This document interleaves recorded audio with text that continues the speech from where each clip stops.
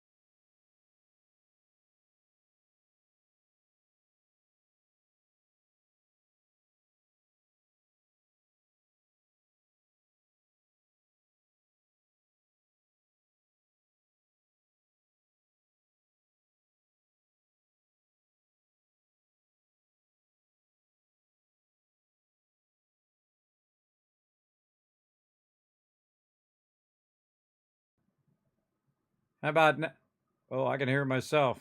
It's like an echo. Do you guys hear an echo of my microphone?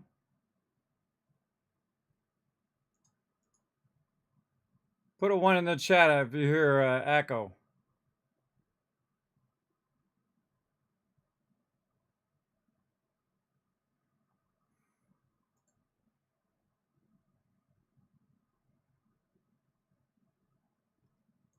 Okay.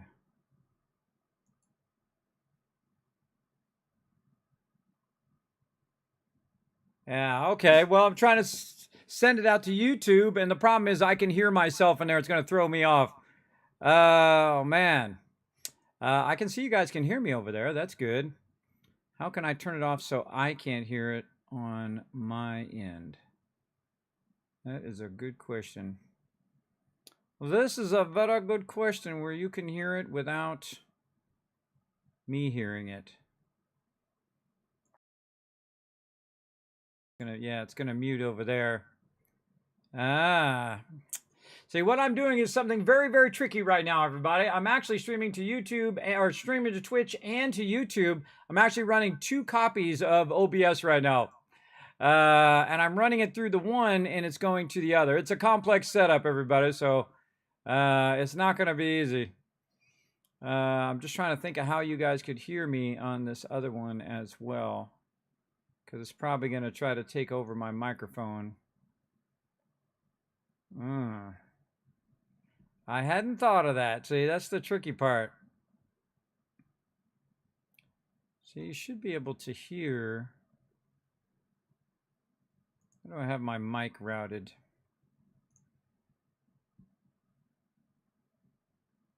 Okay, I got that going in. You guys can hear it, but I can't hear it. But if I don't turn it on where it's being monitored, then the people on YouTube can't hear it.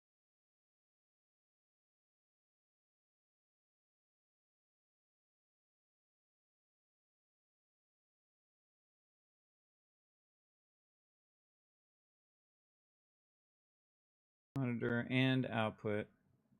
Why can't I just output? I got the monitor off. Huh. That's very tricky. That's a tough one. That's a routing issue. That's a routing issue for sure. All right, everybody. Let me think for a second here. A way of tricking this into letting it so you guys can hear my microphone over here. Okay. Now we've got the wave 3 over here. We're doing a test right now, everybody, of getting this to work. Gonna take me a minute to, work my magic. I'm doing things that people haven't even thought of before, everybody. That is for sure right now. Okay, now the people on YouTube are gonna hear an echo. But then I can go back over here. It's not my first rodeo, everybody. I do a lot of really technical stuff. Okay, now if I turn that back off, you guys should still be able to hear me. All right, put a 1 in the chat if you can hear me on Twitch, and put a 1 in the chat if you can hear me on the YouTubes. Let me know. I think I got it working. All right, we got a 1 on YouTube. And we got, I'm a genius. All right, everybody. So yes, we got it going. All right, so there we go. I basically just put another input over on the other one so that it could, that you could hear it on YouTube as well. It's cool because I got a mixed chat. I can see both YouTube and Twitch at the same time, simultaneously. But one of the cool things that this does also, everybody, is it will instantly let you guys be able to go back and watch the VOD right after the stream is done. So it'll be both on Twitch and on YouTube simultaneously on a VOD that you guys don't have to wait around for it to roll out. Now, of course, I have so many videos already queued up to roll out that are going to be rolling out until like March. But from now on, if I dual stream, that means that both on YouTube and on Twitch, you'll have those VODs on both, and you'll be able to watch it on whatever platform you feel like watching it on. So there you go. And thanks, everybody, for your technical help. I'm going to shower some love here in the Twitch chat. Right there, some caps for everybody for helping me work through that technical problem. And man, it was quite the undertaking just to get it to this point, believe me. I spent all yesterday and today, plus I rolled out a bunch of new stuff. You guys didn't notice it. I actually have an update on my panels. Oh, there it goes. An update on my panels and all that stuff that we'll get into here in just a second. And thanks for being here, everybody. I appreciate everybody coming in and hanging out, whatever platform you're on. I don't care what platform you're on. I just care if you're going to enjoy a night with us playing some 7 Days to Die. Now, I did update a bit of the 7 Days to Die server, and I think I can pull my thing down here. Let's see. We can get our chat in here. There we go. Now, I'm only able to do the Twitch chat. And I'm only allowed to do Twitch chat and Twitch alerts if I'm dual streaming, because actually there's a caveat to streaming here on Twitch. So keep that in mind, though I can see all alerts on my end, because I literally have two copies of it running at the same time. So if this becomes a thing, I will just dual stream all the time. So everybody gets the opportunity to watch the stream live if they so desire. And then also I don't have to record and then copy and then edit and upload and do all of that stuff to YouTube, because it'll just go directly to YouTube, which is cool. And that means you guys will have it right then. Now, of course, all my other backlog of videos will still have to roll out over time. But if this becomes a thing, eventually when we catch up past March, all of my videos will instantly just go up onto both platforms, which is awesome.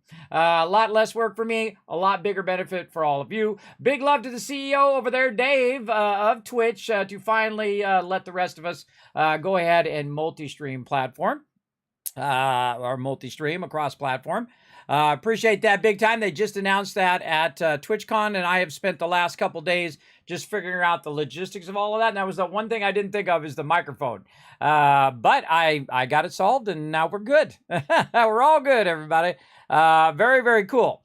So let's get into all the new stuff here in just a second. Let's say hello to everybody in the chat. Let's see, who do we got? We got the Boss Hog, the first one I see in the chat today. What up, what up? Dawson saying that he sees the test. Thank you very much for showing that test. By the way, that's a YouTube alert right there, by the way. I can show either one. So that's a Twitch alert, and this is a YouTube, well, chat anyway, YouTube chat. So I appreciate that big time. Sita coming in, showing the love. What up, Sita? Unforgiven, bringing all the dance emotes, getting the party started. Paul coming in. I was here first. Ask Kismet. You were here first. I see you. First person in the chat. Wombat coming in, showing some love. What up, Wombat? Thank you, Paul, for coming in. Foggy hanging out over there on the YouTubes. What up, Foggy? Now, see, this is the coolest thing, everybody. Wherever you prefer to watch, you can. I think it's really awesome. Flux hanging out in the chat. Sita's hanging out. What up, what up? Thank you for letting me about that no audio there, Dawson. Appreciate that. Very, very cool. You can hear me. All right, awesome. No echo. Awesome. Yeah, a lot of magic. That's got to go. Twitch tomorrow. I'm on Twitch right now. I'm on Twitch and YouTube simultaneously. Kids, you hear about the new multicasting with A-Team? What does A-Team mean? Do you hear about the new multicasting with A-Team? Like B.A. Baracus and the A-Team? Bum, bum, bum, bum, bum. You gotta phrase that better. I don't know what you're talking about. AMZ coming in, showing some love. Terms of service. Yes, they have updated the terms of service so that I can stream on both right now. They updated it on Twitch, and you can actually find the link to it in there as well. So they did update it. So I appreciate them greatly, everybody, to allow us to multi-stream as well. Yes, we have updated the thing. That's what I was doing there. That's why I took a minute or two to load up. I wanted to finish that up before I got started here. I did make it where it is 14-hour days instead of 18. So that means we're going to have longer Horde nights as well. And yes, there we go. Olaf in the chat. What up? And then, of course, CEO Dave. Yes, and by the way, you also have your new Halloween emotes. Try those out, everybody. You got your brand new, I pity the fool, exactly. You got your brand new emotes. Yeah, universal streaming. Very cool. Having some boiled shrimp. I don't think anybody asked, but all right. Thanks for sharing. There we go. No, you can host a stream, and anyone on the team can join as a guest and go live. Oh, yes. Oh, that's the thing you sent me. I didn't even know what that was. Yeah, I don't really pull people on the stream. I have in the past, but that takes a giant undertaking to do that. So I typically don't co-stream with peeps unless I know them really well, and whether I want to spend all that time doing that, because that's involved. I love it when a plan comes together. Exactly. What up, AZ? She's using that Sparkle Dog. I just love that one, everybody. Sparkle Dog dressed up as a candy corn. So incredibly good, everybody. So good. All right. Well, we got a ton of stuff to talk about, everybody. Let's go ahead and jump over into it and get to it.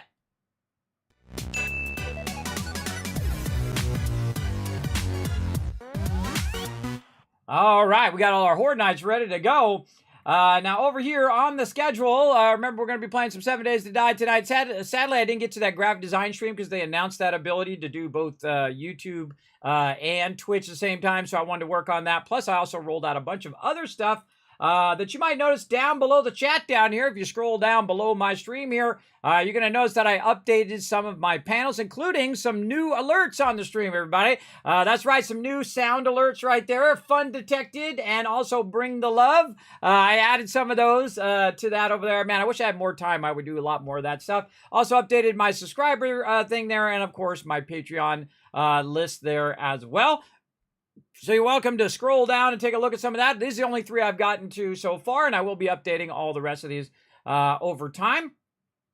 So we got that in there. Of course, we've got our new emotes in there as well. So if you go over here, pop over here, you're going to see all of those new emotes, which are pretty awesome. And those are the 4 that usually change: the love one, the leet, the food one, and of course the salute one, which I got him dressed up for Halloween as a space guy to go along with Starfield and other games that we're playing. So feel free to try those out, everybody. Those are pretty awesome. Those turned out amazing. And so we're going to go ahead and get into some 7 Days to Die. Now, I was restarting the server there. Let's go ahead and bring up the backdrop. And let's get this going. Now, 7 Days to Die is one of my favorite games of all time, everybody. It's incredibly good. Highly recommend it for sure. And this will be the first time I've actually streamed anything other than Fallout over on YouTube as well. So here we go. We're playing some 7 Days to Die. This is going to be fun. There you go. You had salmon and salmon eggs over rice last night by the seaside. That's almost like a tongue twister. All right, here we are. All right, I might turn that one down just a little bit over there. And again, if you have any problems with sound over on YouTube, Dawson or Foggy, let me know. If the game sounds too loud or anything like that, you let me know, because I'm going to need to tweak all that stuff as we go. Now, one of the first things I do, everybody, when I get into the game is I go right to working away on all of our basic stuff. So I wait for my crew to get in. Now, the updated password is on the server, everybody. You're welcome to jump in. You're welcome also to jump onto the Discord. You can see the crews building up over there. I did put the updated info in there, so feel free to grab it. I got to get in with my crew over here. There we go. And feel free to jump on in. We're going to get to it. And again, I did restart the server. I did change it so that it is 14-hour days, so we can have longer Horde nights and basically have a lot of fun together. Now, one of the things I also do is I go in and I try to get right to work right away, right? So I start to look at what's going on with all my forges. So let's get into that. Now, again, if you do have any comments, questions, or anything like that, feel free to throw them in the chat. I can actually see both chats at the same time. Will do. Thank you, Dawson. I appreciate that. I appreciate that big time. All right, let's get into it, everybody. Now, again, if you've never played 7 Days to Die, I think this is the best return on my investment games-wise ever. I spent about $10 for this game. I've literally almost played it for 3,000 hours. I'm not kidding. It is incredibly good. If you like survival games, especially if you like teamwork survival games, this is your jam right here. And they're also showing off the console version of 7 Days to Die at TwitchCon Las Vegas, which super excited about that as well. I did ask them if it was going to be able to cross-play. I didn't get a response yet. Hopefully I get a response at some point. But someone did say they were trying to do that, because then all of our console friends could come join us on our mega server as well. That would be amazing. So that would be awesome. So definitely keep an eye out for that, everybody. They are letting people play it at TwitchCon right now. So if you happen to be going to TwitchCon, maybe you didn't go today, you're going to go tomorrow or whatever, make sure to stop by the booth and tell them Kismet sent you. And that Kismet loves 7 Days to Die. Feel free to drop by there, and if I see you drop by the 7 Days to Die booth and you take a picture, tweet it to me, and I'll drop 10,000 Kiss Caps on the chat. If you go and do that, you let me know. I'll drop 10,000 on the stream in your name. That's for sure. If I see somebody go to the 7 Days to Die booth and drop my name over there. 5,000 hours on 7 Days to Die? Yes, I'm a nerd. I could easily see I could do that. You don't feel like a nerd to me. I feel like you're just getting started. Just getting started. I know some people who have 10, 20,000 hours, everybody. If I had that many hours, I would totally be doing that. Just like Fallout, everybody. I have so many hours. I probably have 10, 20, 30, maybe even 100,000 hours across the Fallout franchise. Easy, everybody. Because I've been playing it since it first came out. And I can tell you the first Fallout, I played just relentlessly, everybody. I played it for so many hours. I don't even know how many hours. That's when you know you've played a lot. When you don't even remember how many hours it actually was. Oh, wait, I was going to do that the other way. I was going to put that in, not take it out. Put that in. There we go. That's when you know you've played a lot. When you can't even remember how many hours it is. But yeah, here in 7 Days to Die, I do like to play a game to a certain point, and then I try to ease off. Oh, stone was the other thing. I try to ease off so I don't get burnt out on it. I feel like sometimes people overplay games, and then they get burnt out on the game, especially it's one you really like. But then again, it's your game, it's your prerogative, you do whatever you want. But for me, I try not to get burned out. So we'll play it for a while. We'll really play out this this update, and then what we'll do is we'll take a break on it. We'll play another game, and then we'll come back. Usually something like Valheim or Ark or something like that. We'll go off, we'll play that, and then we come back, and then we get right back into it again for a new update. Now, we're playing the Alpha 21 update. We've been playing it since it came out in experimental, and then we restarted the game when, our playthrough anyway, when it went to stable. And we're playing the stable version right now.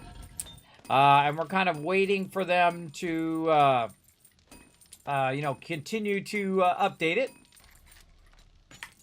Like so. And so we're playing through a gigantic mega playthrough where we basically build out our massive bases here. And I'll give you the quick tour here. When it's daytime, I'll fly around a little bit and show you the tour. So there we go. So we got all my forges going. These are all my stone forges. These are my steel forges and iron forges. You can see up here it's doing cement. Just running that out. Whoa, okay, it's almost done. Running a lot of cement out of there. Right over there, or actually concrete now.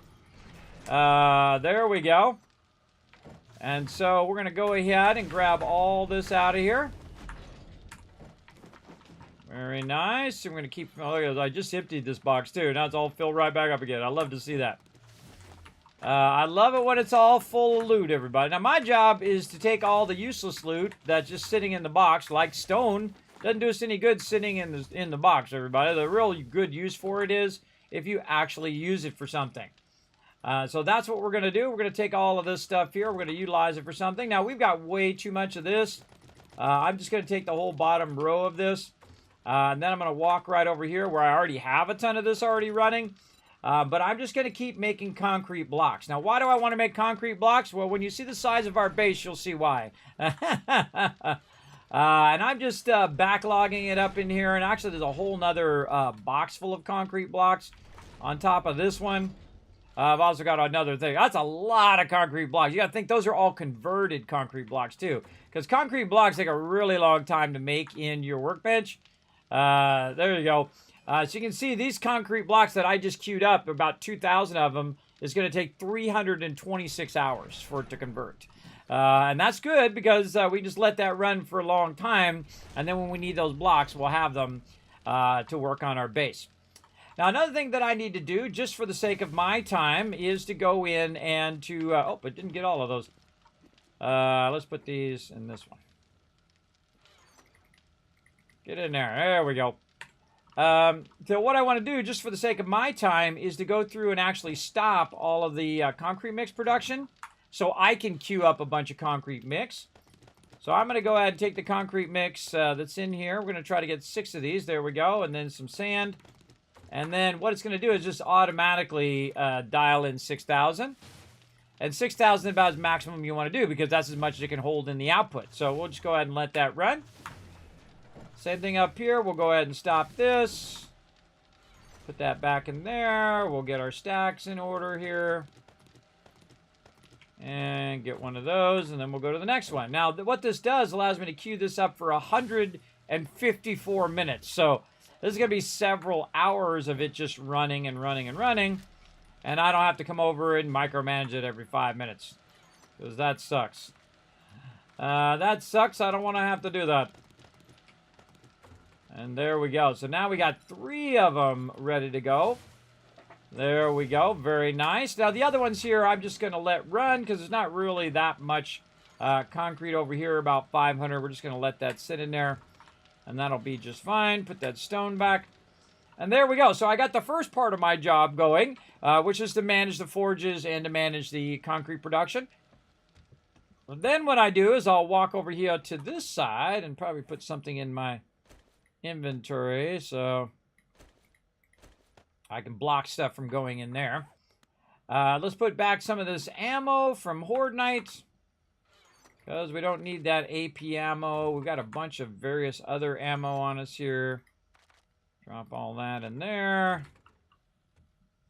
And a regular 7.62. We got some 9mm. Just saw that 9mm over there. There we go. Put that back on my character. And then we have a few stuff I can probably just get off of me. This. Not that. That we can just scrap. Maybe some of this other stuff here. There we go. What do I feel like putting in my bar here? Maybe my little wire tool. There we go. Now, the reason why I want to fill up that bar is so that when I start grabbing stuff like this, it doesn't go in my bar. Now, what I'm going to do is run through the boxes and consolidate all of this loot down. Now, my goal is to try to get this loot consolidated as quickly as possible. So I'll consolidate it down like that and then drop it into that box. And then I'll just do the same thing all the way down. And you'll see that I turn, 3 or 4 boxes into just a few boxes because a lot of this stuff can stack with each other, right? Put that there. Grab all of that. And again, there's 4 boxes. Let's drop it back into this one. And drop that into that one. There we go.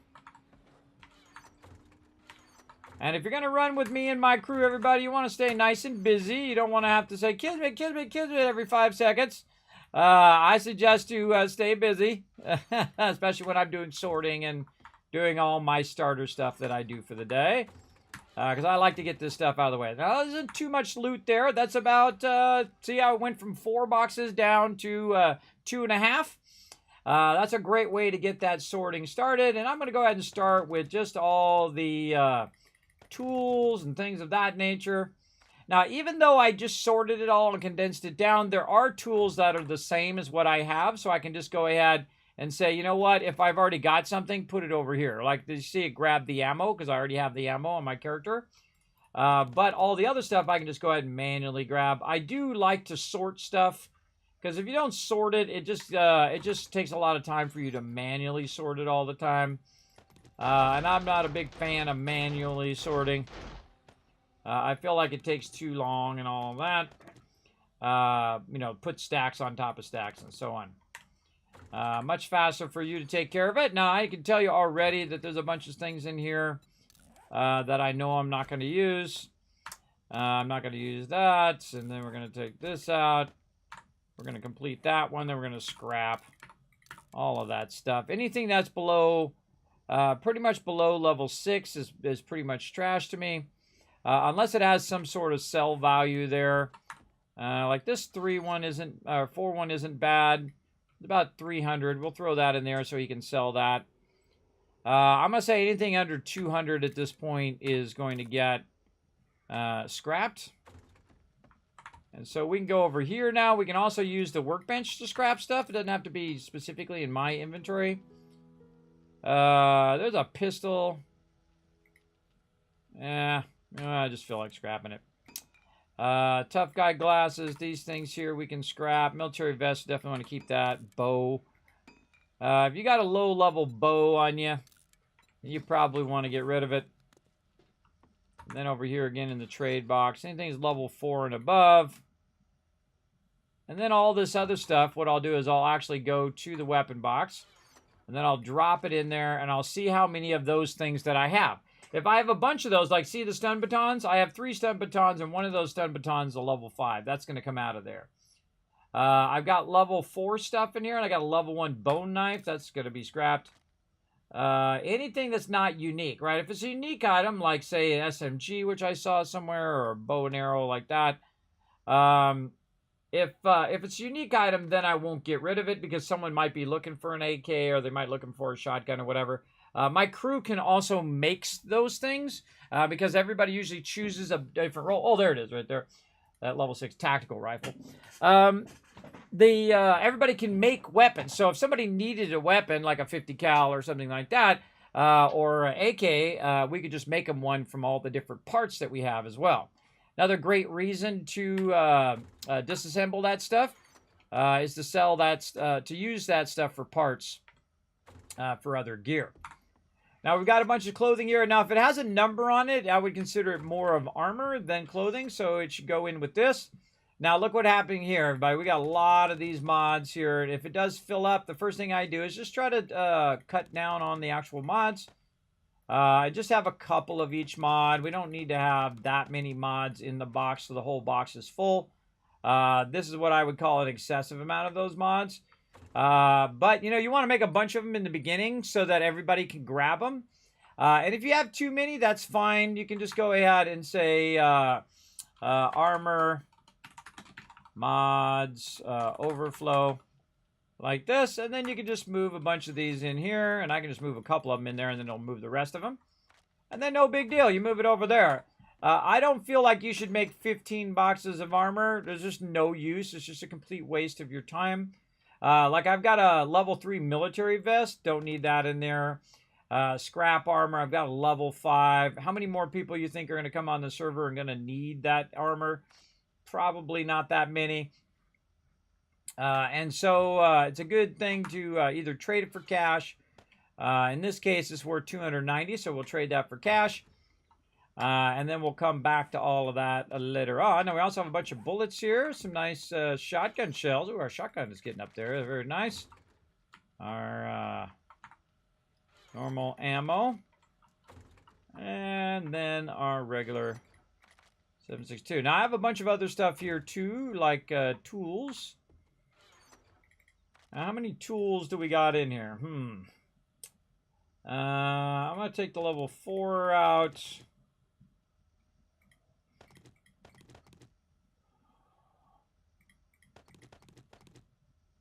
And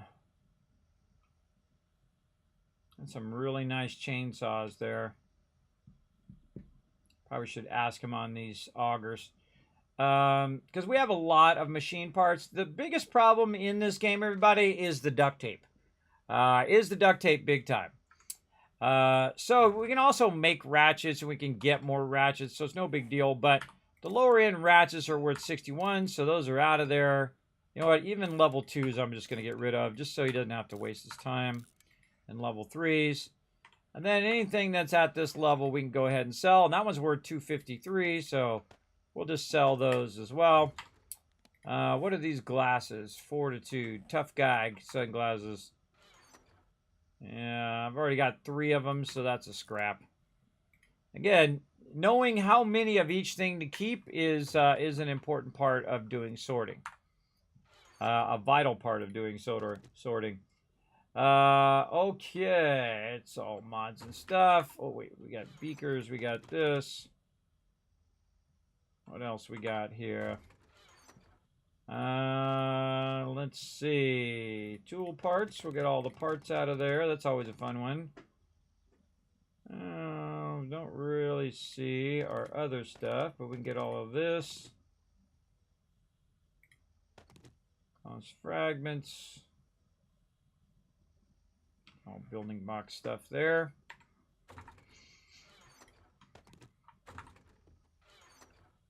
Got some books we can put away. Other general resources. And this is the miscellaneous building box. A lot of this stuff.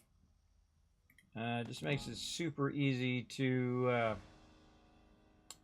sort it. All right, now we just do the easy sorting here. We just double press this button. Anything that belongs in this box goes in that box. The one I like to do is miscellaneous crafting box. It's got a bunch of different stuff in it, and you can just double press and boom. See, the bulk of that stuff just went in there of crafting resources. Same thing with parts. You can see that most of it went into there. A little nitrate. We've got some books as well. Let's go ahead and put some perk books in there. Let me catch up on the chat. Burnout, yes. I took 2-week break. Yeah, see, that's the thing, Rob. That's what I try to do, too. I try to ease up sometimes. Is this game hard to get into, learn? I've always wanted to play this into the building crafting part of it. There is some learning curve. Yeah, there's a learning curve to it. But here's the thing. We crush this game, right? We make it look easy. So if you want to learn all the best tips, you definitely want to be here in the stream. If you're solo playing, it's definitely harder because you have to prioritize what the most important thing is to you. I would say whether you're playing multiplayer or single player, your dew collectors are vitally important to get those going as early as possible. And you buy those from the vendor, right? So you go in and you buy the water filter. And then you want to get these water dew collectors going. Now, we have a few of them up here, which this may seem like a lot, but it's really not. And so what you do is you let the dew collect in there, and then you pick up that water. It's not like it used to be where you just go craft a bunch of water. I would say that's the biggest Achilles heel in the game, because to make duct tape, you need water. Now, you can also take murky water that you find and convert that as well. But probably not going to be good if you're using a lot of it in the long run. So what we've done is we've gone through and not only used that, but also kind of optimized all of our water production. And eventually, I'm going to show you, they're working on it right now, a gigantic underground water collection system, along with all of our farms and stuff. And I'm sure they're doing an awesome job of it down there as well. I'm just doing all the sorting right now just to get that out of the way. Over here first, so perk books right there, and then skill books. There's two different types of books. Now there's skill books and perk books.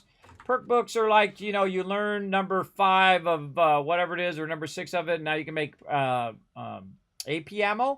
As opposed to skill books, which are like you learn a bunch of the Forge Ahead books, and they will unlock your ability to make a forge, and then eventually a workbench and a chemistry bench, and so on and so forth. Along with duct tape being super rare, I would say the other thing that's super rare is beakers. Beakers are really hard to come by, especially in the earlier game. You want to build those up so you can make chemistry stations later on. Now remember, you don't have to actually play the game at all with the building. You can actually just do it completely through trading, go collect a bunch of loot, turn it into the trader, sell a bunch of stuff, get a bunch of dukes, buy the stuff that you need, ammo, weapons, or whatever upgrades that you need. And you can do that as well. And then when it's Horde Night, you just get up on top of a building and then fight them off, and then bam, you're good. There is multiple ways to play the game, and all of those ways are super fun. All right, I'm going to go ahead and just grab stuff randomly now and try to take most of this stuff and stick it in our garden and food boxes over here. And you can see we got a lot of food going on over here. Right over there. There we go. And then we'll just do that again. We got, oh, did not want to do that. My bad. But no worries. If you screw it up, just hold down shift and do a lot of clicking. There we go. That's what I wanted to do. And again, we'll probably put up most of this back in there and then sort this. And I'll just grab all the food-looking stuff. Just to speed this along a little bit. There's some water in there. Seeds and whatnot. Grab all this medical. Now, I'm making this look easy too because I've literally done this for thousands of hours. I'm typically the one who's doing the sorting, and I enjoy it. So probably one of my favorite parts of the game is to go in and micromanage all the loot and to build out the base and work together with my team as we work together to build these massive mega builds that we do here on the stream. And again, I owe you guys a tour, so we're going to get that going on, that's for sure. Very, very sure. Now, is everything going okay, everybody? Put a 1 in the chat if you can hear me just fine, if the picture's just fine. Want to make sure you're having a good experience on both platforms, on YouTube and on Twitch, because I'm streaming on both right now. Thanks to the awesome people over there at Twitch who do now allow streamers to stream on multi-platforms. Just make sure to read the fine print, everybody. I certainly did. Go in and read those rules first. Don't just start streaming without reading the rules. Yeah, watch out for that. Oh, yeah, looking good, looking good. All right. Okay, so now we're going to go over here, and we're also going to put some of this into the raw medical. Your Shamways go in there. What's this? Blackstrap coffee. I'll put that back on our drinks over here. All right, there we go. Now, we did a bunch of sorting there because a lot of that stuff was centered around food and water. And now we're going to get more of our general resources going on here. We have a bunch of mods. We'll leave all those mods behind for right now. And we'll grab a bunch of this general goods. There we go. And then we can take these general goods. Again, they have a really great feature in this game where you can just very quickly put it in the box. That's what you see me pressing right here. This middle one, you double press that. It just puts whatever is the same as what's in that box right in there like that. Great example over here in miscellaneous crafting. Oops, second it loads up. Somebody else is clicking it. Nope. Oh, Rotisserie G's in it. I didn't even see him. He was hiding behind the bench. See, I just get in there real quick, and then I get out of there. Uh-oh. Uh-oh, my mouse just died. Let me plug it in. I forgot to plug my mouse in. There we go. I have one of these cool wireless scimitars, but I've been working on it all yesterday and all day today. And for like a week, I haven't plugged it in. So I got to plug it in. And basically, by the way, when this thing runs out of battery, you plug it in for like an hour. And then you're good for like days on end again. That's what I really like about it. That's pretty awesome. So big shout out to Corsair for the awesome Corsair Scimitar, which has all the buttons on the side. It's very, very cool, and it works incredibly well. So big love to them for making a great product. There we go. More concrete blocks over there. We've got a bunch of raw ammo over there. We've got some brass over here. Let's all play overflow. And let's see, arrows. Okay. We're getting there. All right, I think we're down to our final box over here. Yeah, let's just take all the rest of that, and then once we sort all this, we're done. We're good. Now, also, we've got our weapon mods going on in here. I see we've already got a bandolier in there. Let's go ahead and add a second one. Probably take out all these tripods now. Again, I usually just keep a couple of them in there, and then everything else I kind of put over here as overflow. See, if there's anything in here and I double press it, I know that I already have it in the other box. But every now and again, what I will do is I'll look in the box to see if, okay, do we have our radiation things in there? Okay, we don't have any radiation things in there. Let's go ahead and grab a few radiation things. Let's grab a few of these. And then we'll take them and we'll put them in here for people to use. Just like that. So now we've got some cripplum mods. And then we have a few radiations in here. And you always want to look in this box each day to see if there's anything else you need to make or keep in there. I would keep just 1 or 2 of each thing in there if you have a group of people. If it's just you, you don't need to keep any extra mods around until you need it. I would suggest to get rid of most of that stuff so that you're not micromanaging it all the time as well. So that part sucks as well. You don't want to be micromanaging that stuff all day long when it's completely unnecessary. Let's see. Maybe some of these in here. I'm going to think of what else I had. Oh, bandolier mods. There we go. I got a whole box full of mods that's not even my main box full of mods.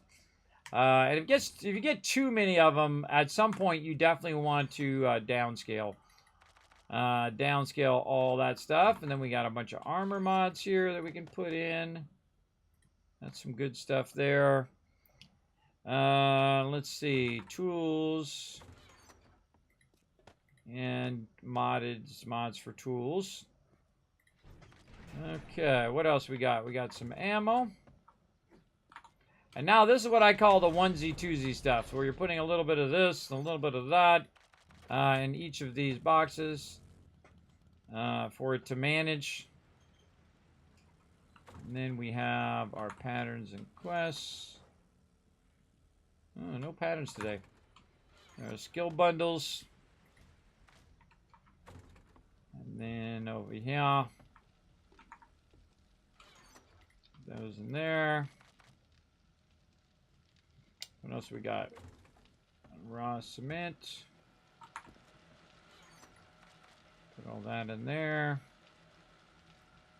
Okay, all this other stuff's like parts and building box stuff.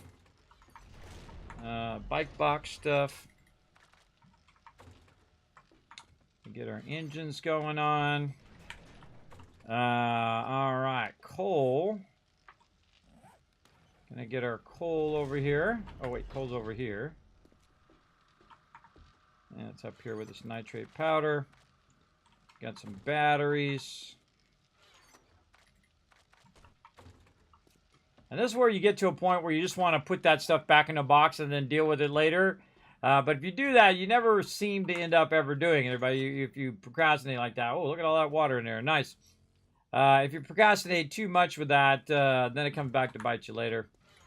Oil shell there. We've got a bunch of just general goods there. That's more of, you know, stuff you use all the time, like fibers and things of that nature. There we go. And then that's going to go in there. This is paint, which goes in the building box. This is lockpicks. Now, the cash itself goes on to... Oh, I got to do my laundry. Just dawned on me, I got to do my laundry, too. The cash I put in the trade box, look, he already grabbed the trade stuff and took off on it. That's what's so cool about my crew, everybody. They are on top of it. Yes, I have to check my laundry, everybody. We need more lockpicks. We need to get those going on. Lockpicks. Why did we put our lockpicks with the weapons? I don't know why I put it with tools. But all right, there we go. Now, just me saying that we need more lockpicks, everybody, somebody will typically go and make some. And if they don't, I'll go and make it. I also look at the repair kits, crushing it on the repair kits right now. Those are looking really good. My crew's crushing it on the trade. Then we'll go over here. We'll also check these forges to see how they're doing. Right now, just absolutely crushing it. On that, let's go ahead and run some bullet casings. 3,000 of them there.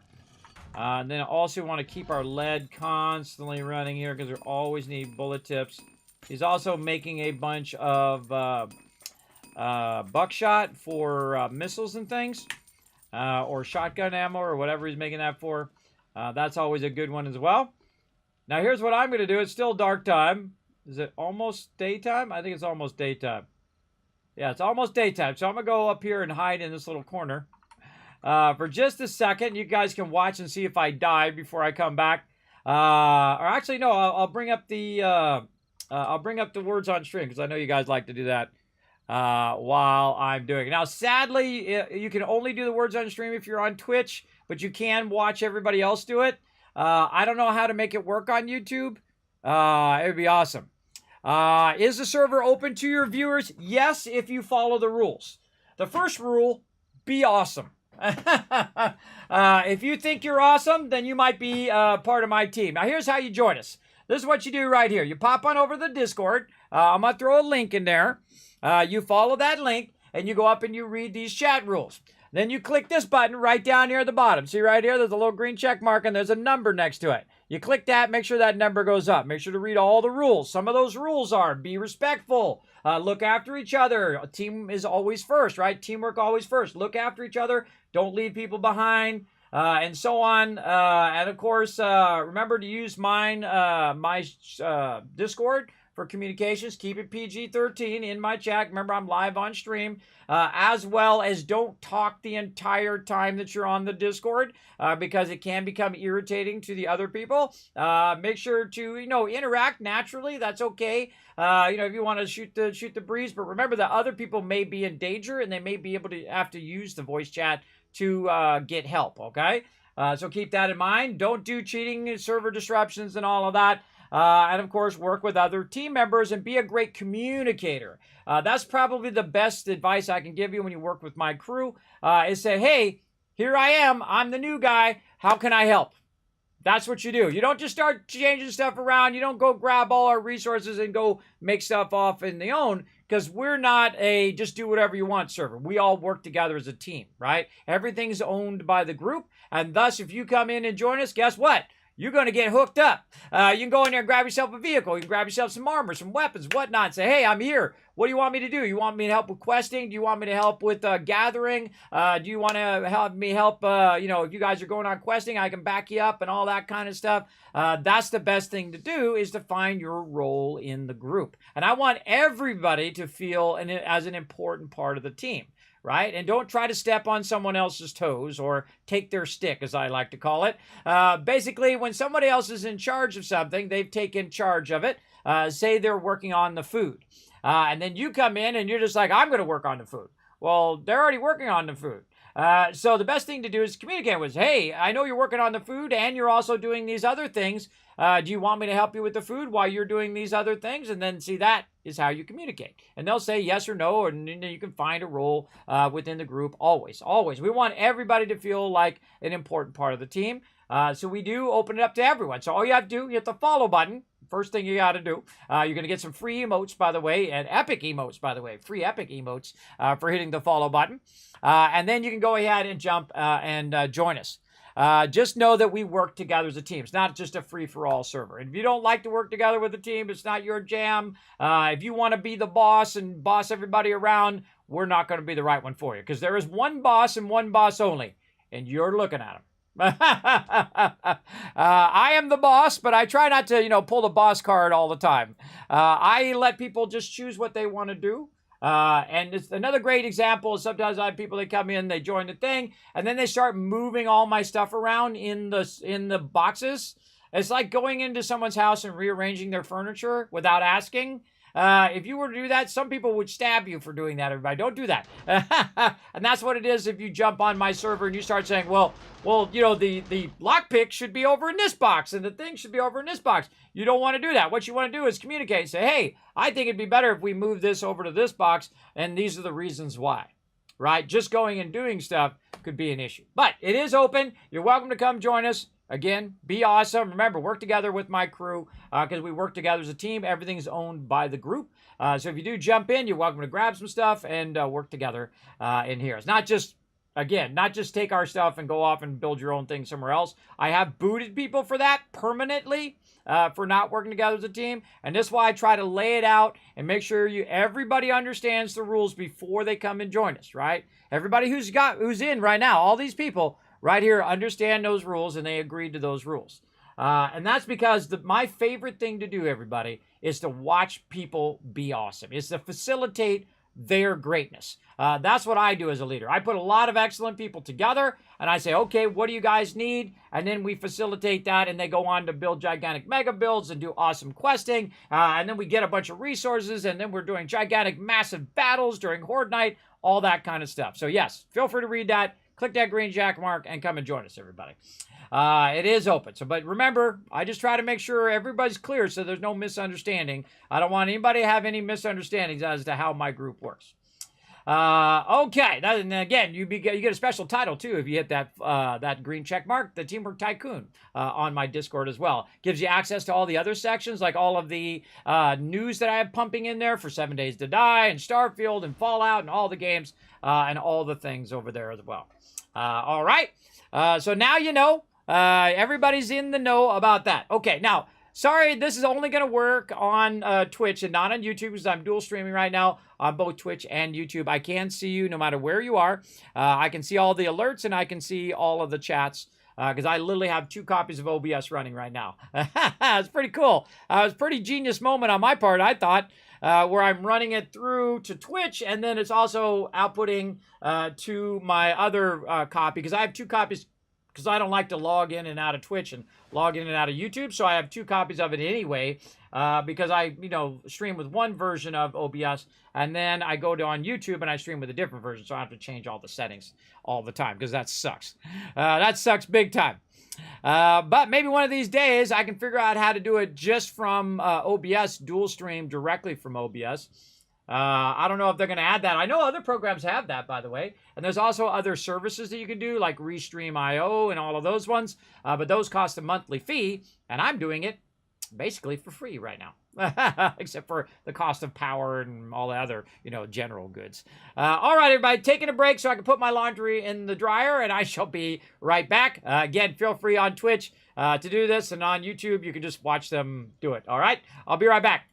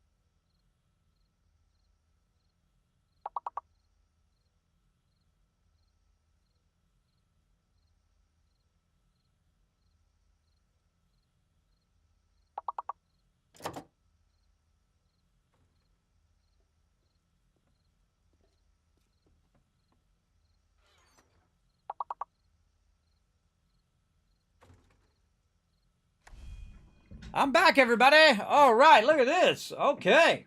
Look at you guys crushing it. Nice job. Nice job working together, chat. 1,000 kids caps. We'll rain some caps down, as a matter of fact. Let's push a whole bunch of them. How we doing on these retweets over here? Oh, one more person needs to go out and retweet, show some love. There we go. Get my cord under control over here. Now, I'm doing a whole bunch of big technical stuff right now, everybody. I am testing the ability to dual stream from on Twitch and on YouTube simultaneously. And that's what I'm doing right this moment. I have 2 copies of OBS running. I am streaming to Twitch, and then it goes virtual camera to another copy of OBS, which then goes to YouTube. It's also recording to YouTube, recording to Twitch, and my local hard drive all at the same time. So yeah, I do some crazy stuff, everybody. I do some crazy stuff. Let me move myself over. All right, let's do one more round here. Come on, everybody. Work together in the chat. We got this. Yeah, it seems to be working good. I do have a great program, by the way, if any of you want to try it. There's a great program called Ninja Chat. Yeah, not like the streamer. But it's called Ninja Chat. You should hunt it down. I use it so I can see both chats simultaneously, though I do have the chat separate as well. I haven't popped out where I can see the Twitch chat and the YouTube chat. But I do have a combined chat that'll show you where it is from. So if you're streaming to YouTube and to Twitch and Instagram and wherever, you could, in theory, see all of your chats from everywhere. I'm not allowed to show it on stream, though. And I'm not allowed to do YouTube alerts while I'm on Twitch. But other than that, I am fine. They just don't want you to, take all the they don't want to take all the viewers and say, okay, everybody, we're gonna go over to YouTube. Don't do that, everybody. That's not cool. That's not cool. Twitch is being nice, and let's embrace how cool they're being right now by not doing stuff like that, which ruins it for everybody else. All right, everybody, you get all these words. Now, again, you can only do this on Twitch, sadly. But if you get all of them, everybody, I'm going to give you 5,000 additional caps. Let's go. Come on. You got a few more seconds left. Come on, all you smart peeps in the chat. I'm terrible at these games, by the way, everybody. Even more so now. Members. Did we already get that? Yes, I just saw that word. Mayors. Wow. Pool. What a great one. This one's got to be an S or later, everybody. This one right here. And then this one here is a M through S. It's got to be something like that. Oh, so close. One word away. Still crushing it, everybody. You guys went up by 3. Look at all you guys crushing it. Very nice. All right, let's get back to some 7 Days to Die while I shower you guys with a bunch of love for crushing it. There we go. Sadly, I don't have any loyalty points over on YouTube as well. YouTube's very limited, everybody. It's like Twitch 9 years ago. That's how limited it is over there. But, hey, it's fun to stream over there, too. And then usually I just do it on Sundays. But I might be dual streaming every single day. So keep that in mind, all you YouTubers out there. So you're going to get a lot more love over there on the YouTube. So if I can stream every single stream, if I could dual stream, that's what I'm going to do. Because why? Because it benefits all of you. It's harder for me. And use a lot more of my bandwidth. But I got fiber optics, everybody. I got 1,000 up and 1,000 down. So it's not that big of a trouble for me to dual stream. But there you go. Maybe Jeff Bezos will buy YouTube. I don't know. If Jeff Bezos and Amazon got together, along with like Apple, they could probably buy Google. Yeah. Or like 3 of them get together, like Microsoft, Apple, and Amazon. They could definitely buy YouTube. They could definitely buy all of Google. Because the scary thing about those gigantic corporations, everybody, is they have billions of dollars in cash money, not just in assets and in, in products or in, equity. They have actual billions of dollars in cash in the bank. That's freaky, everybody. That's really freaky if you think about that. Billions of dollars is like more than some entire countries make in a year. Not just individuals, not just businesses, but I mean the whole country itself. It's amazing how much money they got just laying around in the bank. But it's not like, any one person owns that thing. It's the company that owns that money. But still, crazy to think about that, right? Crazy to think about that. There's billions of dollars just sitting around in the bank. that some companies have. That's what's really scary about purchasing power, everybody. If you got billions of dollars in cash, you can do some stuff. Okay, we're ready to go. Let's talk to my team here and see what they're up to. Hey, everybody. How you guys doing tonight? Excellent. All right. All right. Oh, we missed the daytime. We got to wait for it to come back around again.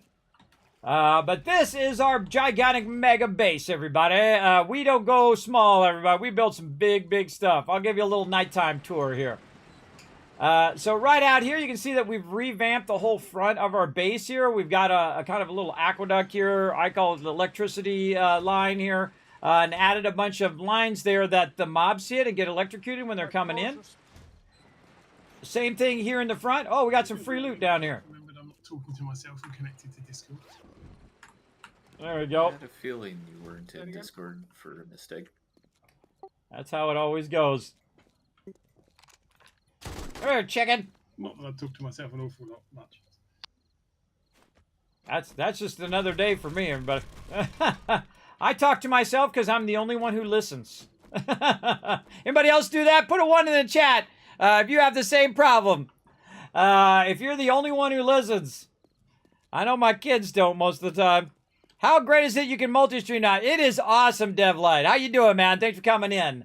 I'm so glad they caught up to that. That's a home run for Twitch, everybody. That's a home run for them because all of the people who left Twitch for that reason, and there's a lot of them. Remember, there's a lot of big streamers who just like peace out Twitch and actually gave up their partnership and gave up all of that stuff so they could stream elsewhere.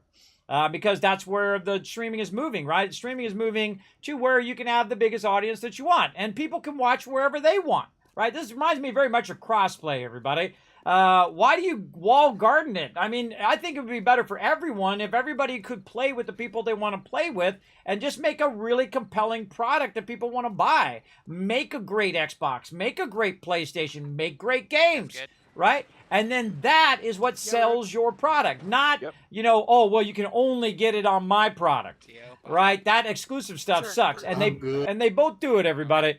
You can't just blame Xbox for Starfield. You got to also blame PlayStation for Spider-Man, right? Yeah, because Spider-Man's not a first title, everybody. Spider-Man's the second one. Like, I'd love to be playing Spider-Man 2 right now, but I'm not going to go buy a PS5, not because I wouldn't like it and I wouldn't enjoy it. It's because it's going to cost me like, you know, $600-700, and I would just have it sitting over here, like my other Xbox, my other PlayStation. It would be not being used, and I hate buying stuff that just sits around and does nothing. So there you go. Yeah, hey, if you like YouTube better, Dawson, then that's your jam, man. Why not enjoy it the way that you, why not enjoy your content the way that you enjoy it, right? I feel like that's always a smarter option of all of those things. Oh, okay, I think the daylight's coming through.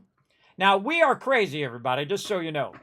We are on 20-minute days. That means our days go by like this, right? Not no hour-long. That's real time, by the way. So real time, normally a 7 Days to Die day will last an hour.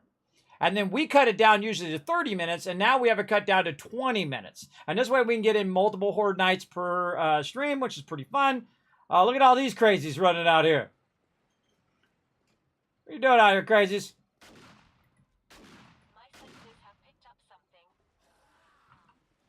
Come to Papa.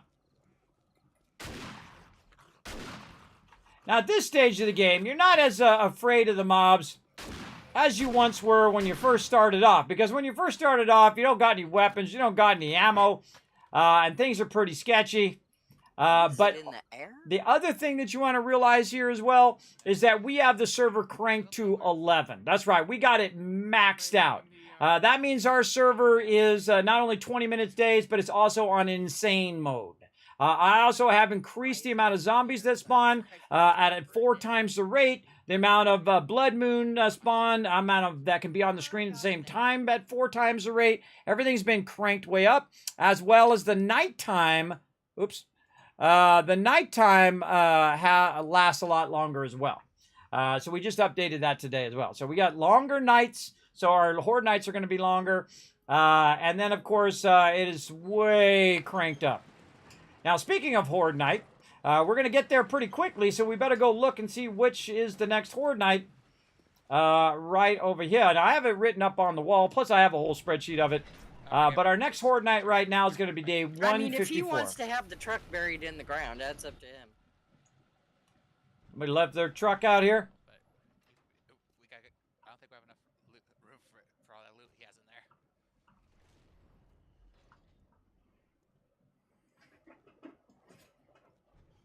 Is somebody blocking again? Do I got to start burying some stuff in the ground?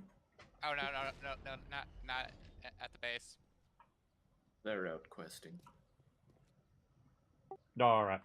I was like, using oh my God, truck here we go as a again. light so people can see. Here we go again. It's good to hear that 7 Days to Die console is coming back. Glad to hear it updated. Yeah, Dawson, the thing about 7 Days to Die, a lot of people don't know, is the fact that they licensed that out to another company. It's not the Fun Pimps that had a problem with the console version. So I don't blame them at all. They were a victim in this whole entire console debacle that they had. Because what happened is they licensed it out to another company. That company went bankrupt, and then they had to fight to get their licensing back, so they could then go and get it done by somewhere else.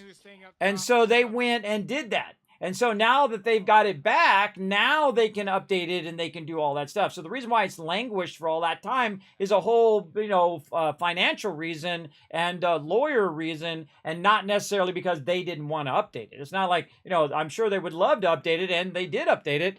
And they're showing it off right now at TwitchCon in Las Vegas, which I would have loved to go on to TwitchCon, but I've already asked enough of my community this year, everybody. I've asked a lot from you guys, so I don't, I'm of the old school way, everybody. You don't just keep asking and asking and asking. That's just not right. I'm of the old school way of, you appreciate those people who did go above and beyond for you, and you don't push it beyond a certain part. That's just the way I am. So I wasn't going to ask for TwitchCon as well, and I probably won't go to TwitchCon again. I don't know, in the near future. Because it does take a lot for me to travel. I'm, 53 years old. I'm partially disabled. So it is difficult for me to travel. I'd have to bring some of my mods as well. So we'd have to raise funds for my mods like I usually do to bring them as well. Yeah, I know that's a giant undertaking in itself. I don't know. I never say really never that you won't ever do it again, but high chance that I'm not, because I've already done it a bunch of times. I've already went like 4 or 5 times. I don't even remember how many times I've gone now.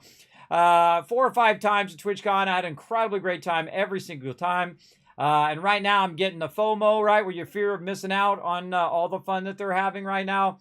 But I think I'm good. I'm good for now.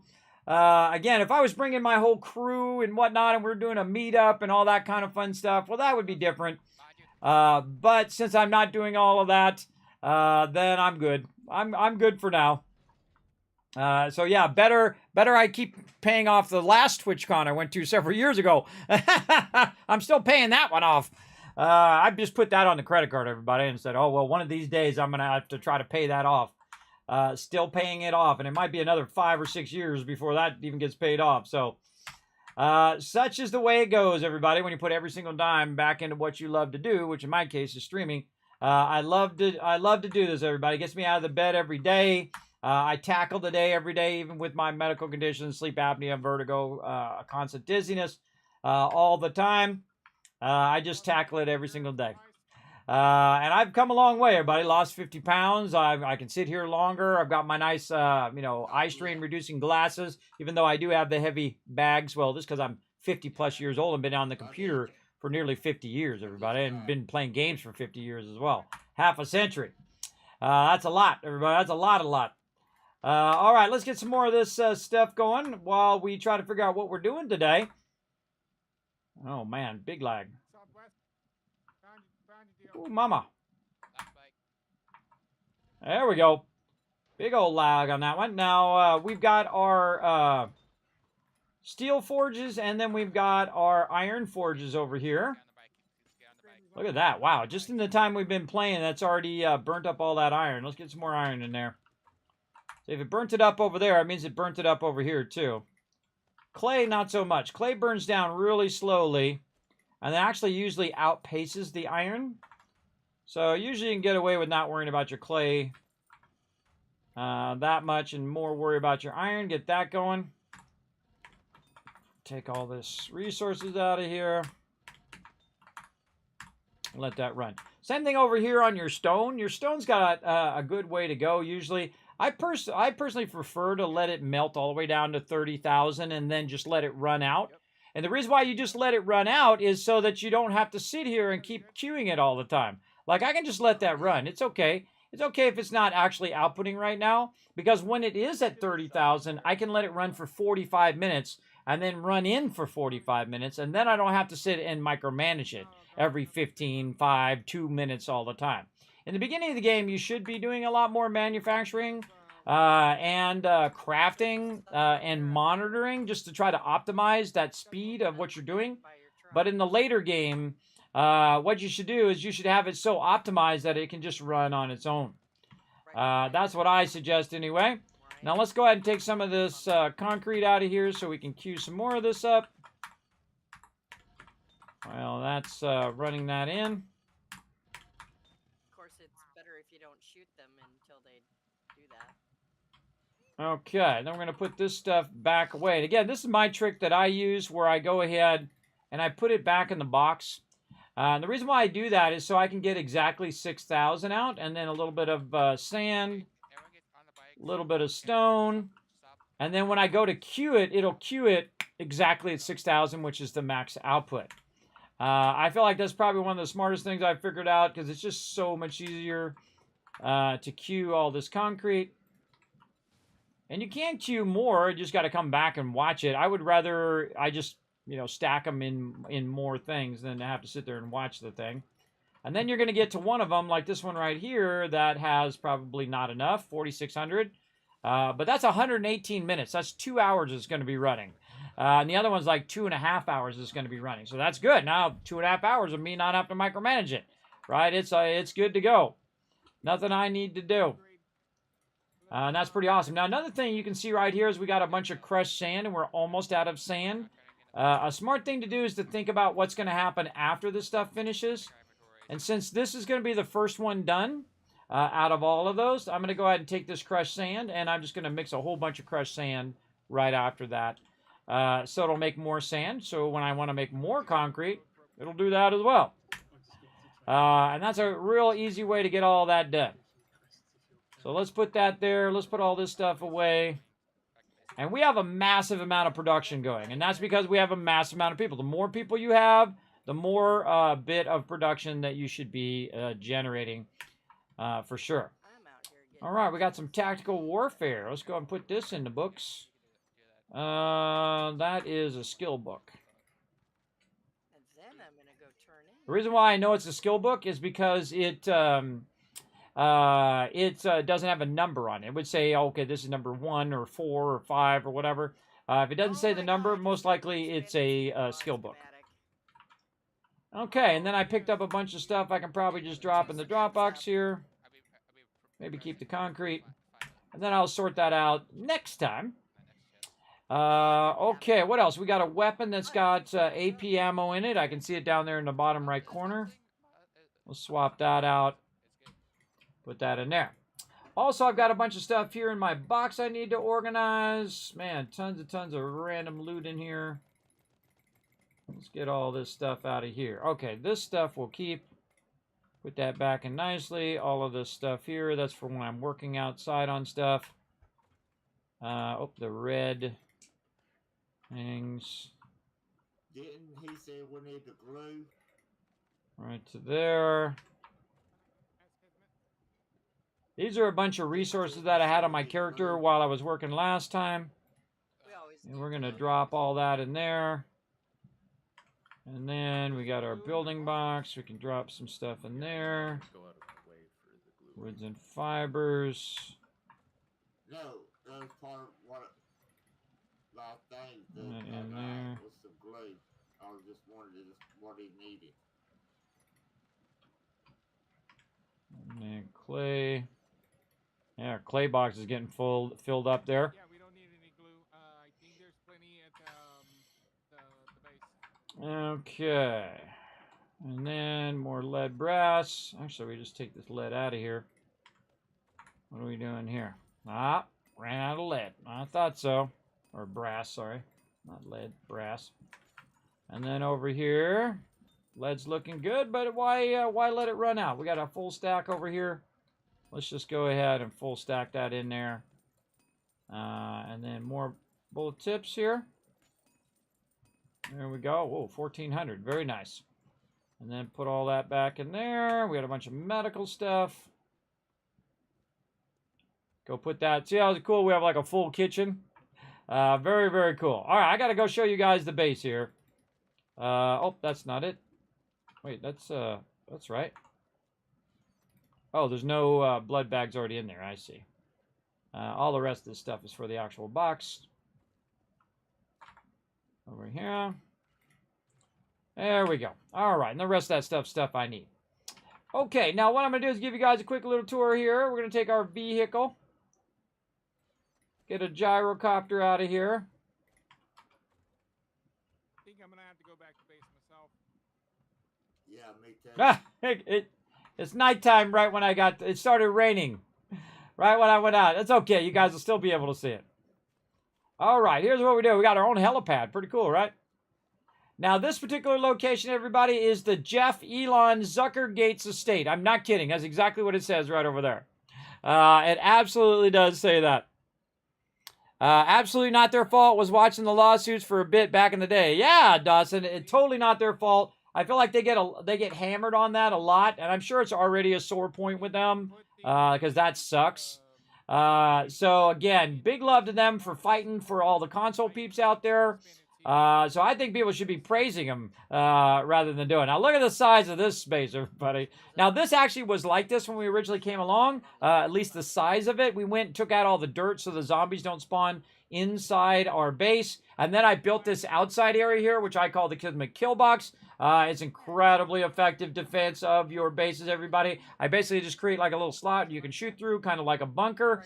And I've run it around the whole entire length of the actual base. So when the mobs do attack during Horde Night, we can, of course, go to any side of the base and fight them off. We added some parking, and, of course, we reworked this whole front part, redid all of that. I added water to these aqueducts here and redid all of this. Of course, this is not just me, though, everybody. Good to keep it in frame of reference, that this is also all of my people working together. Kismet's bad driving. This is all my team working together, collecting resources and getting wood and getting stone. And, you know, this is what we do best. We work together really, really well. That's why I call my crew the Teamwork Tycoons, because we really do it well together, right? I feel like everybody working together makes everybody else more amazing. And my job is to facilitate their greatness, right? Is to work together with them and say, okay, what do we need to do? How do we need to do it, right? That's my job as the leader. And so we built out this giant base, this giant fortress, to fend off the zombie horde. Now, I have cranked up the game big time so that it is way beyond... Oh, I almost made it. Almost made it. I gotta put them boxes back. I gotta put them boxes back there. But, again, that's my role as the leader, is to facilitate their awesomeness. Over here, I've also added a bunch of electronic doors, so if I roll up to this door, I don't have to do nothing. It'll just see me when I get close to the door, and it will automatically open the door. It also shows any of my allies. It'll let them come in and out of there. If you're not an ally, you won't be able to get through the door, and you'll probably get shot by the turret, so watch out for that. So you want to definitely ally with me straight away, so you don't run into trouble.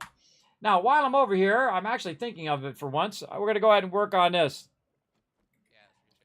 There you go. You kid. Yes, old. I know, right? The funny thing is, if you want to feel young, everybody, go into the medical clinic during the day. I go in there. I'm 53, everybody. I go in there. There's people in there who's like 85, and they think I'm just a little baby. It's all about perspective in one's life, everybody.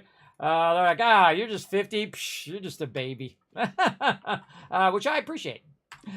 See, some people wouldn't appreciate that. They take that as an offense. Nope, I appreciate it. See, There's a funny moment in your life, everybody, where first you want to be older, so, you know, you can do all the grown-up things, and then you get older, and then everybody's, you know, after a while you start getting older, and then they start calling you old. Well, I've never been old and will never be old. I'm high level in real life. That's how I look at it.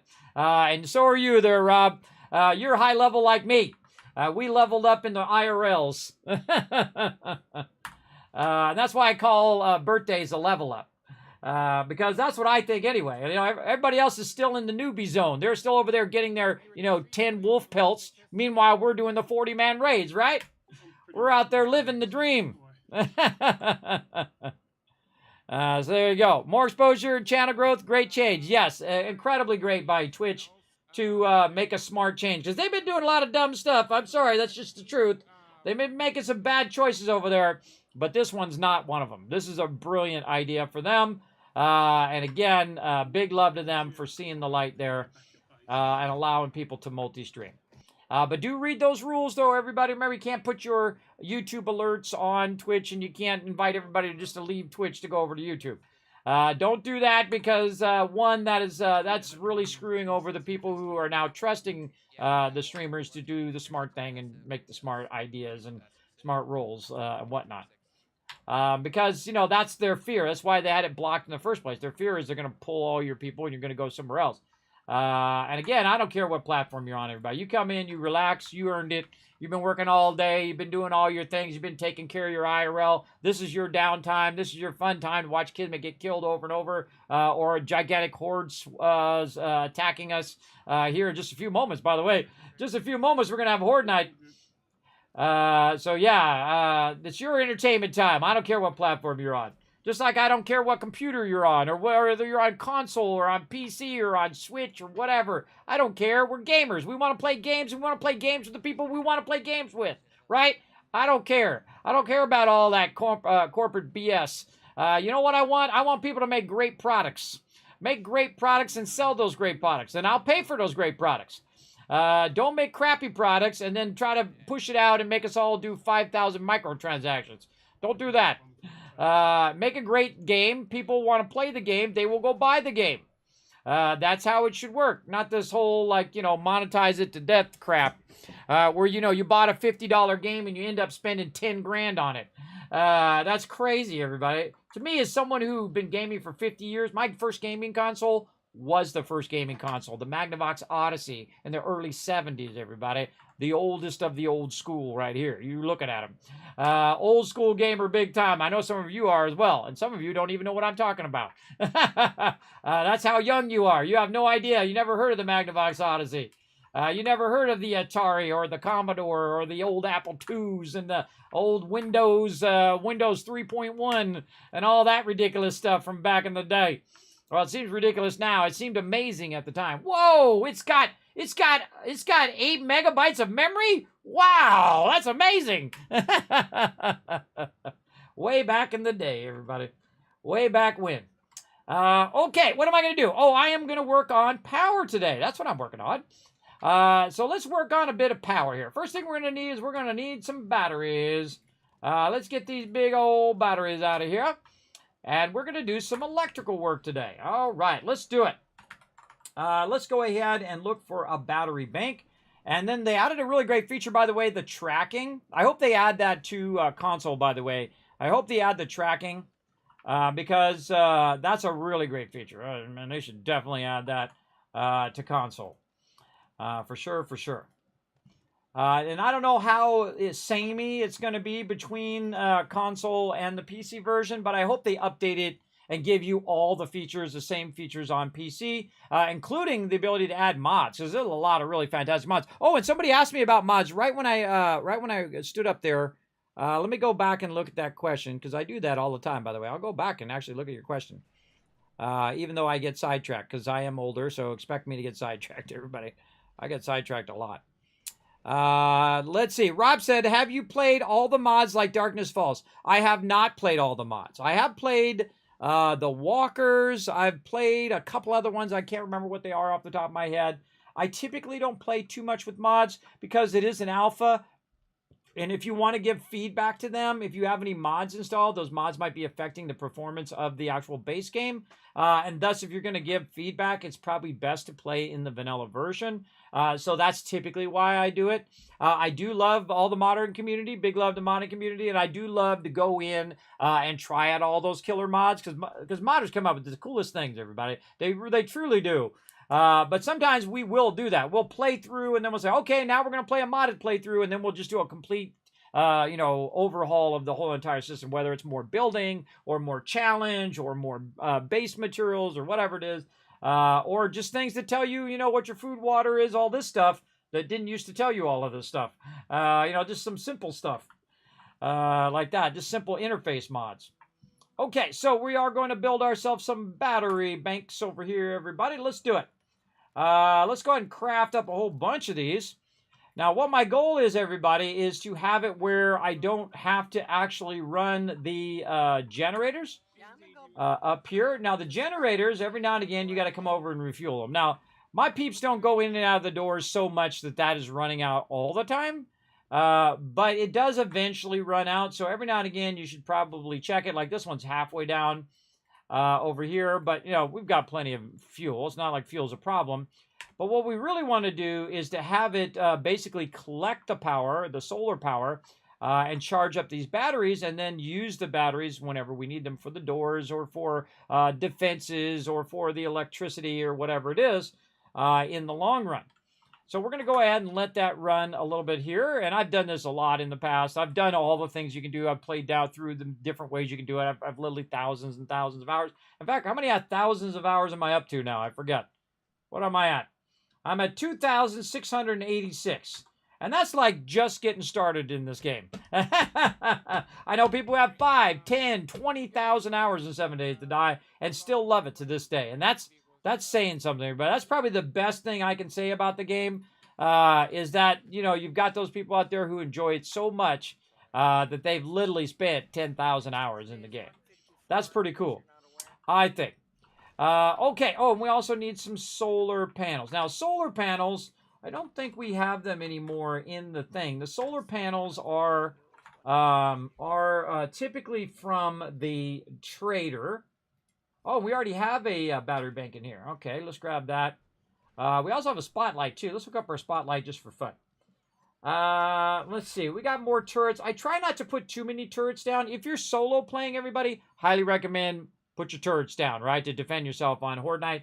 But when you have a lot of people that want to shoot zombies, I don't want the turrets to take away their fun, so I usually have the turrets off. But then if we get in trouble and they start breaking through, well, then it's a Hail Mary time. Turn them turrets on, eliminate as many as we can to fight them back so we can, repair our defenses. But it's there if we need it kind of thing. Now, I usually have it on when we're not on Horde Night to clear all the mobs that have a tendency to run up to the base. And this way, your screamers that are coming in and your random mobs, you don't have to go out there and kill them every 5 seconds. It just, after a while, it becomes really tedious to have to constantly micromanage your screamers coming in. We also have light bulbs, too. I could be running some basic light bulbs. I don't know, maybe we'll get into a little bit of that today, too. In fact, we could probably... Oh, we already actually have some in here. But let's go ahead and just run some light bulbs. I probably need a different power for that, too, because that's going to be running all the time.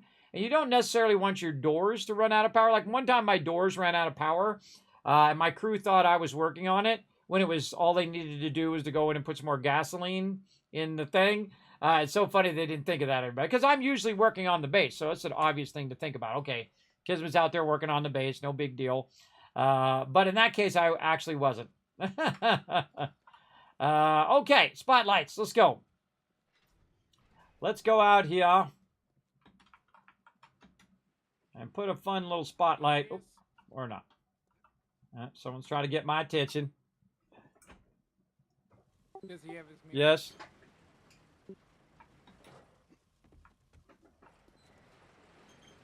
Yeah, what? Dio found the vehicle expansion mod schematic. Oh, way to go, Dio. Where'd you find it at? It was in one of the drops. Oh, for the quest? No, just a drop from a helicopter, from Crazy Ivan. Oh, awesome. Well, that's one of our rarest mods. One of the ones we do. We can mark it off the list now. Cool. I think the only thing we need now is a triple pocket mod, right? And super, Super recipe. corn. Oh, man. That's super corn recipe. Man, we could really be making are some starting serious to need stuff. Kids already took care of that on the board. Awesome. Oh, no, I still see it there. On the right side. It's okay, I'll take care of it. I must have put it on that side, too. It happens. It's okay. It's okay. I put it in 2 different spots. It's my bad. I had it on the one that's blank, the sign that's blank. No worries. Yeah, so super corn and triple pocket. Oh, did I get my Art of Mining one? Everybody should update their board when you come back to the base when you get a minute. Let's see what we're still missing here. All right. Yeah, we should make a big push tonight to get everybody their books, too. Their last bit of books, you know, whatever numbers you guys still need. Look at me, I got 2 points I haven't spent yet. I'm so bad. Let's see. I sometimes will build up like 10 points. Not even paying attention. Because I'm building and doing a whole bunch of stuff. Now, I still need number 1 there. Automatic handbook number 2 and 5. Oh, I have it 2, 5. I should say 2 and 5. 2 and 5. There we go. Oh, and this should have my name on it too.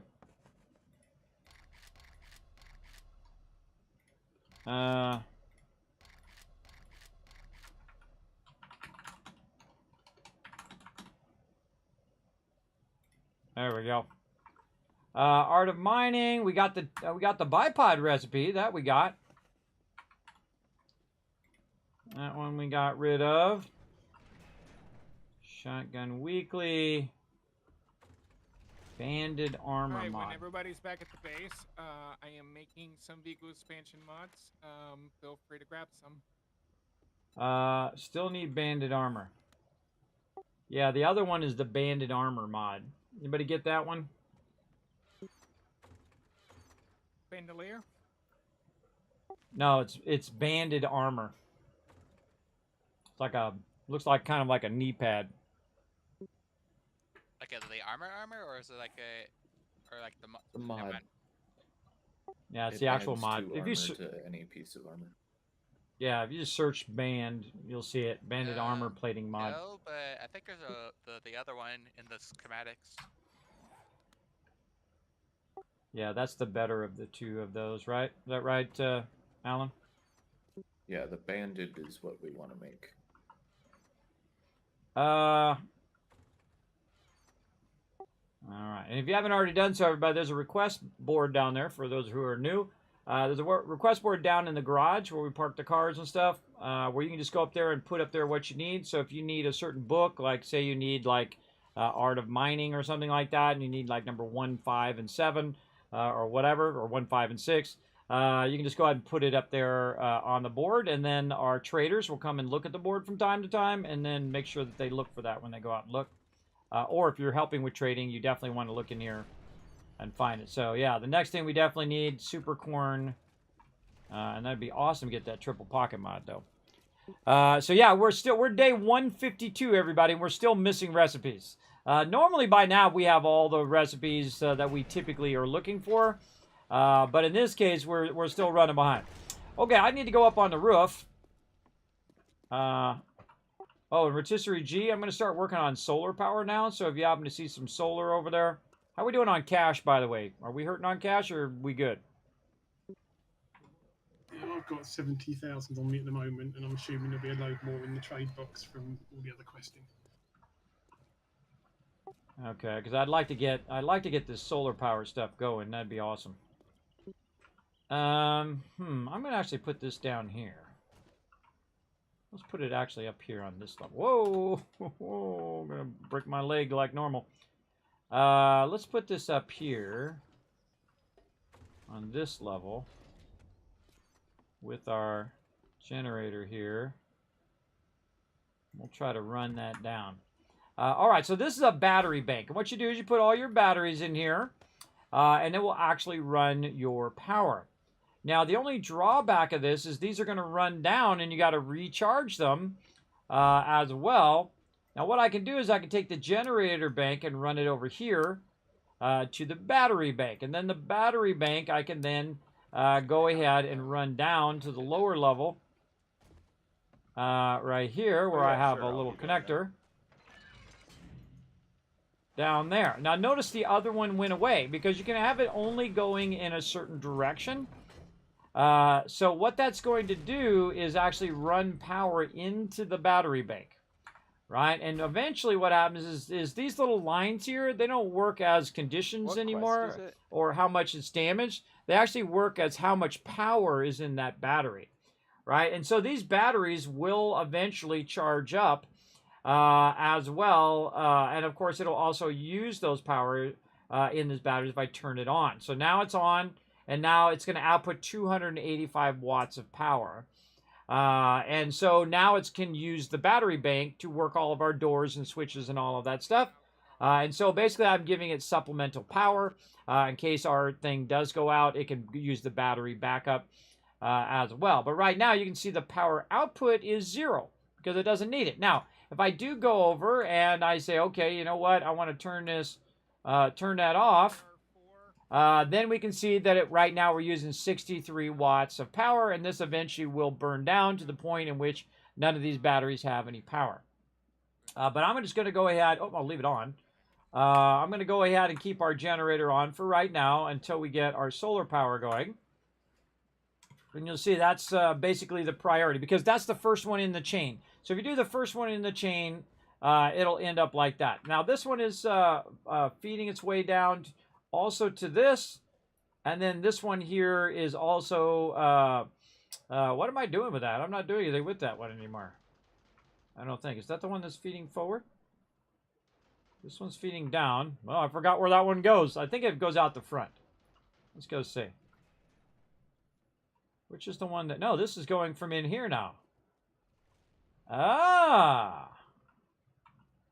Oh, yeah. See, I don't need that anymore. I just realized that because I was using that for something else to feed that out the front. But now I don't need it. I will know if something goes wrong here in a second when I take it out. Now, and if you're close enough to your building box, you can actually pull that out. You can hold down E and just pick it up. Just like that. Now, it should be feeding through in only one direction. There we go. Now, we have a secondary power. See the secondary power here? This secondary power is running some of our doors. And all of our other kind of interior doors here. You can see it running across over to here, and then we have it running across to these doors. And then it also runs out to the camera that's out here that's basically shining down and looking for me or any of my allies to come by the door. And then it auto opens the door. Power is one of the coolest things you could do in this game, everybody. It also, all of this power is feeding out to our Horde Knight Kismet kill box out here, where basically we can go ahead and turn on various power. So this is our front door. So you can turn the front door power on and off. Normally I turn it off during Horde Night. This one over here used to have a sign, but then that sign got broken. And these are our turrets. What's known as our front door remote kill box out there. So what it does is it'll shoot any mobs that is kind of rolling up to the door here. It just keeps them, like screamers and things like that. It'll get rid of them so we don't have to constantly kill them all the time. And then this is our electric fence. Always fun for playing around with your crew because I can just flip on that electric fence and they'd have no idea that it was on. And then you go right out the front door and zap a Rooney. Now, of course, it doesn't do that much damage to players, everybody, especially if you have resistance to the damage. But wait until Horde Night comes in, which is just going to be in a few minutes, so settle in. Wait till Horde Night rolls in, everybody. We're going to turn all that electricity on for the first time all the way around the side of the base. That's going to be a lot of fun. So we'll get into that in a bit. And again, this just allows us to control all of this during Horde Night. Very, very fun. I should probably back control this over here, controlling that one, so I can turn off the interior door from this. You know what? I think I'm going to do that. I'm going to get in here and let's back chain the on-off switch here. Instead of it coming out, let's see, what is it doing here? It's coming out of there, and it's going to this door, and it's going to that door. So what we do is we right-click this. Oh, nope. left click this. There we go. And that's going to disconnect the direct power to here. And you can see the doors have closed. So what I'm going to do is what's known as back chain. So you back chain it from that switch all the way over here, so it'll close those doors at nighttime too, so everything will shut down together. So what I need to do is I need to run another connection out of the switch here, right here, and I need to run that to something else. Now I could run it back down to there, but that's already connected to all the other power, and it would just chain that power through. So that tells me that I'm going to need another connection somewhere to make that work. So maybe what we'll do is we can go ahead and put it here. Yep. And we're going to need to get to a thing here. Let's make sure that this is slightly damaged. Yes, it is. So no one comes up here and hits E and tries to pick it up. That you can't put the vehicle expansion mod on the gyrocopter. Heads up, everybody. I've got the garage doors locked down right now while I reroute the power. Just heads up. Oh, wrong thing. Wire tool. So what we want to do is go ahead and make ourselves some way of running this back. I'm going to actually run it back over here in this corner parking space. I think Okay, that's it looks good. like it lagged me out on the quest because I didn't get, even though I was standing there, it's wiped it.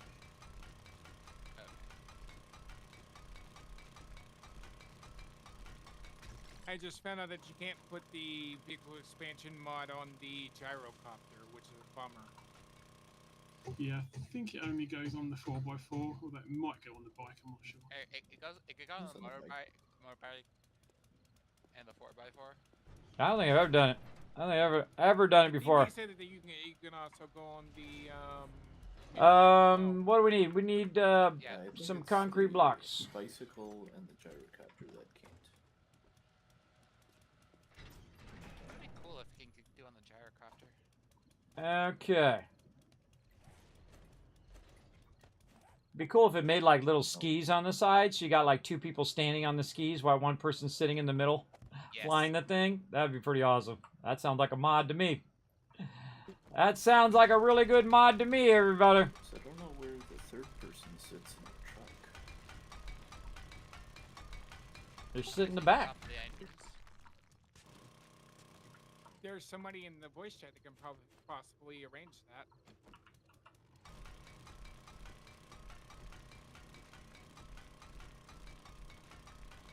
I'm sure there's probably already one out there. I'm sure there already is one of those. All right, what I'm doing, everybody, is I'm rearranging this area right here so I can put a little thing down here. Right over here. Okay, let's go. Just like this. And then... Now, why do I put it down in the ground like this? It just makes it easier for me to manage. And we'll put it like that. And then what we need is we need a door to go over the top of that. So that it's protected against damage. Now, you don't want to put the door in right now because you're going to have some really awkward moments here of trying to run the line back. I feel like they should take this part out where it goes red and all that ridiculous stuff when you're trying to run your lines. If you can run your line, you should be able to run your line however you want without the stupid red thing. I'll show you what I mean. See how it's black right now, but it's red. You get to a certain distance. I don't think it should do that at all. And there we go. So now we're back chaining it from there. And now all we need to do is to chain this inside there. Now that's the hardest part because now I've got to run all the way around with this wire here and get down there before it cuts out. See how it cut out? So what's probably going to happen is I'm probably going to have to take the door out and whatnot anyway. So I might have to repair the door. Oh, I don't have enough iron.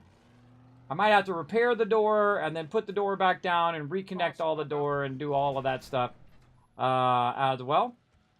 But let's go ahead and grab a little iron here so we can repair. And then what I'm going to do is just pull that door. Now, of course, we're getting close to Horde Night. You don't want to be doing a bunch of modifications to your stuff when it's almost Horde Night because then you're going to be in trouble. Now, see, now I can just run it naturally through the door. And I can run it right to that switch. Oop, if I back up a little bit. Oh, is it too far? Oh, it might be too far. Oh, too far. Okay. We're going to need to we're going to need to look at somewhere else. Oh, okay. So we're going to need another switch somewhere. All right, I need another one of my things. Okay, we'll come back. So we need a door as well while we're at it. Hatch. Any hatches up here? Nope. I'm going to start me up a hatch. Hatch. Steel hatch. We need forged steel. Let's track that. Forged steel, spring, and mechanical parts. Steel, spring, mechanical parts. And if I'm going to make one hatch, I might as well make 5. So there we go. Put all that in there. Put all that back in there. And we'll go ahead and make the hatches. We need another of our connectors. Our electricity stuff. God, what is the name of that thing? I just put one down. I forgot the name of it. Electric wire relay. Oh, we already got some. Oh, was that a timed relay I just put down? We better go check. So I only had one of them, so sometimes these end up being a timed relay. You know what? I don't trust it. It's got to go. All right, there we go. Let's get, because one is a timer where you can run a timer, which I rarely ever use. And then one of them is just a standard relay where it'll just push the power from one place to another. And we got to hurry up. We got to hurry up on this. Let's go. Okay. Let's take this. Let's run that into there. And then we need to connect this. How many blocks out are we?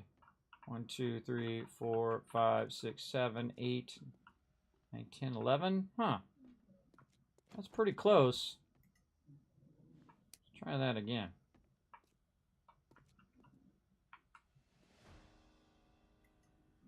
Nope, it was just the fact that because that little red thing is why. That little red thing, see, it should just let me go over here and click on it, and if it's too far, then it shouldn't do it. But if it is far enough, it should let me do it and not do the whole red wire thing where I have to get at the right angle and just stand way over here and then click it, right click it, because it still reach. You can see it works because this is how you know it works. The door went up. What was that? So yeah, but we got it figured out. That's the important part. That's the important part. That we got it figured out. All right, let's spin this around like this and hope that we're putting the door in the right way. Right there. And then we go ahead and run our power again from our power switch. So now we can manually turn it off in here if we want to. But now we should never have to come in here to turn it on and off anymore. It should automatically turn off when we lock down the entire base. We got to put our thing in there. And then if we go over here, there's probably some rockets hidden in one of the miscellaneous workbenches as well. Heads up, everybody. I'm about to lock down all the doors. All the doors are going to close for a second and lock down while I'm testing. All right, there we go. Those doors should go down. These should be locked in the front now. So if I try to jump down and get in front of this, the door doesn't open anymore. And that's for Horde Night. So when it's Horde Night and we want to basically lock everything down, we now can do it with just one switch. All right, doors are back on again, and now we have it all connected to one switch, which will do the front door and then also the garage doors all at one time. Front door and garage doors. There we go. See, we just rerouted all that power to make that nice and easy. Now, we still got one more job to do. And that is to go in here and get that cover in there so that zombies don't come in and break it. Let's go ahead and grab all of our fun things we have going. Now, you're going to end up with a lot of batteries, everybody, especially if you're out there wrenching a bunch of cars and whatnot. We usually end up with a massive amount of them, and eventually we start putting them in an overflow and all of that. I'm going to go ahead and put that right there. Then if I still need to access it again, I can go ahead and reach under there. And then, of course, if you notice, you don't see the stuff unless you have your wiring tool. You don't see the wires. If I'm not using the wire tools, you don't see the wires. You don't see the projection, your cone of view of your cameras as well. You don't see any of that now, and that is awesome. I love how you don't see all the wires. So it doesn't matter how you ran your wires now. It'll still work out just fine. All right, so we got a single lockdown there. We got all that done. We got a bit of our solar, or our battery power in, not quite our solar power. And then we're going to look around to see if we have any solar power. I don't remember seeing any yet. Yeah, from now on, Rotisserie G, whenever you swing by, if you see any solar power, it doesn't matter what level it is, just go ahead and buy it so we can solar power up our base. Okay, sounds good. Okay, now I don't have any solar power on me, and I don't know, there might be some at the different peeps. Hey, TARDIS, what's up? In case you guys just joined in here on the chat, I'm streaming both simultaneously on Twitch and on YouTube at the same time. They just announced that it's okay to do that. They changed the TOS to allow streamers to do that. Of course, you can't use your YouTube alerts while you're on Twitch. And all of that stuff. You can't do a combined chat of YouTube, and you can't grab a bunch of people from Twitch and go over to YouTube. Don't do that. That's really betraying their trust, everybody. Right now, they're trusting streamers to do right by them, and I appreciate them going above and beyond and finally relenting and letting us stream to wherever we want to stream. So I appreciate all of you. Now, if you're here watching, doesn't matter what platform you're on, what you're doing, you can go ahead and hit that follow button if you're on Twitch, or hit that subscribe button, which is basically the follow button on YouTube as well. You can also, on YouTube, you can like this video. And now, everybody, if you missed it at the top of the stream, I am triple recording the stream right now. I'm recording it to Twitch, I'm recording it to YouTube, and to my local hard drive so I can back it up. But now that means that all of my streams will go live, be fully recorded on both platforms going forward. So if you want to watch my stream instead of waiting for it to roll out, like I got so many streams lined up, everybody, they're going to be rolling out until March. Every day, every single day, I have a stream rolling out on YouTube. I sometimes have guides and highlights and, highlights from the stream of me doing crazy things, as well as a bunch of other stuff that rolls out every single day. 365, everybody. I work real hard here on the stream. But now it's going to instantly go up to YouTube and instantly go up to Twitch. So now you guys will be able to watch those VODs back. And you won't have to wait for them to roll up. Now, of course, you'll have to wait for all those other ones to roll out over time. But at least you'll have this stream on both. Right after the stream, it'll save the VOD. It'll go straight up into my live streaming VODs over there. So, very, very cool, everybody. Very, very cool for everybody. Just makes it more convenient for all of you. And that's what I like to see. I like to see that you guys are getting hooked up. Okay, more battery power. Over here, let's get some more batteries. Get all these level 5s. And we're going to just make a whole bunch of batteries over here. And chain them all together. Could have put that up a little higher, I think. Up a little higher. Yeah. I think I will. Let's get all this back out again. I don't trust it, but I can just pick it back up again. Of course, when I pick that up, all the power's going to go off. Power's about to go off again, everybody. Hold on. Fooling with the power for a minute. You got to do what you got to do, everybody. Got to do what you got to do to get things done. Get that light. Get out of there, light. All right. I'm going to chain a whole bunch of these together. Right over here. There we go. Now we're talking. And now we're going to have some serious power. All right, back from here to here. And from there to this one. And from that one to this one. And then from that one. And then that one goes down. Down here. And that warning. All right, power's back on. Okay. So I'd take the power off for a minute so I could rework that. I don't think that should be a problem. Okay. Now, again, one of the other rarer things in the game is your solar power, because again, you can no longer make it; you have to buy it, and it's pretty expensive. I mean, probably not a good idea to buy it in the early game, because it's going to be pretty costly. But around this time in the game, when you have a lot of dukes and whatnot, then this is a good time to be looking into that solar power. So you're just using less gasoline, and it's just less of a burden on your people to make gasoline, and you're not burning up all the gasoline that you could be using for augers and chainsaws and all of those things. But again, this will go ahead and just run. And then, of course, we want to turn all these on. My video settings. right over here. And then the cool thing is, if it ever does run out of power, what's going to happen is all of these here will have a battery backup, which will cause it to keep running no matter what. And that's pretty cool, I think. It'll even if it does run out of fuel, it'll keep running. I was going to ask how close were we to Horde Night? 154 is Horde Night. It's on the board in the house. 10, 15 minutes. Okay, I just need to step. I need to just take a quick break real quick.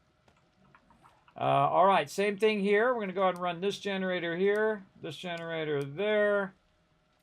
And then if we run this over to here, see how it automatically gets rid of that connection? Again, you can only flow in one direction when you're doing connections of your power. Keep that in mind. Again, these batteries been sitting in this box for days, everybody. Right? Ain't nobody in here using these batteries other than to make like vehicles. And you don't need a level 5 battery to make a vehicle. In fact, you should probably use your level 1s. Because then your high level batteries can be used for things like this. So again, here we go. We've got battery backups now for all of our power. So if our generator does run out of gas before we realize it, it will then kick into our power. And then if that goes out, then we'll lose power to all of our stuff. But there we go. All right, so we got some electric power going now. Looking good. Now I don't feel so bad as putting some lights in this place and see how it looks. Let's go. Let's put a light in over there. Right there. And let's see. History, can I drop some stuff in there for you quick? Let's go ahead and chain this. Yep, go on. Ah, yeah, I like it. Yeah, there we go. Cool. Some lighting in this place. Kind of floating. I don't like that. Let's say there. Yeah, see, some of this stuff is floating, and I'm not a big fan of having your stuff float. Well, that one's floating too. Ah, come here, you. Bog, are you busy? Do what? No, not right Bob. now. You want to help me harvest this cotton quick? I'm coming. Okay, now this place is getting lit up. So I know you got perks for it. I like it. I like it a lot. Okay, and then over here. You got a Get some bone lights in Yes, sir. above our gear.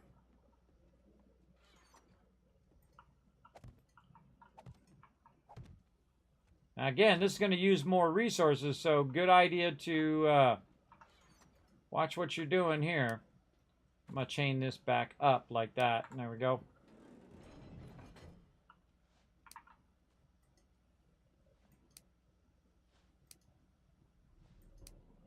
That's cool. I've done this kind of lighting in a real long time. Normally, I just go with candles. Candles usually enough. But now, we're all about that bright lights up here. Not that it already wasn't brightly lit, and it's because it's brightly lit because it already had lighting, because when we took over the mansion here, it already had that. I cut out the floor. This floor actually goes into the garage, so they can roll up in the garage. One of my more brilliant ideas was I made the floor into the actual storage, so they can roll up with their cars underneath, put the stuff in from underneath, and then just drive back out if they want to, or grab any finished goods. These are all finished goods on these sides. These are all drop boxes on that side. So they can run in, drop the stuff in the drop boxes, then run over here to this side and grab all the resources they need, and then just run back out of the base. They never really have to come into the base.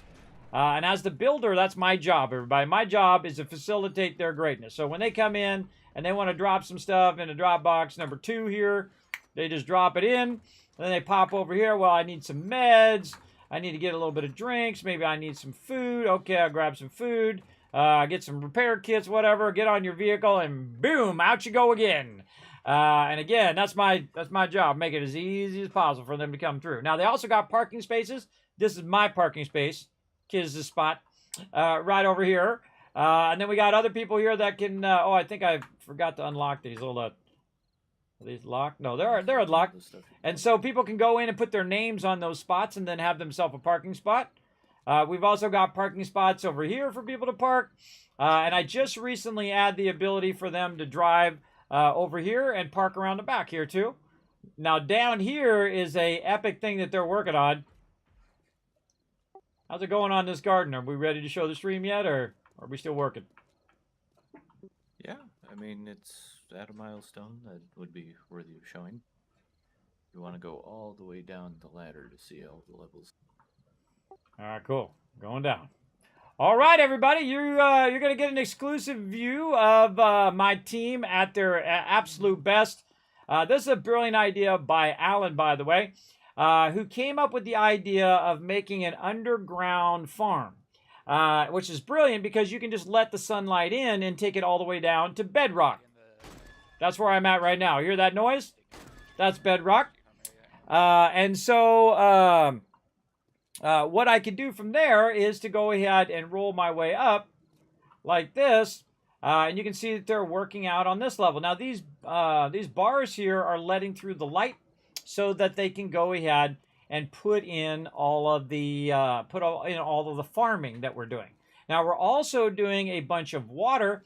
Now, you can see they're still working on this particular level. And they'll get to it when we have enough farming plots. And then we have another level that they're working on. This is so cool, everybody. And then another level.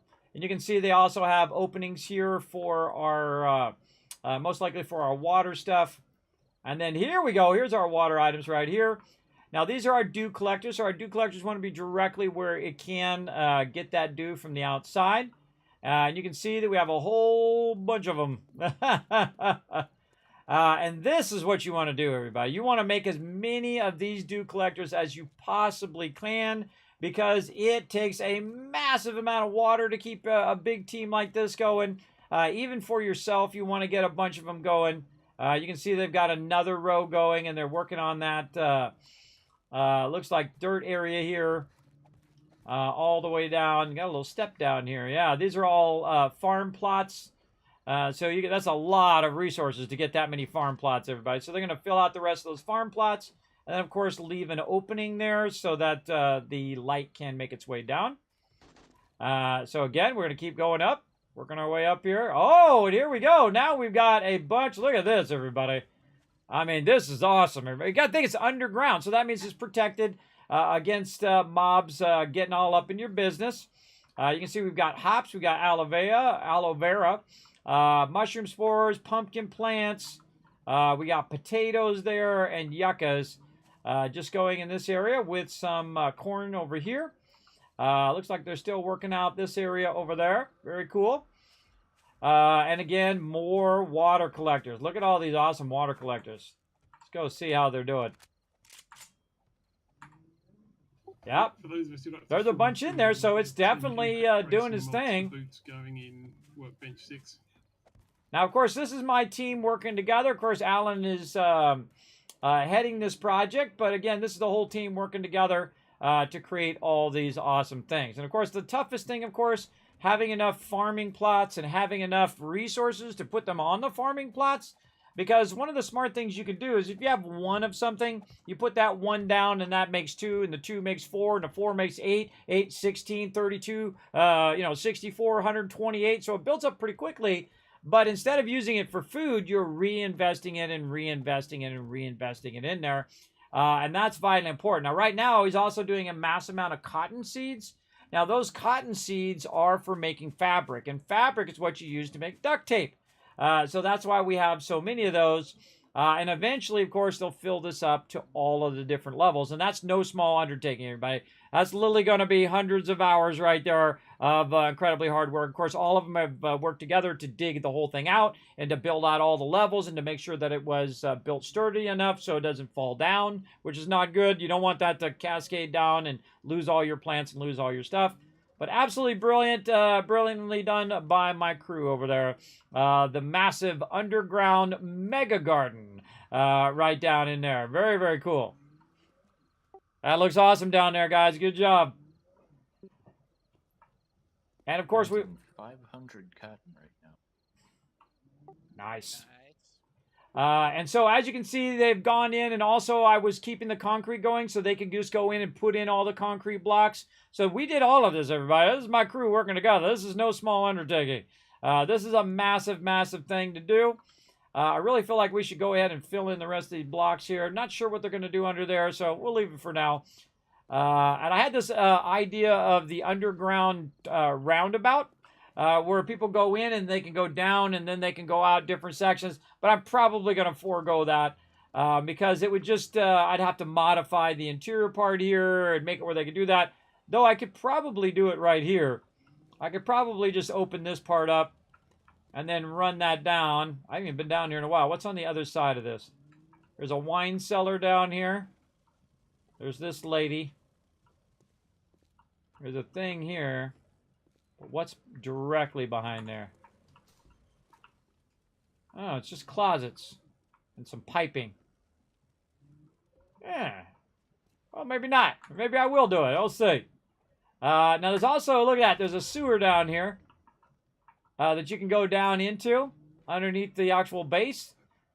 That's really cool because it's like a whole sewer line under here and sewer piping that used to go right outside our base out there, but I blocked it off with concrete, as you can see, so mobs can't keep coming inside our base and then crawling in there. Oh, Foggy's down here. What up, Foggy?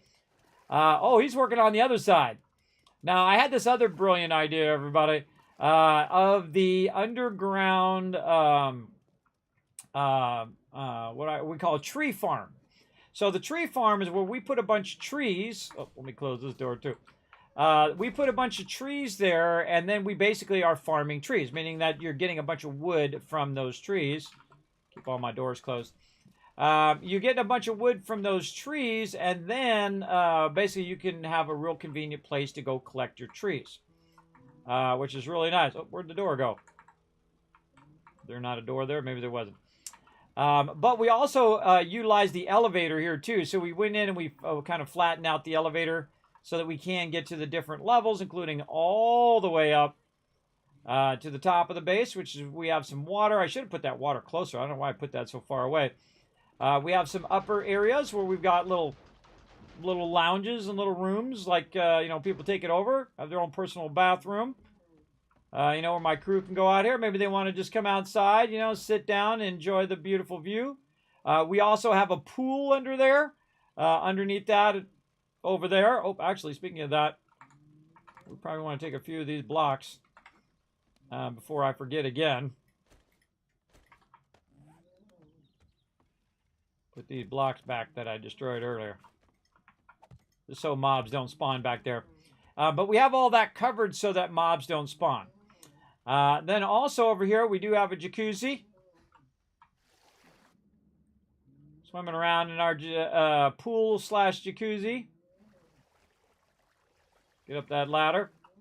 Go in the jacuzzi a little bit. So yeah, this is our big mega mansion that we're turning into a gigantic fortress. This is actually one of the largest homes in the game. There are larger POIs in terms of height and width, but this one is one of the largest of actual houses. And again, we did all of this, everybody. We went through and removed all that ground and went through and put all them boxes down. And I built this whole outer part for hours upon hours upon hours. And of course, everybody working together as a team to gather those resources and take care of those resources, which is cool. And we've got all of that covered up as well. Why don't we just take this stuff out at this point? Like a garden plot, or is that just dirt? Oh, that's actual cement.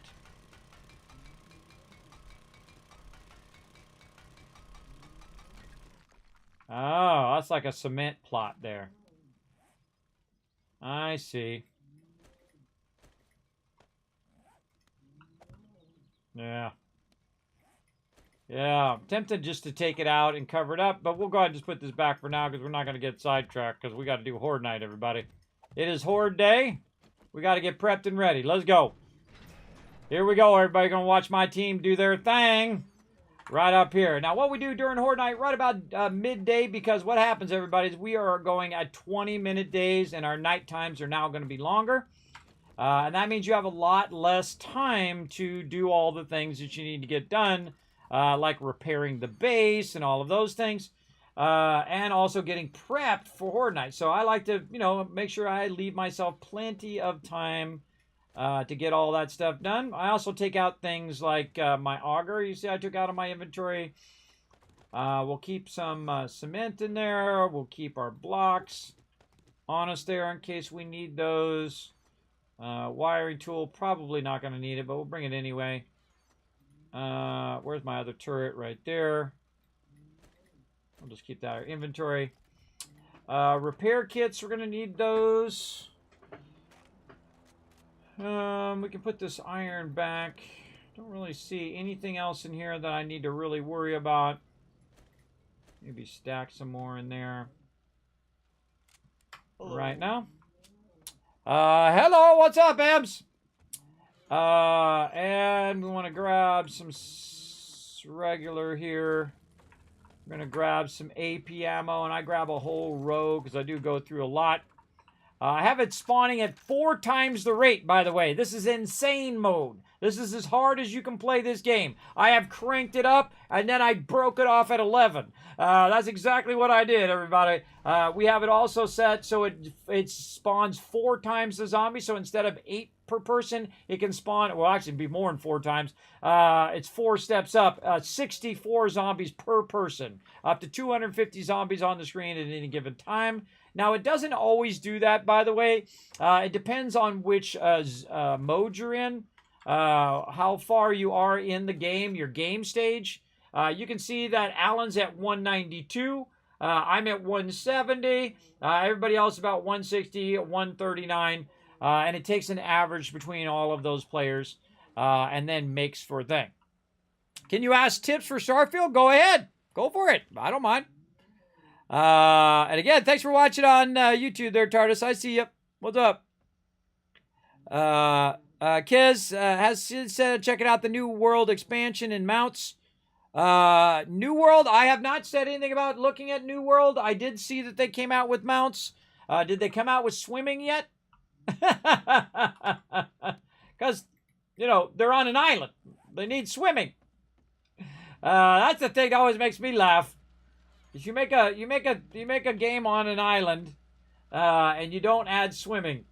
And it's funny because every game that I play now that has swimming in it, it makes me laugh every time. So there we go. Okay, so we need some cobblestone. We need some concrete. We need robotic turrets, ammo. We need a little bit of forged iron. We need a little bit of steel in case things go wrong. I've got my nail gun. I want to go ahead and put my AK up front. Let's repair that. I always pre-repair all my stuff before Horde Night, so I'm not doing it in the middle. All right, everybody remember, days go fast. Get prepped and ready. It's almost time. All right, we'll load everything up. Now, if you do change any of your weapons or whatever, it will go in and reset your ammo. So if you do go in and change your mods, make sure to reload as well, so you don't get caught out there with no ammo on you. All right, I think we're good there. Where's my little robot? He's following me. Okay, he's good. So ammo, repair stuff. We don't need the iron. The iron we can put back now.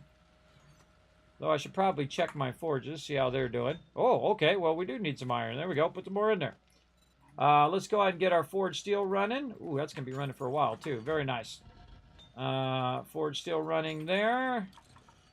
Burn up the rest of this iron, because we have a lot of iron, everybody. We have a lot of it, and again, doesn't do it any good sitting in that box over there. Solar power bank, which is in the swap box. That's the container for the solar panels. But the solar panels are running at about 50 grand a pop. Yeah, that's why I waited till now, because those are crazy expensive. But I'm gonna get out and do some questing here to get some cash toward that as well. All right. Kismet gonna go do some questing, everybody, so we can earn some cash. And me and my crew.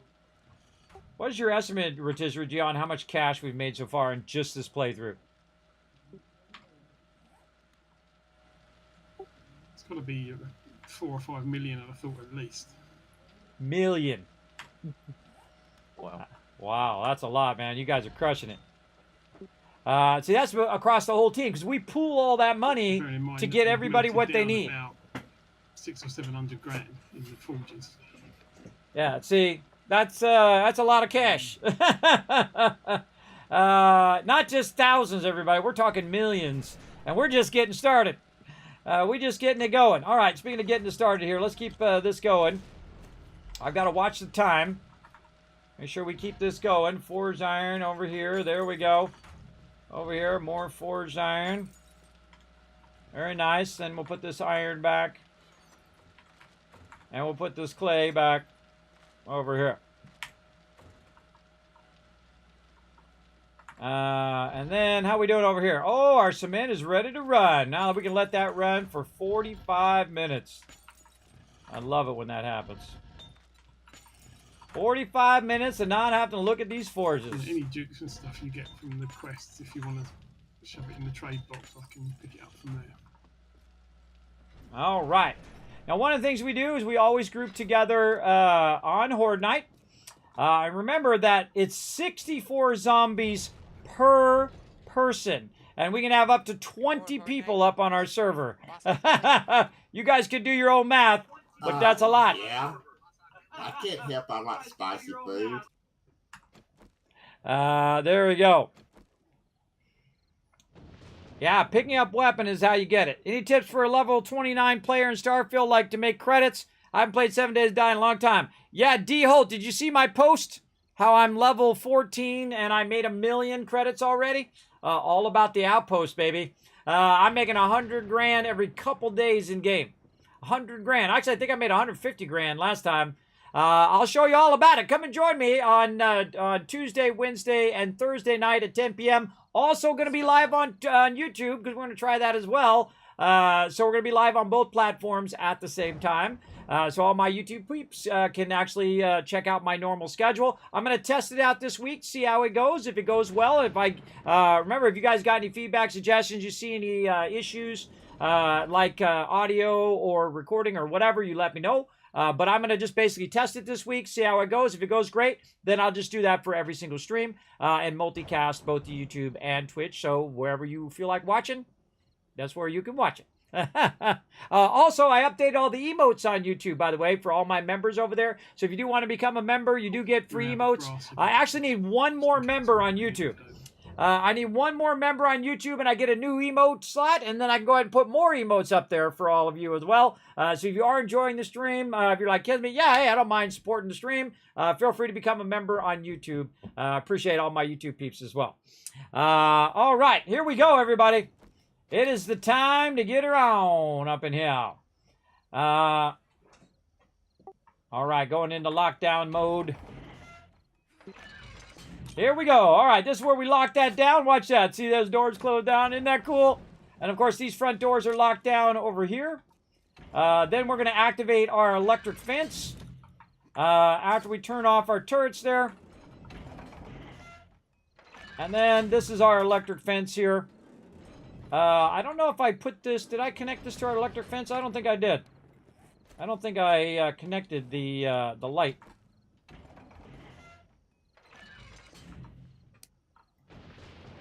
There we go. And so the cool thing with the spotlight, you can turn it on and off, and you can also aim the spotlight by looking through the thing. So I'm just going to aim it right down there to the front and see how that goes. I mean, it's already got plenty of lighting down there right now, but now we're ready to go. Southeast. Watch him get zapped. Get electrocuted, lady. Coming straight in front door. That lady thought she was going to go around. I've also got a heavy weapon.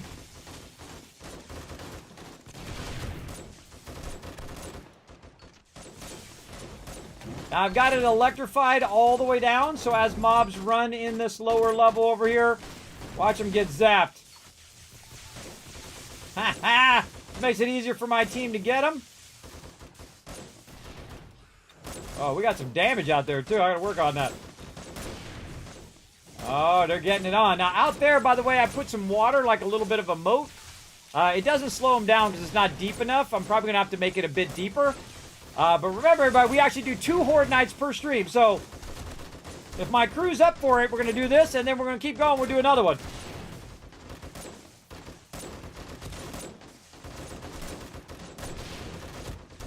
Now, one of my favorite things is to be down in the Kismet kill box. Now, one of the great reasons why I use this particular thing, it's an invention of mine I did a long time ago, like in, I don't know, 7 Days to Die number 9, whatever that update was, or 8 or 5, I can't remember, it was a long time ago. But as you can see, it makes it really easy for you to see the mobs, and of course, zap them as they're running in. Another thing that I can do also is to use my turrets, and I can go ahead and put my turret on the turret stand, another one of my more brilliant ideas, where if they get close, the turret will also wipe them out. Now, feel free to use this configuration on your next build, so you can crush it as much as us. Now, we're going to make this look easy, by the way. We've also extended the nighttime, so the nighttime lasts longer. So our Horde Nights are going to last longer. This is also in the hardest mode it can be in. You can't crank it any higher. The only way that it gets any harder than this is if we get further and further in on our game stage. And I've actually been to the maximum game stage, which is around day 500, roughly. It's really based on your game stage level and everybody's level that's with you. But it is really fun to get to those higher level stages because it's just a swarm of mobs, everybody. It's pretty cool. Got the chicken. Chicken, no! Where are you going?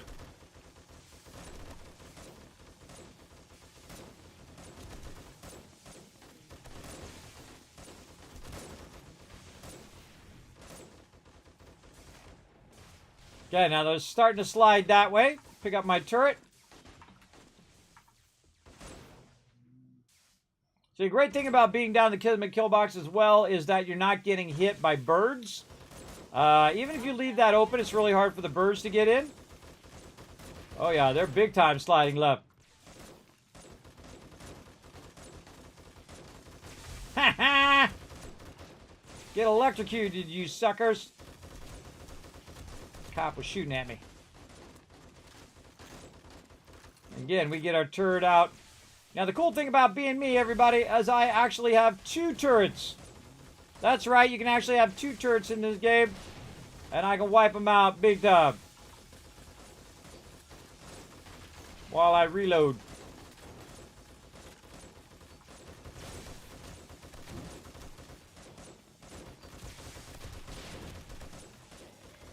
You're good. Dude blew up into chunks.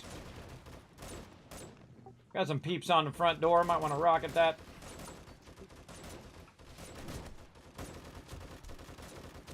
Watch them rocket the front door.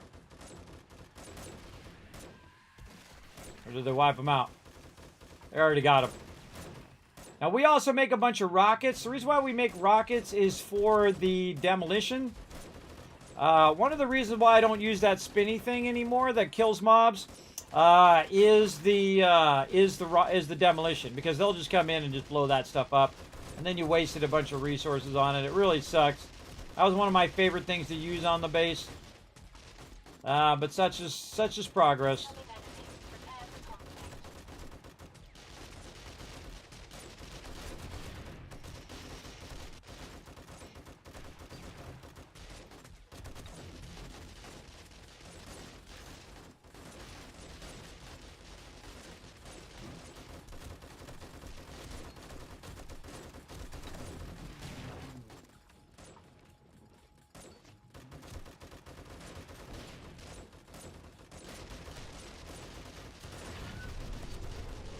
Oh, look out. We're getting nuked over here, everybody. Someone showing some love.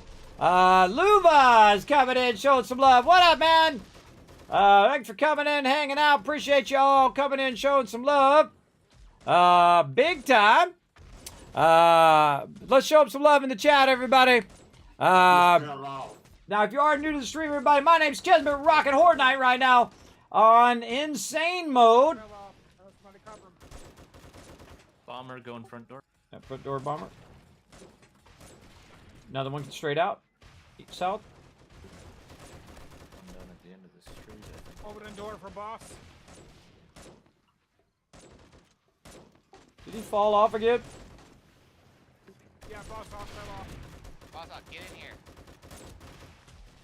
Hey, don't stay out there. Run in the door, man. Everybody's defending the front door. Let me know when he's at the door. He's at the door. Open the door and forgive him. Door open. Get in. He's in. Hit the switch off. Whoever's up top. Okay, he's in.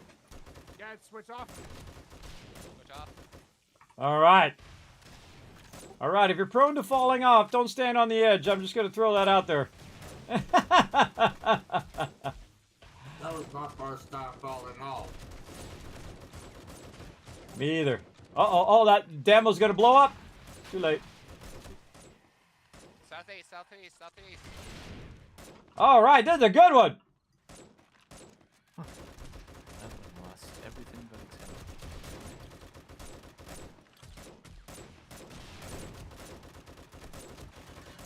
health. Oops.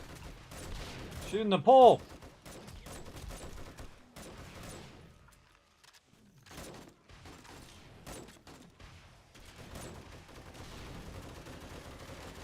They broke my electricity thing.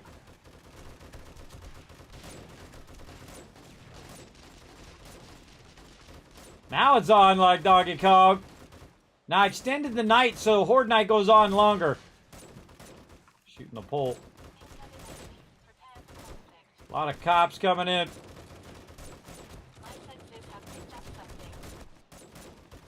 Alan, I'm out of rockets, just FYI. Okay, I'm going to reserve the last 3 then.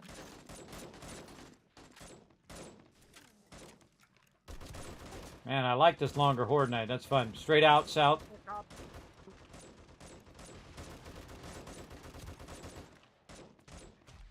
Bomber, bomber. There you go. That was the last of my rockets. Well, we know what to work on after this. Lots and lots of rockets.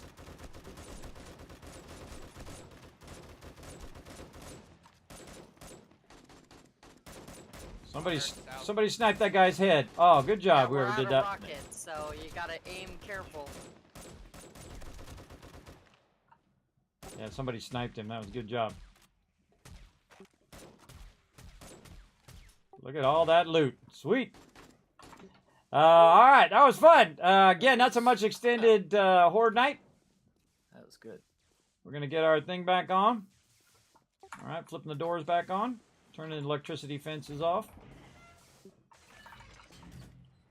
And then turns back on.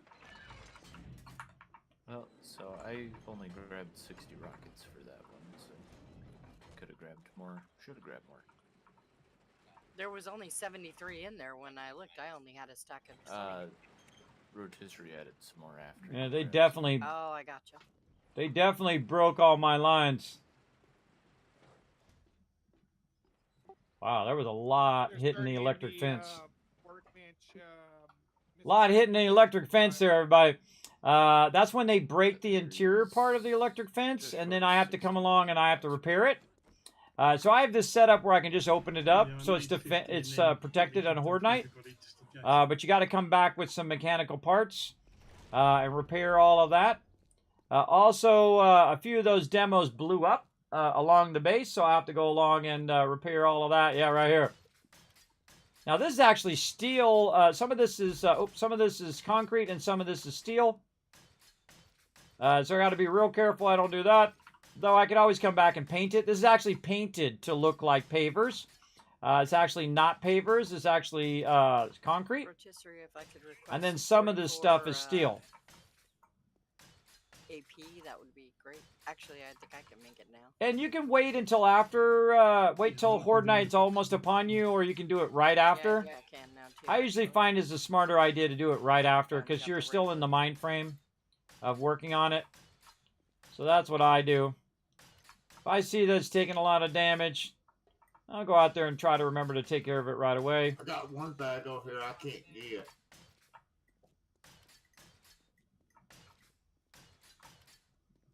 There we go. Nice. All right, we're gonna come back and paint that back. Now again, I went in and I rebuilt all of this and put this water in here and everything. It's pretty cool. The water works much better than it used to. It's still not great, but it's better. That's the best I can say about it. It still definitely needs some work, and they did say they're still working on it, on that water, so pretty cool. Looks like a nice base. Needs a little paint. Yeah, it needs a little paint there. Now, this is actually all painted right here. I redid all of this. We tore all this up and redid all of this. Redid this whole front part. We got this tiny little base. This is our base, everybody. If you're just coming in on that raid, this is one of the largest POI houses in the game. The Jeff Elon Zucker Gates estate. We took it over. We've modified it into a gigantic fortress. It has a gigantic underground farm that goes down about 5 or 6 levels down.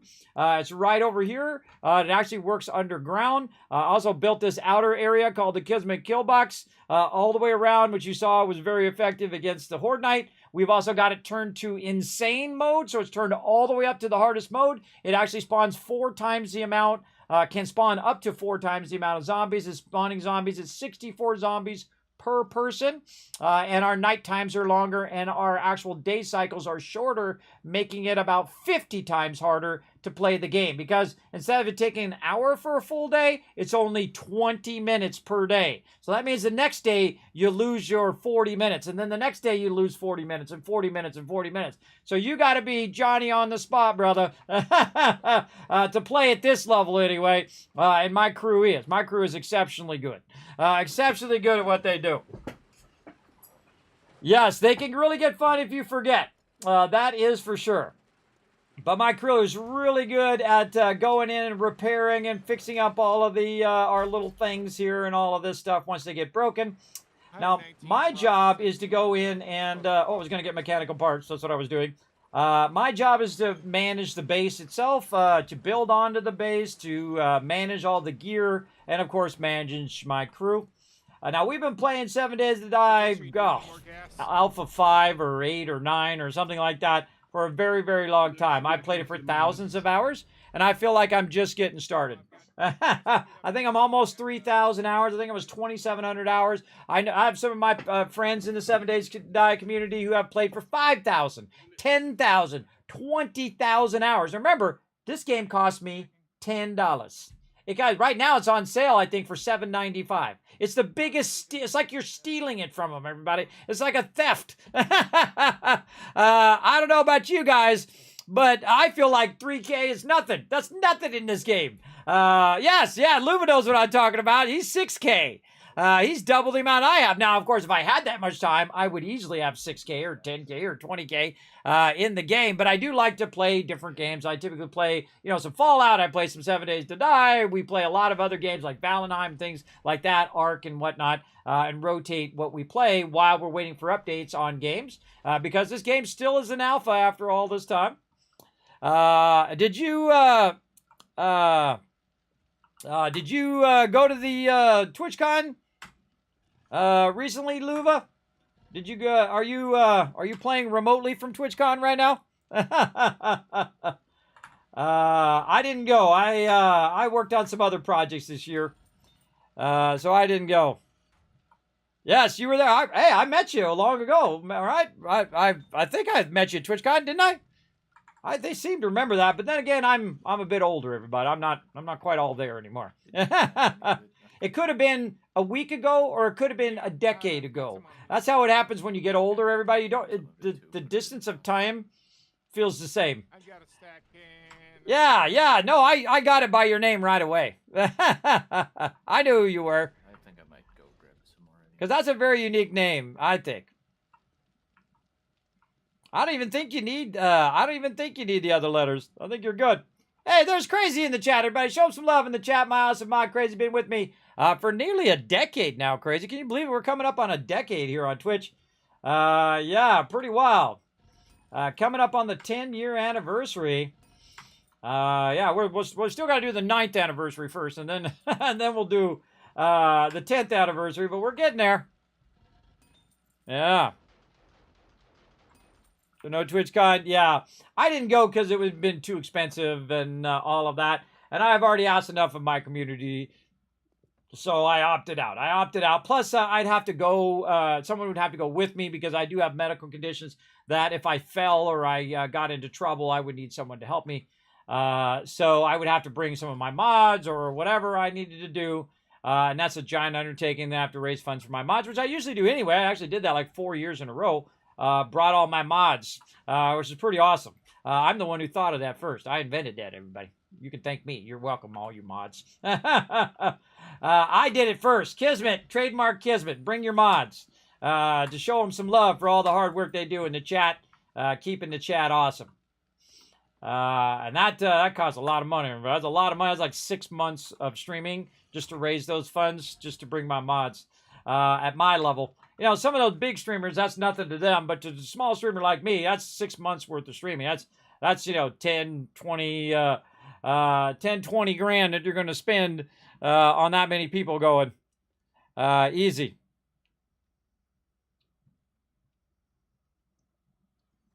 Yes. Well, yeah, it wasn't in California that time. That's right, Crazy. Yeah, you probably would have went to that one. You would have went to the Vegas one. That was not too bad. Crazy's actually gone to TwitchCon with us before as well. A lot of my other mods as well have gone with us. That was very fun. I feel like that's my favorite thing, man, to roll up with my mods, roll up with my crew. And then we just go in and we literally give away thousands of dollars worth of stuff. Yeah, we've been giving away a ton of stuff. I think I gave you a bunch of Kismet Kids candy bars. Didn't I, Luva? While I was there? Yeah, I think I gave you tons of loot, bro. That's literally because I convince all these companies to basically give me a bunch of stuff so I can give it to all of you. And I give away a bunch of Kismet candy bars. Not the tiny little candy bars, by the way. The big $4 candy bars. And they send me 1,000 of those. So that's like $4,000 worth of candy bars that I give away to just random people. I don't even care if they go look at my stream, everybody. It's all part of the fun of going to TwitchCon and just have someone do something super cool for you while you're in there. Plus, I give away tons of desserts, Pazookies, which I really love from BJ's Restaurant and Brew House. It's my favorite dessert of all time. Incredibly fantastic. It's a chocolate chip cookie that they cook right at that moment. It's like all warm and melty, and then they put the ice cream on the top. Forget about it, everybody. I always get 2 while I'm there. I always get 2, one for now and one for later. Absolutely. I would highly recommend that if you do go over there and show them some love, everybody. They sponsor my stream many times for TwitchCon. Super kind of them to do so.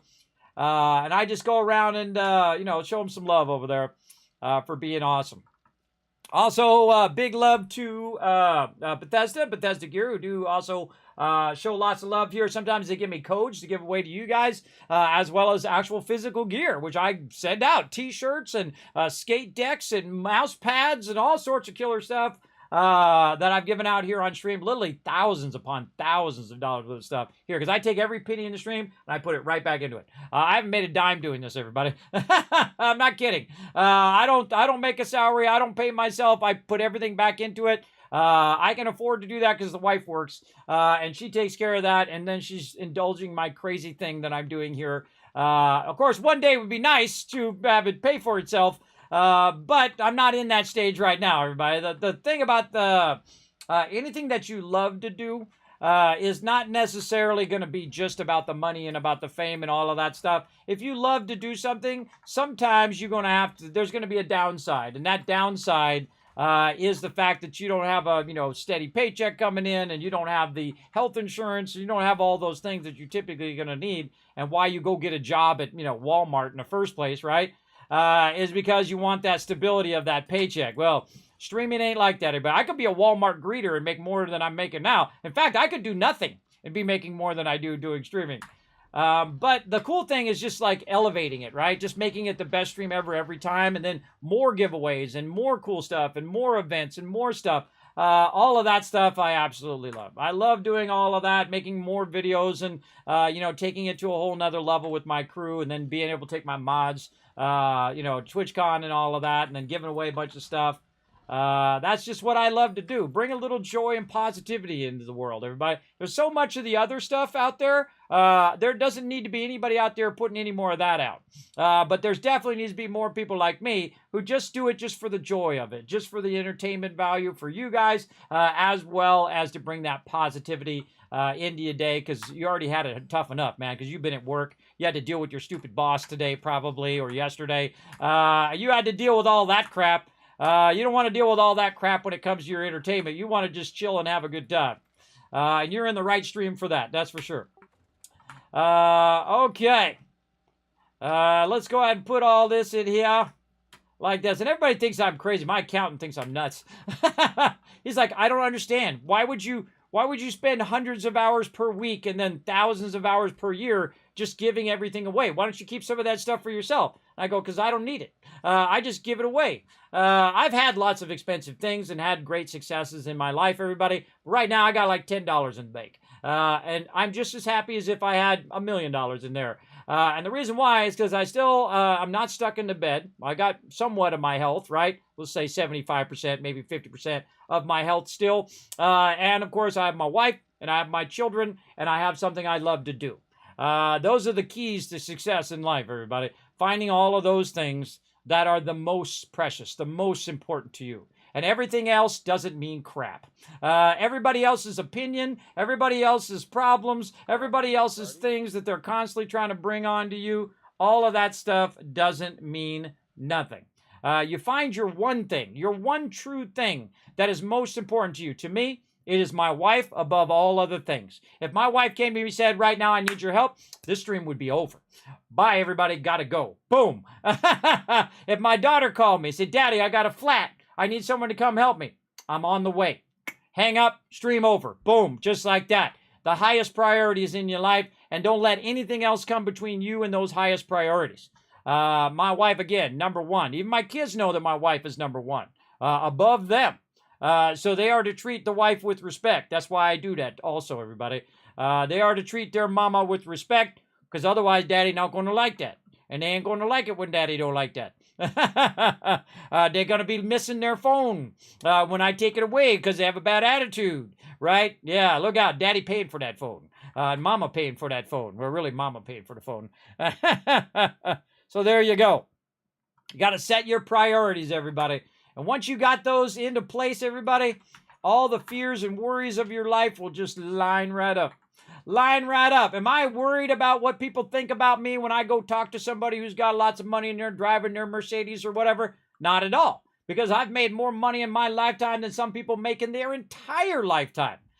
Big deal. You got a fancy car. Nobody cares. And if you're an arrogant bastard and you're showing off all your flashy crap to everybody, everybody thinks you're a shallow bastard anyway. Sorry. That's just the truth. That's just the truth. If you've got to show it off and flaunt it or prove that you're a man, then you're not. That's the thing. If you have to prove it, then you're not that thing. If you have to say, I am the king, then you're not the king. As simple as that. Just be the thing. You don't need to tell people that you are the thing. Just be the thing. Be the man.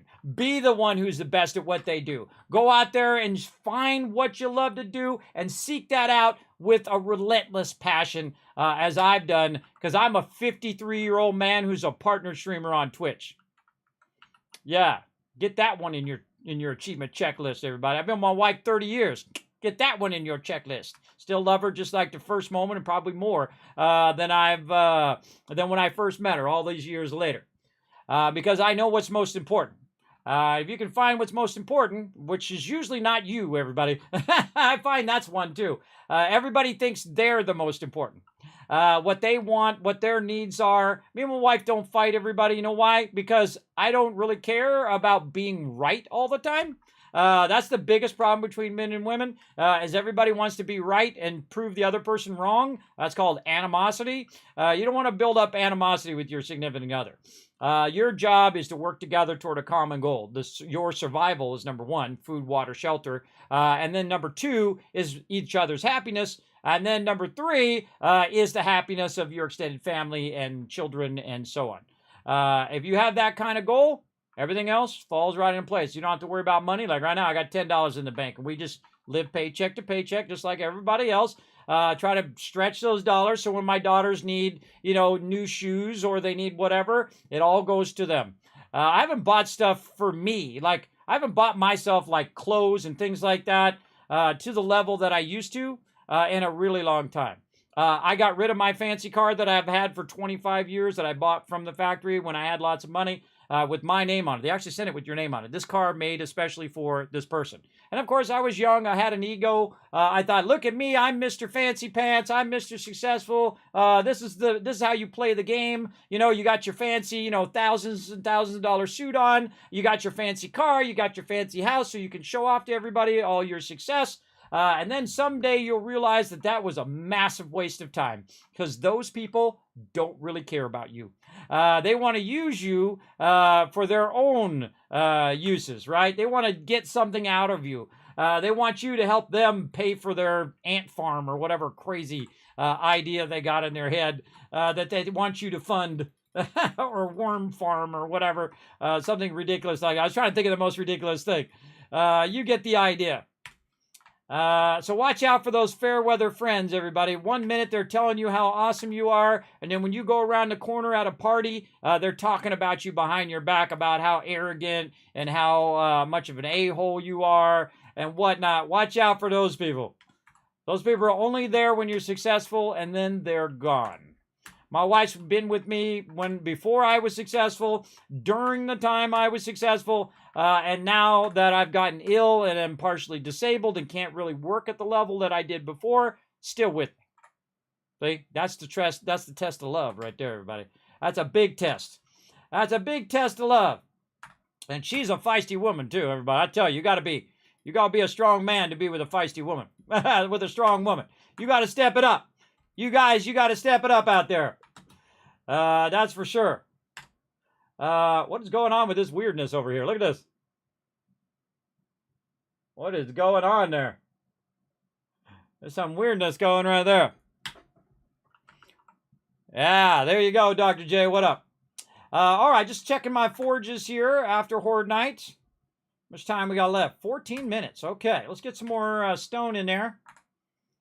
We should get some more stone in the forges. This is my job to micromanage all this stuff. We'll let that melt all the way down. In there. See, if you notice, I just start taking it out now. I think it's faster just to take it out and put the two in. Guess it really doesn't matter, but I find it more enjoyable. Now I'm just going to leave that concrete in there because I don't really need that concrete right now because that concrete's going to be running for a really long time. It's still running over here. Look at this. It's going to be running for a while. That's for sure. Let's see how much longer we got down here. Oh, actually, not so much. 6 minutes down there.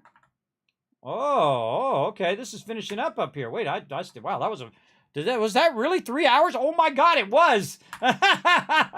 Holy mackerel. That's when you know you're having fun, everybody. 3 hours goes by like that, like it was nothing. Like it was no big deal.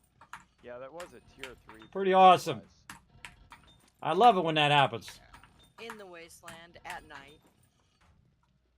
All right. Well, hey, we're almost done over here. So let's queue up some more.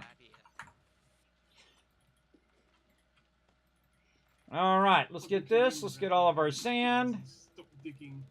Let's get like 6 of those going. Let's stop this one. Get all this out. Put that back in there, and then we can just requeue this for 6,000 more. Now it's going to go for another hour and a half, or 2.5 hours. Is it 2.5 hours? Yeah, 2.5 hours that's going to be running. Very, very cool. All right, back in here we go. 2, 3, 4, 5, 6.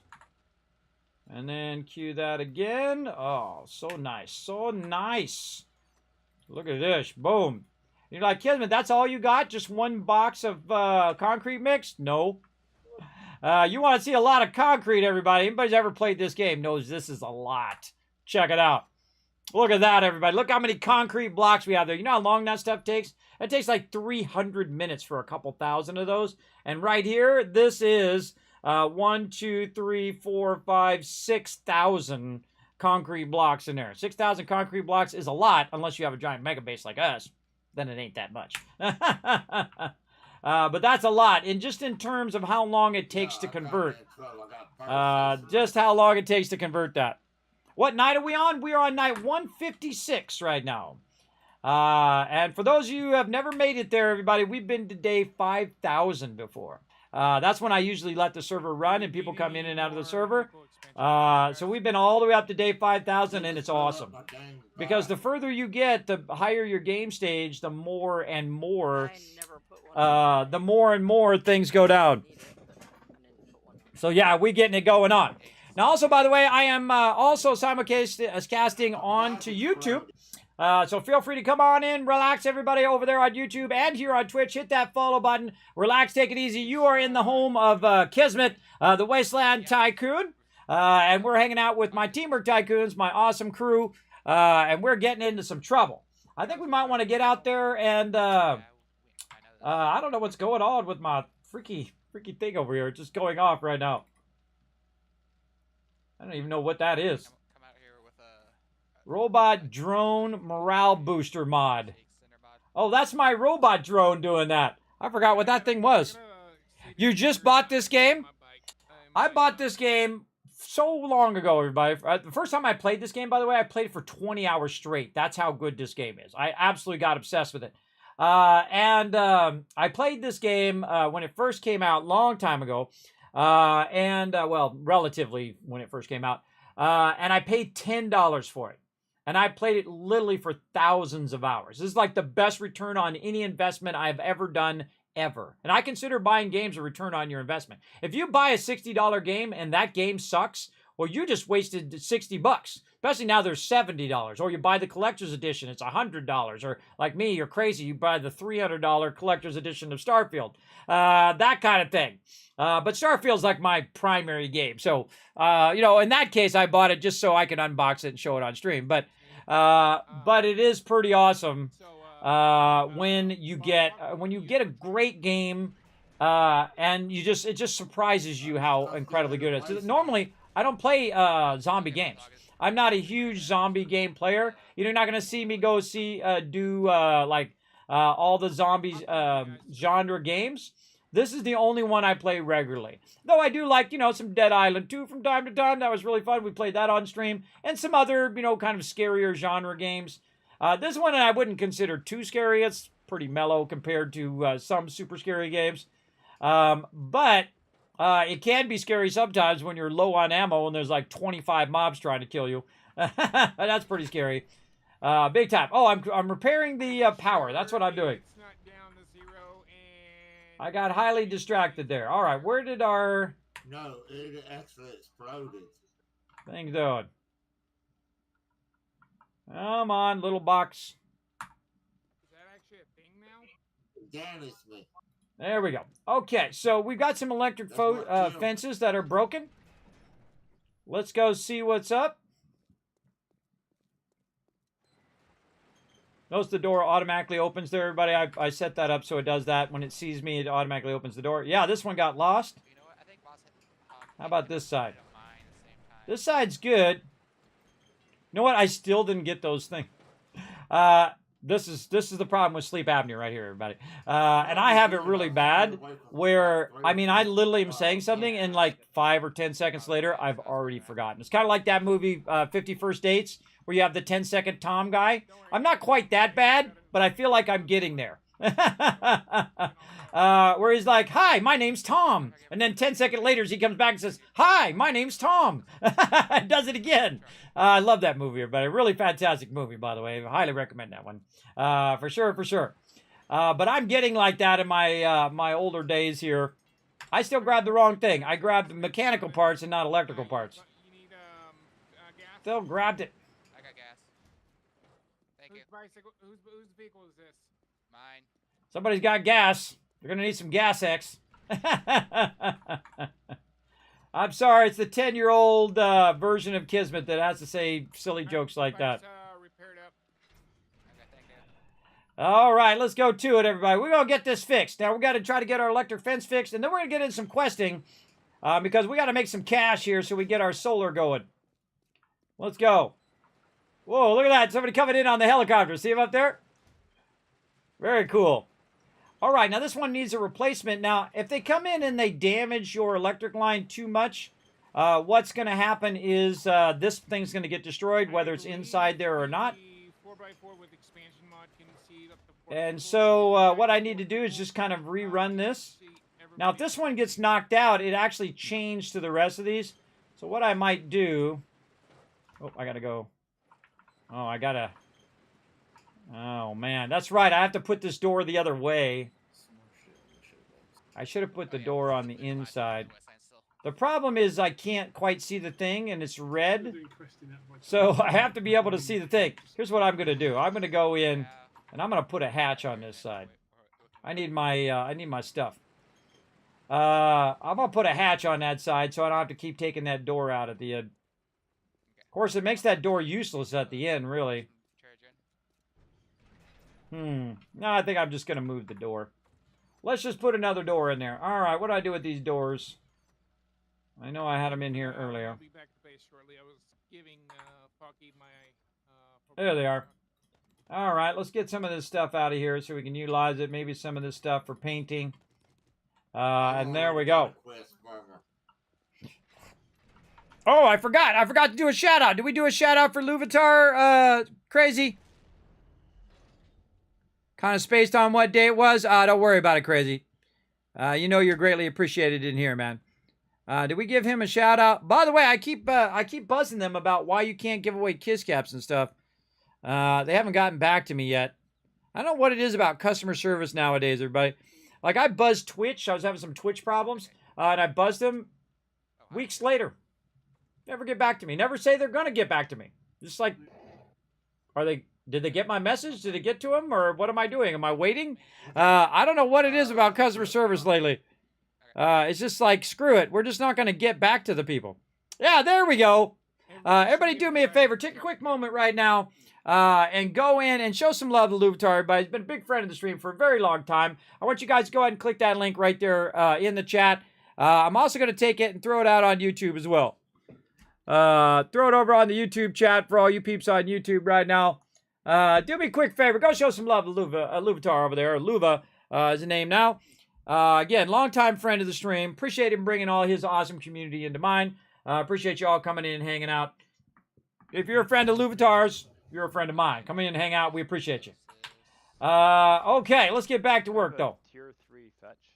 Here in our gigantic mega base. And I forgot to get my auger. Always something. Oh, and I forgot to repair my main weapon, too. Do that while I'm walking back.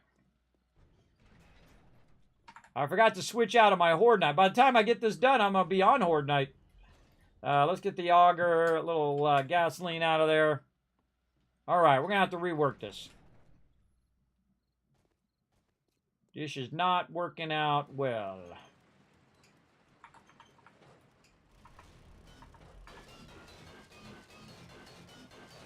Now, I have my skills up so that I can take this stuff out because I do a lot of work of the base.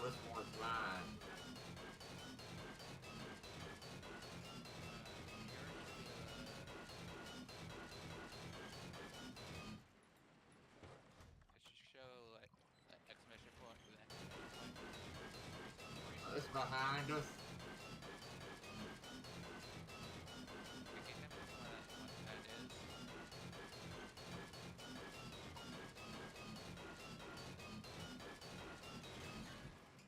Now, again, everybody, you don't want to be doing renovations on your stuff right before Horde Night. When you look at the quest description. But see how I took out the bottom one, so the top one would just fall down. I don't have to take that one out. That's very, very useful. Okay, we're going to switch the position of this door. We're going to put this door on the inside edge. We're going to do it this way. There we go. Now we're going to need some cement blocks. And we'll just copy the shape of this one over here. This one says, oh, that's the wrong thing. Right there. There we go. Copy the shape and then copy the rotation. Oh, that's an L-shaped. Actually, let's copy the shape of this one. Let's copy the rotation of that one.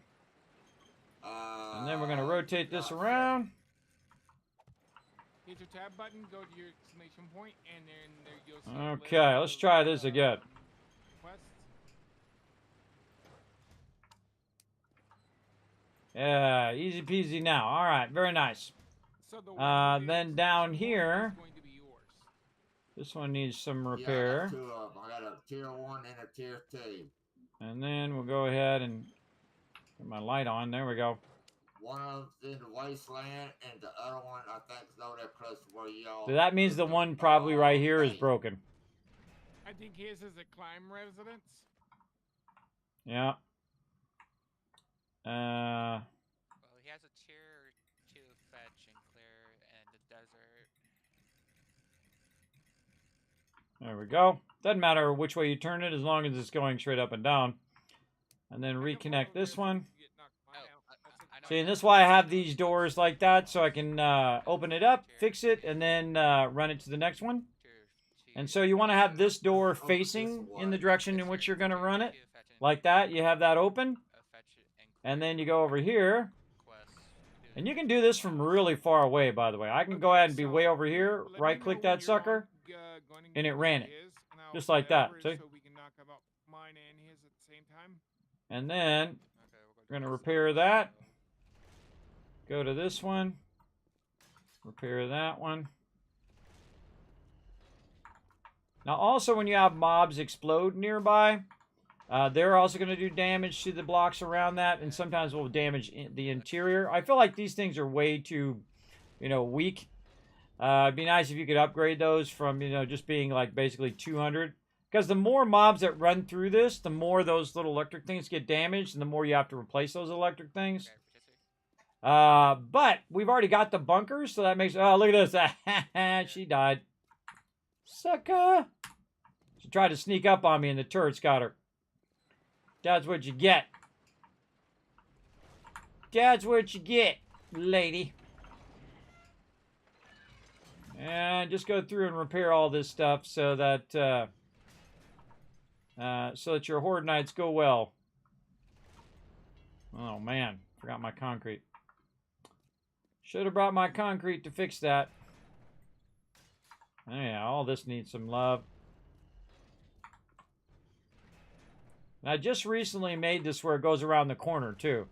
Because mostly they're going to attack from this side or the edges of these sides. And so you definitely want to go around and repair all of these. Yeah, that one almost broken too. There we go. And it usually lasts through a horde night. All of that. Now, of course, if one of these in a chain goes out, all the rest of them go out as well. There's actually a really tricky move to this. What you can do is just go ahead and run a connector underneath this one, and then you run the connector up to this one, and then run the connector onto the thing. So if the one up here breaks, well, guess what? It doesn't matter because it actually has power from down below chaining to the next one, which I've done in the past as well. Not on this particular one, but I feel like it serves its purpose. Now is probably a good time also to go check on our turrets. There's a bunch in the Dropbox. Dropbox 1 has like 4 stacks. Turrets, what do we need? 9 mil. Let's get some normal 9 mil out of here. There we go. And again, we have all this power running out. Now we're adding battery power on top of our other power. Just running that straight out here, rocking it. Man, oh my God, day 157 already. Horde Night sneaking up.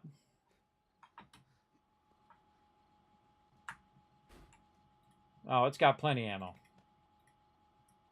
Got plenty of ammo. Is it powered? 161. Huh. Yep, 160. It's definitely powered. Okay, looking good. Now, to get to the other side, I got to go down to my little thing here. Oh, or not. And then I go down and around. Is anybody doing backup armor maker person? And then up here. Plenty. Plenty. And see, I've got the camera angled to watch the front of the base. So basically, if any mobs come running up, and try to attack the front of the base. That's what those turrets are there for. I call them remote Kismet kill boxes because they're offset from the main base. And basically, the best thing to do is be behind them, so when they run by, it's actually shooting them in the back, and it's not aiming out from your base. If you put turrets aiming out from your base, it's trying to kill every single mob that it walks out there, and if that's your goal, more power to you. But for me, I'm trying to kill the minimum amount of mobs that are running around, so that's why I aim it back to the base. So any of them that walk specifically toward my base, they get killed. But any ones who are just wandering randomly out there, I don't worry about those ones. I don't worry about them. Let them wander. It's just a fetch. As long as they're not attacking my peeps. All right, we're looking good, looking good. All right. All right, I got mine. Let's see what we can get done here. First, we got to work on some food and water. We might actually go out of the base. More than just out of the thing. Kiz, did you want to do the backup armor, or did you want me to do it? Backup armor? What do you mean? You mean like do it on in addition to somebody else doing it? Yes. Was doing it. Oh, Rose doing the armor. Did we get an armor mod or something that we need to do or what? No, because we don't have anybody doing armor at the moment. So I was going to ask if you wanted to do it or if I could do it. Question is, do we need armor? Get the skill. Yeah, we don't need armor. Yeah. Well, I mean, you can be a backup on it if you want. At this point, everybody can learn everything. Also, by the way, I created that armor overflow for the mods. I see you guys are putting a bunch of those landing impact bracers. I'm going to take those out of there. You should only have just like 2 or 3 of each kind of mod in there at this point because everyone's probably got the mod. So we don't need to be making 20 or 30 of stuff anymore. Unless it's repair kits, then that's fine. I see a bunch. They made a bunch of those. Plenty of repair kits. Landed thing. Yeah, I saw that earlier. Okay, I've That's got good. mine too. I'm looking for it right now. All these mushrooms come from. All right. Regular patterns and whatnot. We got any new stuff in there? What do we got in here? I think my stash is on the inside. Also, by the way, if you go into the box, everybody, and you are, you see like 4 of a book, like I see there's 4 tech junkies in there. Just go ahead and learn one of them. We have 5 spear hunter number 2s in there. Just go ahead and learn those, because eventually everybody should learn everything, just because we have that kind of ability. But if you see only one of them in there and it's not your primary thing that you're working on, then I would definitely leave it in there. Because otherwise, these are just going to sit in here for the whole rest of our playthrough. I say just learn them. Learn them suckers. No reason to have them in there forever. That's a waste of time. Why are these in here?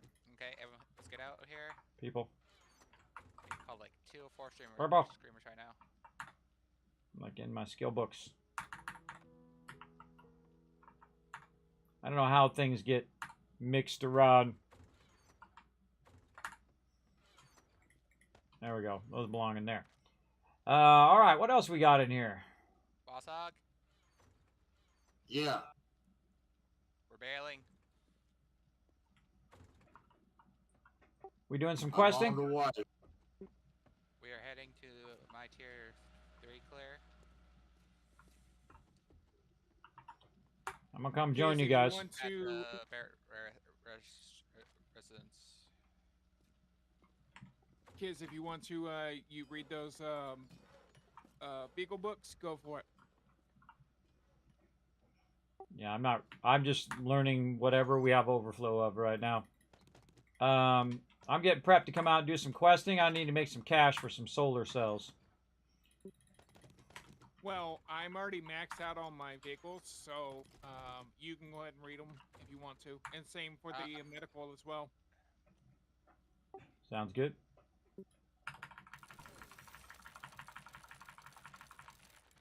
I hate books that sit in here the whole entire playthrough, everybody.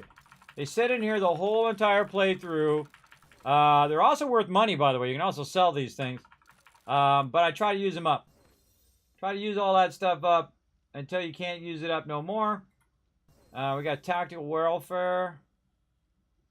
I guess I could use some of that.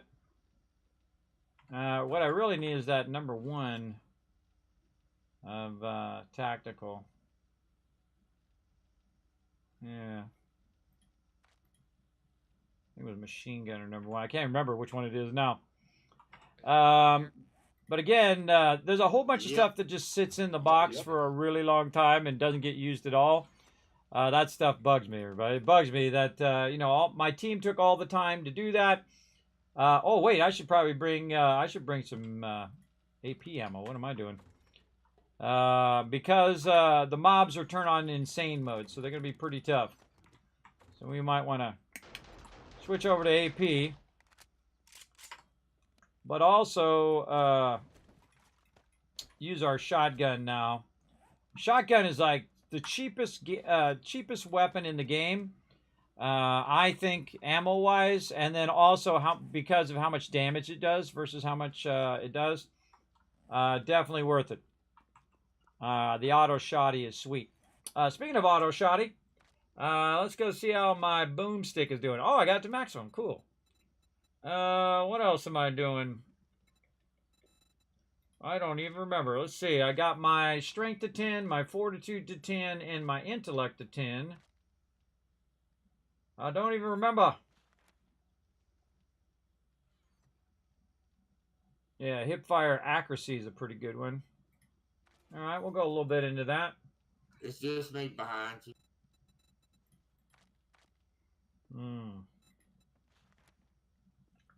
Weather tolerance. See, I always, this is where I really run into a problem of what I want to put my points into. Let's go a little bit more into there. Let's go more into, oh, cardio. Yeah, cardio's done. Iron gut, so I don't need as much food. Yeah, and then we can go iron gut. We can do healing factor at max.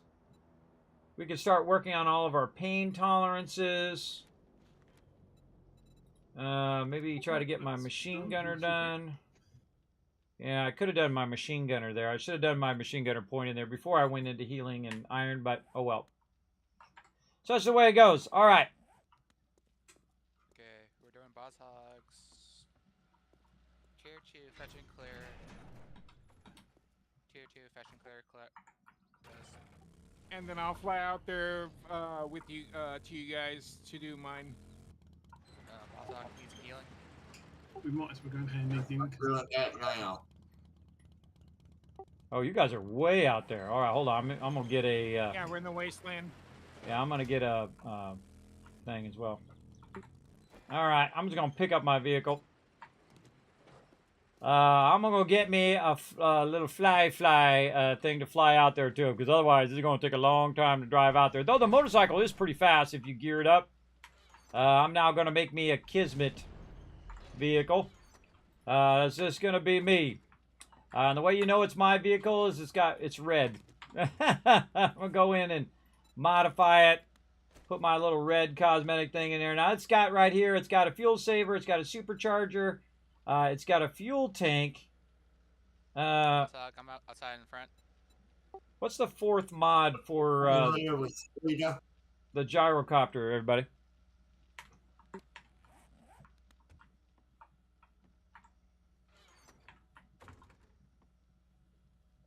What you got might be it.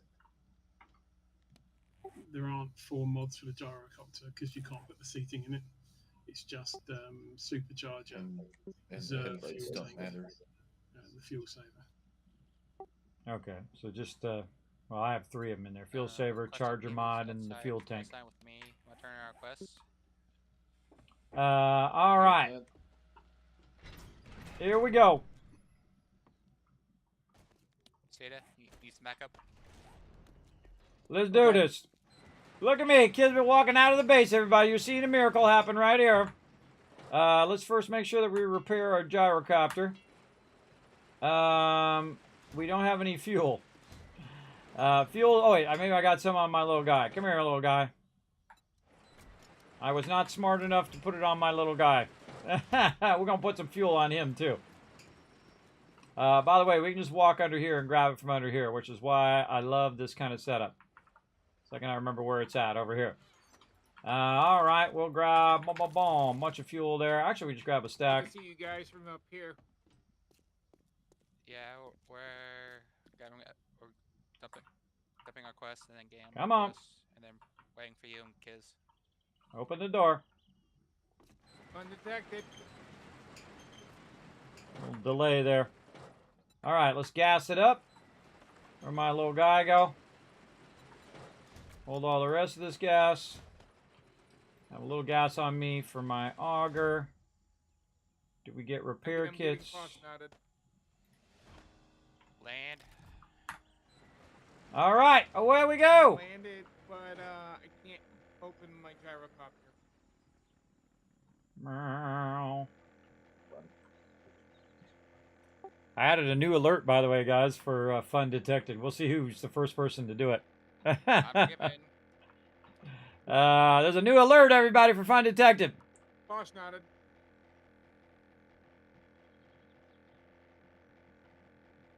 I know, right? Well, my team actually requested it, Crazy, if you missed it last time.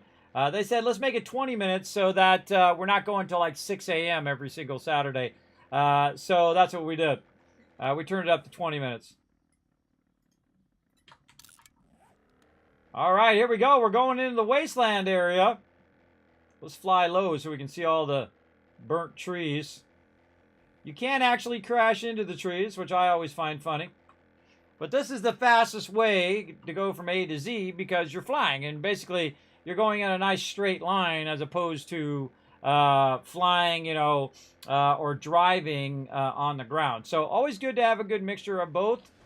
Oh, man, this thing needs to be repaired a lot more, too. I'm stuck in this POI here. And so I'm going to come into their location. Well, we'll give you gyrocopter out here. Give it once. Basically, just come in and lend a hand.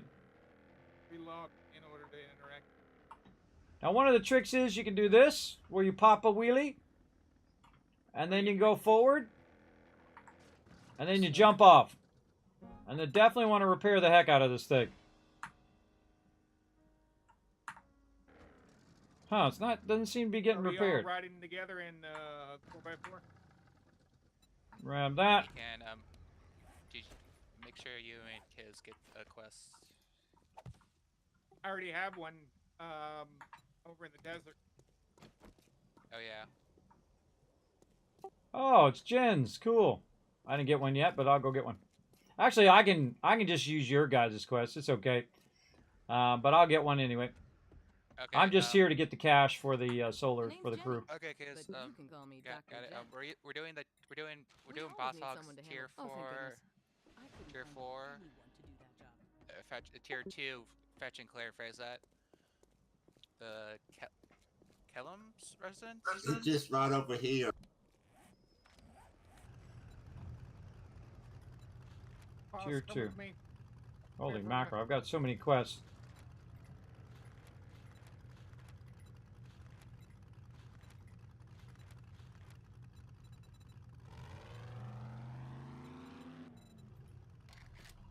Stand Let me still. search for his name.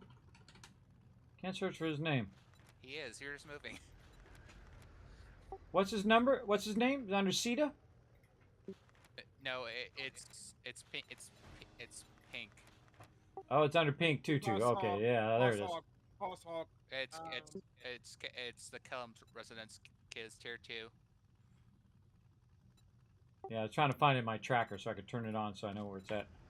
Okay. All right, it's Pink. You two ready? Just trying to heal him up. Alright, boss, let's go. Oh, look at this. It's like a little It's stop just point. right over here. Boss, we're doing we're doing Yeah, I know, it's right here. No, it's 1.1 kilometers away. The one I got is right here. One of the fence and clear. Well, you have another one like a tier 2 fetch and clear right here, like 100 kilometers away.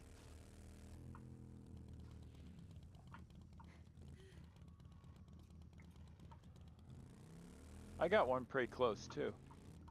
Okay. Okay. I'm doing this wrong then.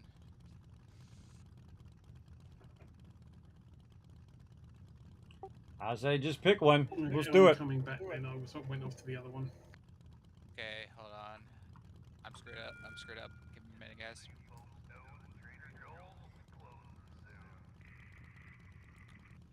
Okay. Yeah, I have a tier 3 fetch and clear like 130 meters from Yeah, Traded Zone.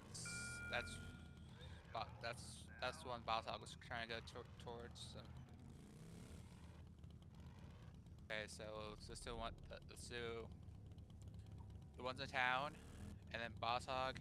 Yours is the tier 2, the Kellum residence. We're gonna do that one last.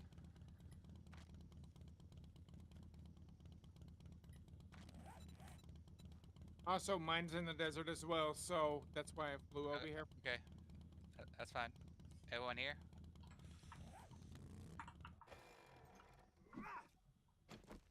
Yep. I'm starting it up. All right, dollar bills. Let's do this. Okay, now what it does, it resets the POI when the person clicks it, and then we just go and annihilate everybody. Watch each other's back. Do not stand still because you can be blocking the door. See how Foggy was coming out and I backed up?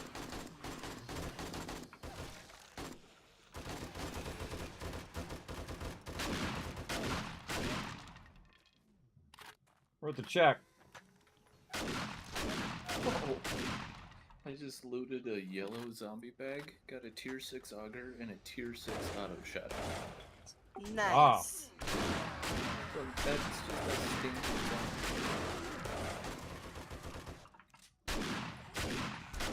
If you're not using that one, Alan. So I shoot them until they're dead, and then I shoot them a couple extra times. Watching after my buddy Ceta here. Shoot him in the gonads. I'm also very close to being able to make the level 5 auto shotties. Just a couple more books. Watch out, Screamer.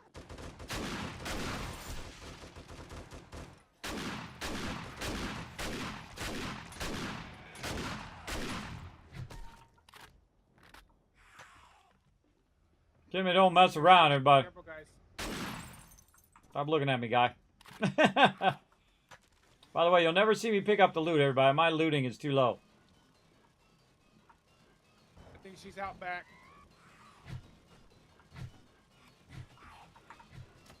Okay, I've got my satchel, so I'm good.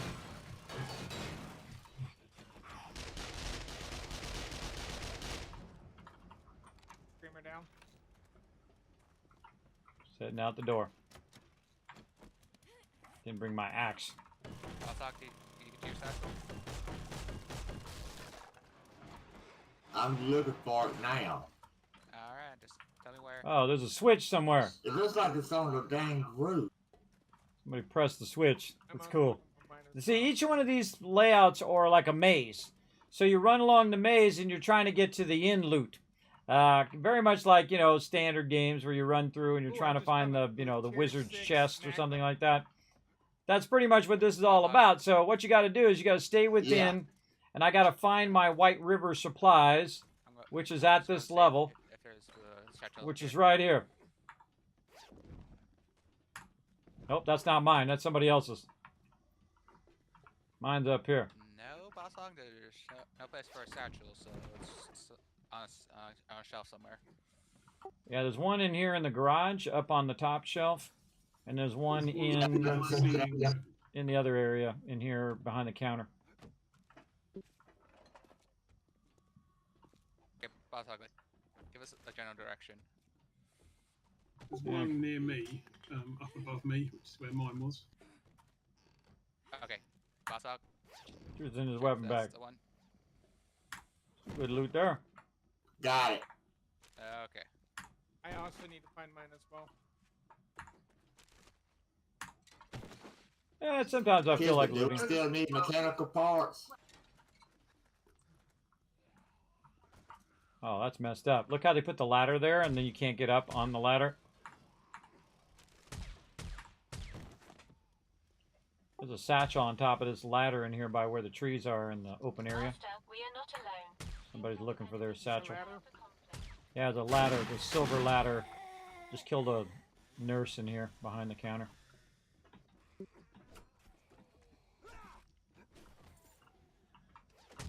That one's not it.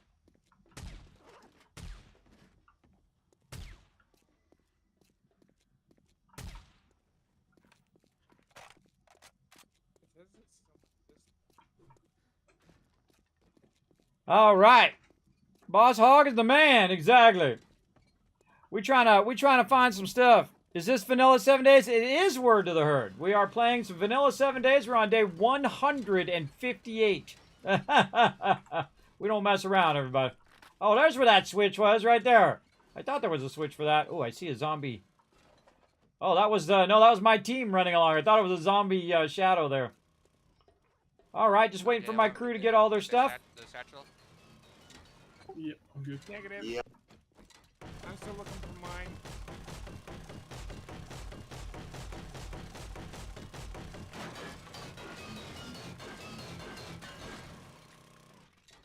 Could have went out that door right there. Oh, a master looter.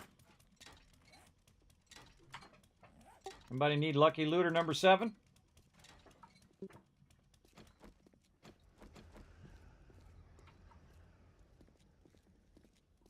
Take that as a no. What the heck is I have them all already. I still can't find mine. Okay. I'm forgiven. See where your satchel icon's at? I'm looking at it. It says 2.9 meters away. Is it up here?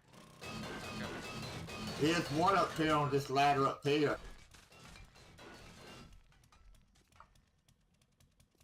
Oh, that's fun. No, that's not it. Over here, Unforgiven.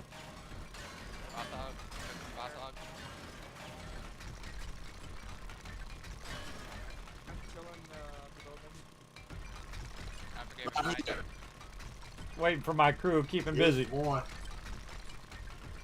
This is all destroyed stone right here, by the way. This is sand and stone.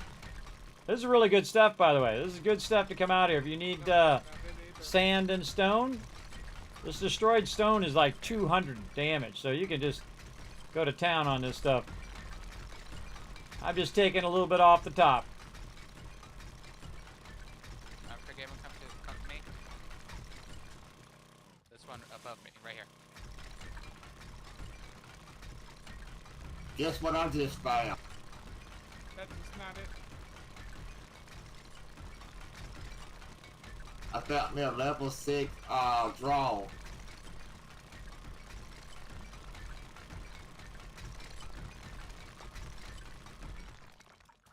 There we go. I'm forgiven. There's very little places that satchels can be hiding around here.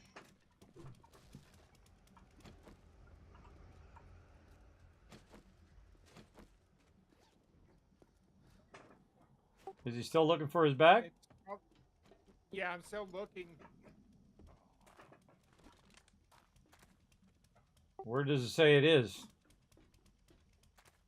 It says it's 3-point-something meters right where I'm at. I've gone all over the POI. I can't find it.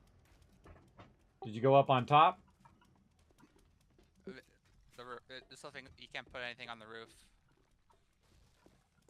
I've seen him up on the roof before. I've seen him on the roof, like, behind, like a thing. Yeah, but not this roof. It's just, I checked up there. So what's the arrow say? Is it down or up? It's down somewhere on the other side of the building. Hey, All right, well- give us like a general, like go where the general area is at, where the thing's at. Yeah, stand right over it where it switches the other direction. And then if it still says down and you're standing right over it, then start digging down. Yeah.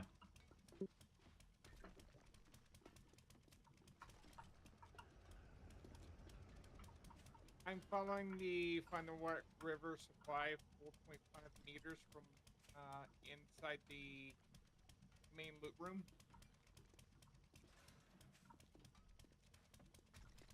I forget. Were you in the area when we did the quest? Started the quest? Yes, I was. Yeah, if he's got the marker, then he's got the quest. Hey, I'm forgetting. Can you share your screen? Share your screen and Discord for a minute.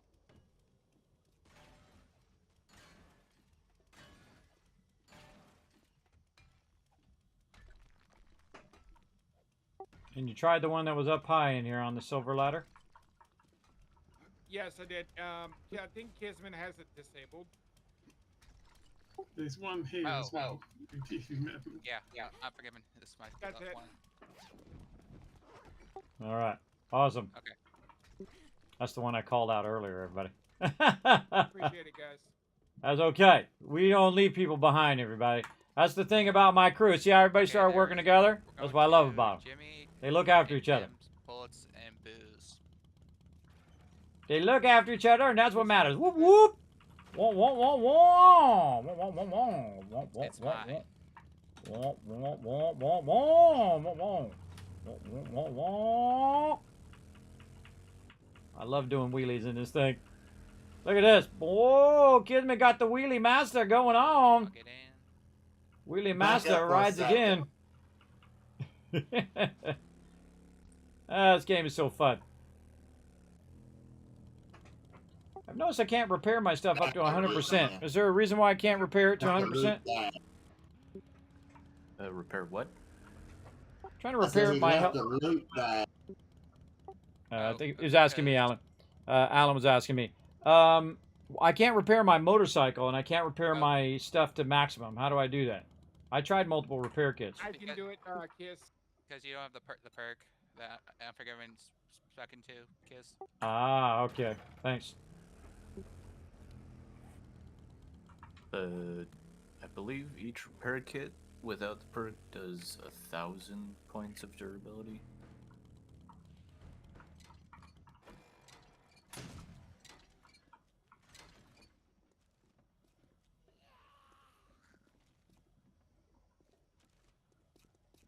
My senses have picked up something.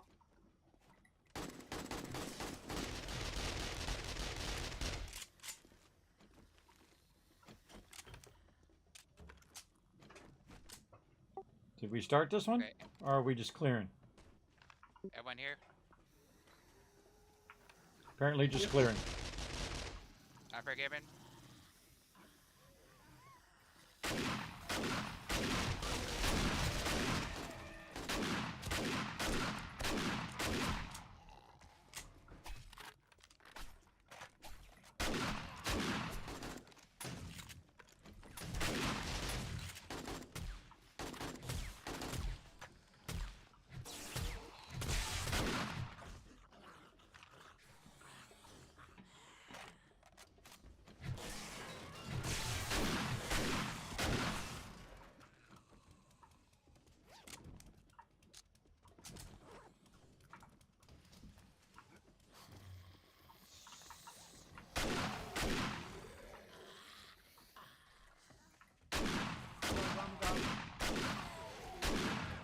There's a chair. There's a fetch guys.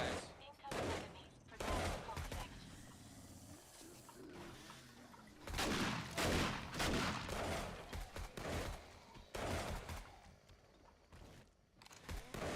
Master, you're not alone. Or a bird.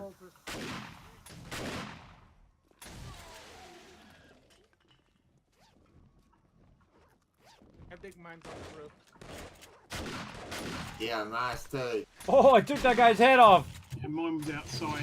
Below So I where got you up guys high are, so my right. crew could walk by and I could too stand high. up high so we could The rest double of up on him. Oh.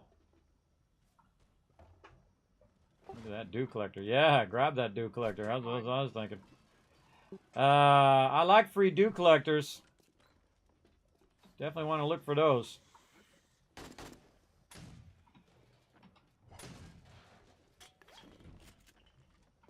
Nice, nice. Alright, gotta find my supplies. I always forget to do my supplies, everybody, and then I'm standing around going, duh, while everybody else is done. These as these little generators that you get for the night quests as actual generators. I'm hoping at some point they just overhaul the whole power system. Because not the power lines is kind of annoying. Couldn't resist. Couldn't resist. Somebody's looking for their satchel. There's one by the upstairs upstairs stairwell. On top, Yeah, I guess that top was level. mine. Yeah, that was mine. I already got it. Yeah, mine too. Alright. Where's my little guy at? Come here. Give me some food. Hey, that's why you put a whole bunch of stuff on your little robot. Like pills and, you know, antibiotics and gas and all that stuff in case you need it. Oh, I forgot to put my meds on me. You don't want to leave your meds in there. You want them to have them on you in case you need them in the moment. Alright, I'm done. Let's run out of here. My team's gonna, you know, loot all of this. I just loot the small stuff if I feel like it.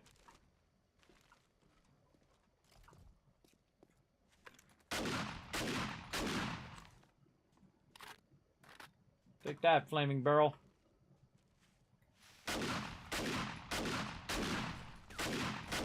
Wow, I can't hit that. Hello? What's up, Home Slice? You want to lose your face? Screamer. All right, there we go. Oh, not a screamer.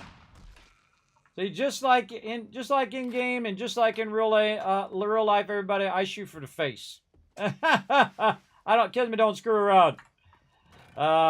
Shoot for the face because they ain't getting up from that one. Mine.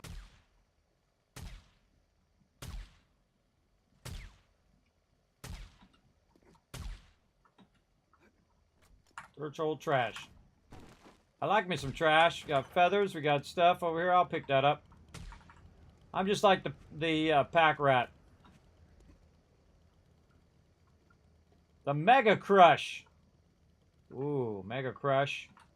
Hey, Kiz. New delight. Yes. If you talk to your drone, you can actually set it to where you can heal your allies. Oh, really? I don't remember that. Yes. Talk. How may I assist you? Okay, guys. Heal my this is, allies. like directly across from the. Cool. That's what I just told it to do. us, so, when you guys are ready, we'll walk Give this some of this ammo. Hold E. Speak to your drone. I already did it.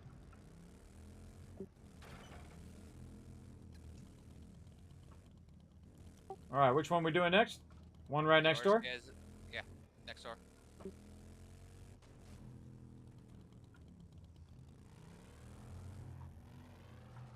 I'll run over there. There, Buggy. Look at that parking, everybody. Look at that parking. Perfect. Motel 8. I'm on my way. Where's walking? Directly across. Oh, that was a shotgun messiah over there. Jim's Gun Fortress. Boom. Take that, posters.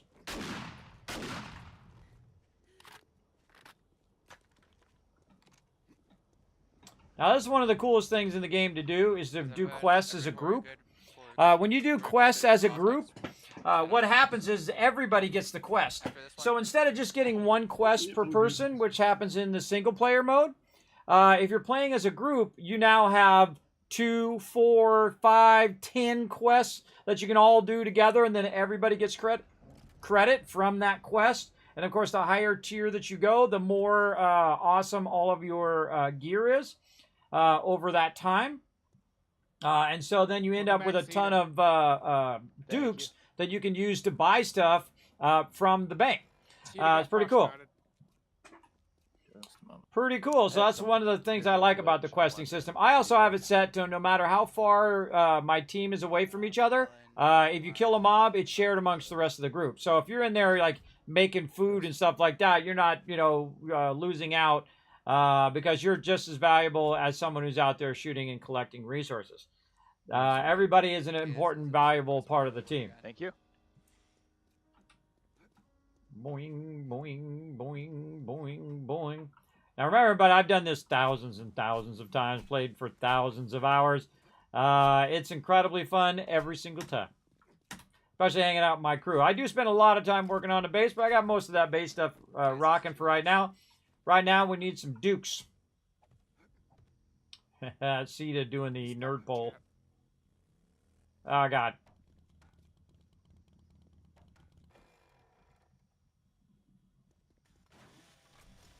He brought it. He brought his chainsaw. Foggy brought his chainsaw. Take it out. It's your quest, kids. You've got to start it. Oh, I didn't even know it was my quest. I didn't know we were doing my quest. All right, there we go. I'm just standing around waiting for you guys to start. I'm glad somebody said something. That's funny. I told him not to do my quest, everybody. I don't care about my quest, but that's okay.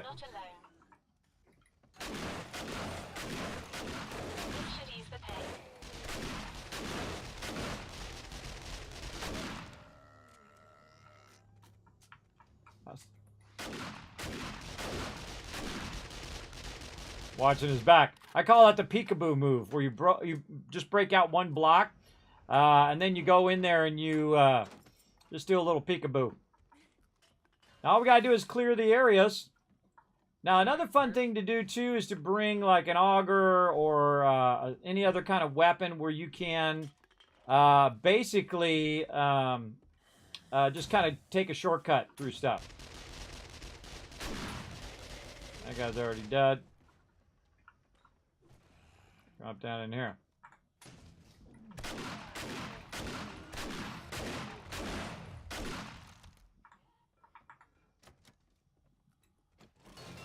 That's a good time to have an auger right there. Took care of that baddie. And what we're doing is basically just clearing the area. Sometimes you try to look for loot. Sometimes you clear the area. And my team's just running around looking for mobs to shoot, basically. Checking all the rooms and whatnot. I totally wasn't paying attention there, but I didn't know it was mine. I haven't done one of my quests in a really long time, except for at the very beginning. Whoa, about shot Unforgiven there.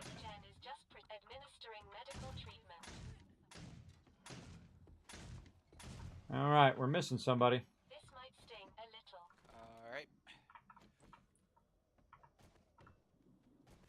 There we go, done. We are doing Boss Hogs Tier 2 Fetch and Clear quest. Boss Hog Tier 2. Yeah, we're also doing yours as well. Alright, here we go. So you guys want Funky, you want to do his first, then do mine? That's what it said. We were going to do his first and then yours.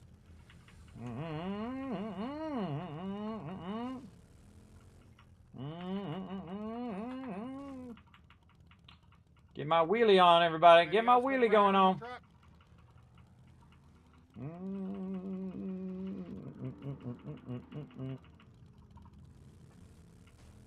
Got seat for one more. Richard, you going on your helicopter? There you go. Yeah, I mean, I might as well. I was going to fly, but what the hell? I'll sit in the back next to the really hot exhaust pipe. Because this is safe. Look at all the little drones following them, everybody. Pretty cool. Yeah, just don't fart.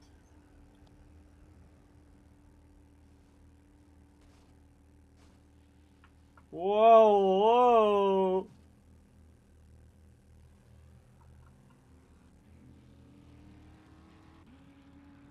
Unforgiven? What did we just say?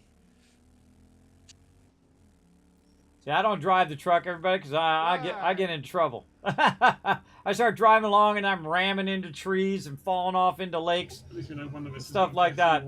Because I get distracted because I'm looking at the chat or I'm doing whatever. I'm doing good, Guardian. How you doing? Thanks for coming in, hanging out. And again, thanks everybody on YouTube as well. Thanks for hanging out. Make sure to hit that subscribe button, hit the like button on this video. Potato in the tailpipe instead. That will stop it. Appreciate y'all chilling out. Banana in the tailpipe. Yeah, there aren't any bananas, so gotta do potato. Just gotta improvise.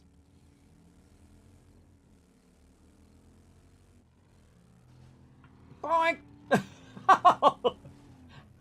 Oops, that was my bad. I guess. That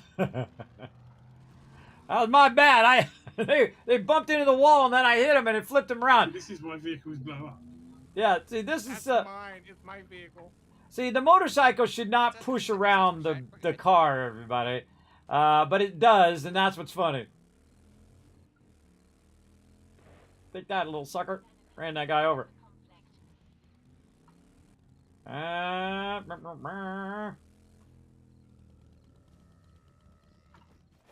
hear a big boy in there.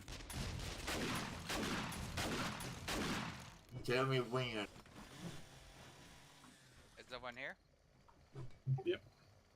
Okay, boss, I'll go.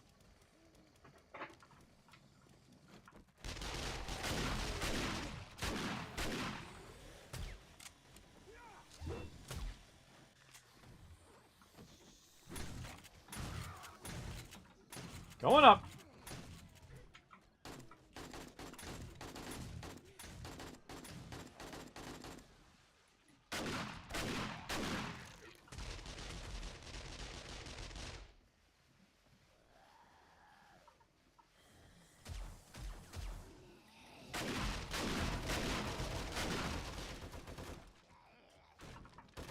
We gotta run.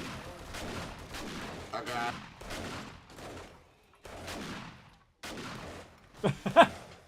What up, Foggy? Oh, shooting at you.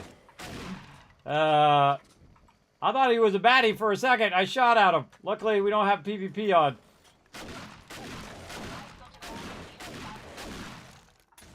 Talk about. I got a good feeling about this. We're gonna win. Okay, now we're going to Unforgiven's quest. I need to find my White River. Yeah, mine's downstairs. Yeah, mine's down in this hole in the garage. Okay, just tell me when you guys are ready.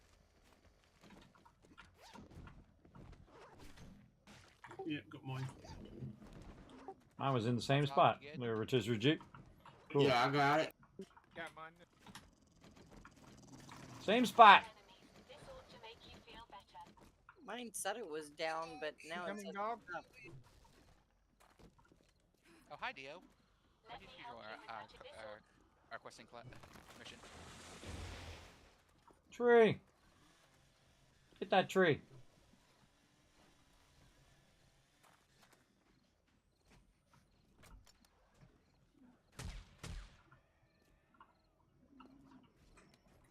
Getting it going on.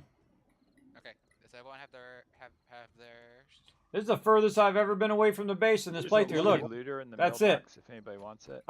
just before I left the base and flew over here, everybody, this is as far as I've Pluggy been. Looter in the mailbox. Just this part right here.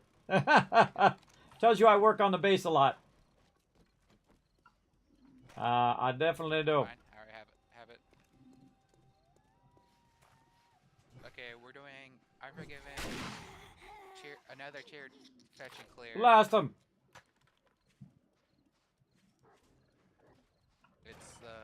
It's something pub. Grumpy. Grumpy pub. We're going to the Grumpy pub, guys. Let me help you with that injury. This should ease the pain. Hold on, I might not need to dump. Take your time.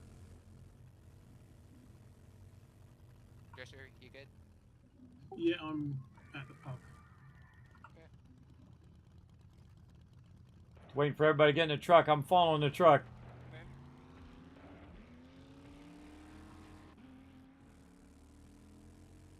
Just because it's fun. I look after my crew.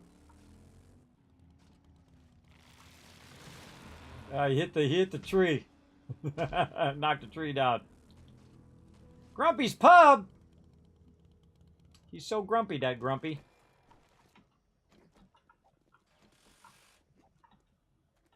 Time to have a party. We're at the pub.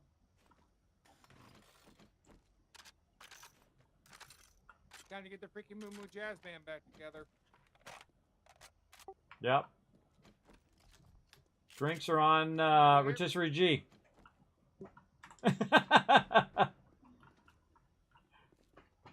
Because he's the one with all the dukes.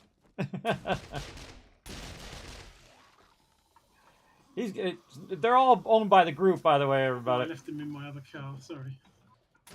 That's what they all say.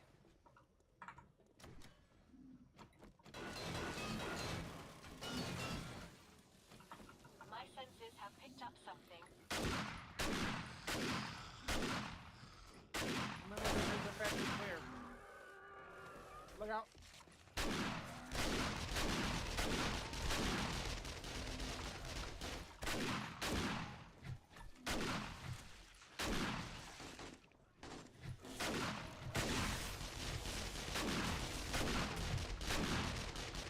She is throwing down.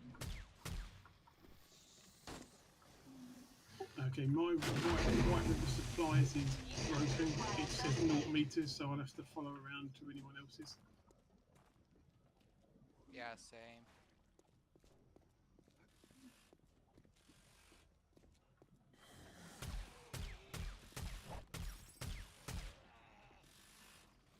We're still not clear, guys. Now we're clear. Now I just need. Yep. Me and Rotisserie's river supplies are broken, so.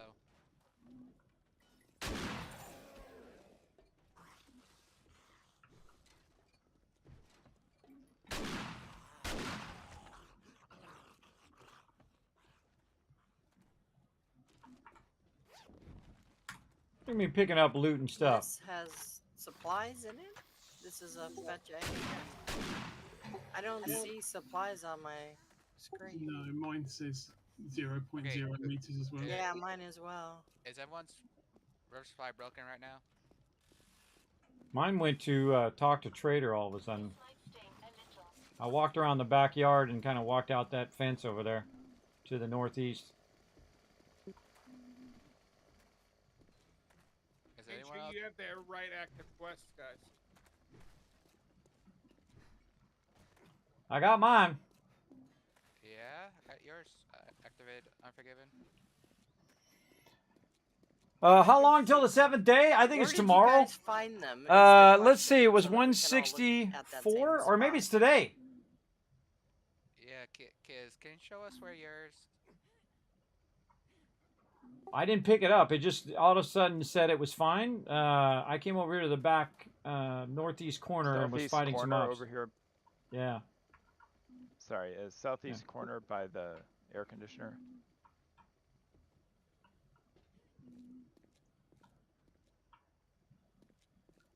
No, mine wasn't in there. Nope, not mine. Trader Jen is just pretty, but I am effective. I'm sitting right next to it. There you go. Okay, direction. You can't see where you're at. Southeast This corner. should ease the pain. What was I doing? I forgot. I got that one.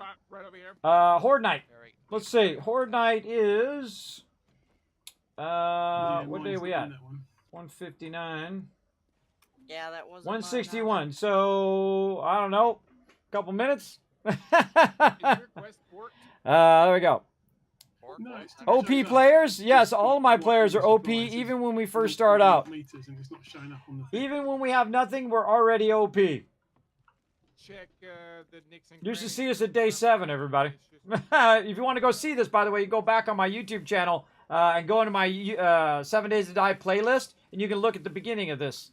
Beginning of this playthrough, and actually roll out every single stream. Every single one, 365 days a year, out to my YouTube channel. So if you like this kind of content, make sure to hit that like button and hit that subscribe over there on the YouTubes and hit the follow over on Twitch. So yeah, big time. How you been, Shy Loot? Hopefully you've been good. We have a good time.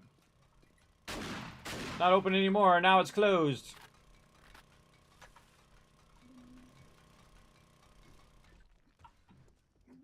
All right.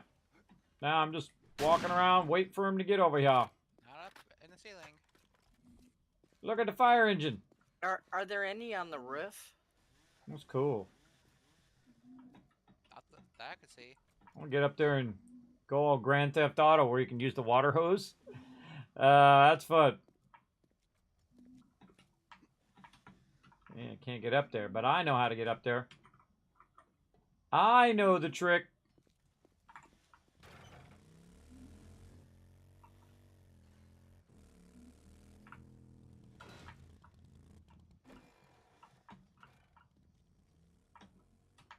Oh, it fell over. Everybody have their satchel? Oh, too late. No. Yeah. Too slow. No, the only one satchel I saw, mine Oh, wasn't in it. keeps falling that way, and I want it to fall the other way. Well. We'll see. Do this. Nope. What you do is use the motorcycle to jump up. I've done it many times. Where Very exactly cool. does it say it's at? It No, doesn't. It doesn't. That's the thing. issue. Unforgiven right now. Yeah, it says not. Say. I keep telling them to run to the edges of the thing, but they don't. It's 0 meters for me, AMZ, and rotisserie. That's why we were asking if you guys could point out where yours was. Yeah, because that's where I showed you where mine was. Is the exact Yeah. But that was the only one I saw. I didn't have to physically pick mine up. I just run to the edges.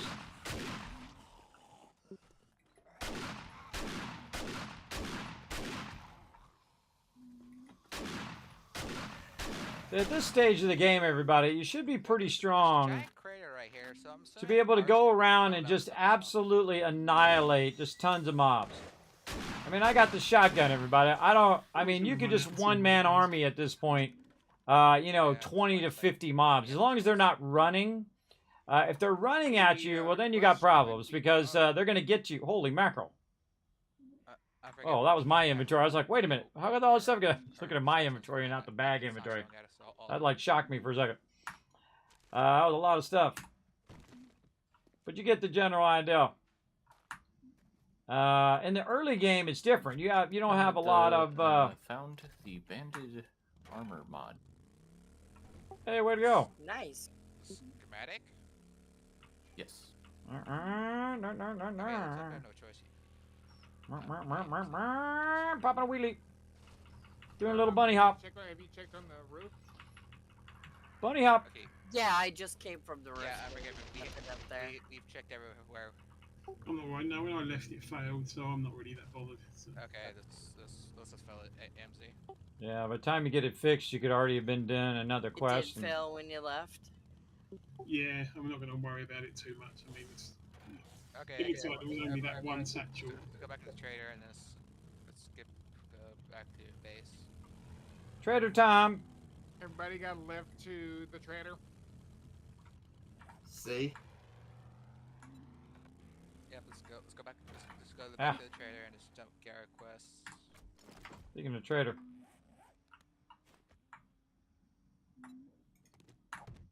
Turned in.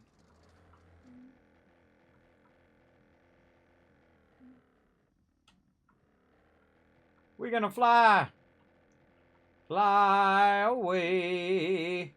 Foggy, did you get your driver's license out of a Cracker Jack box?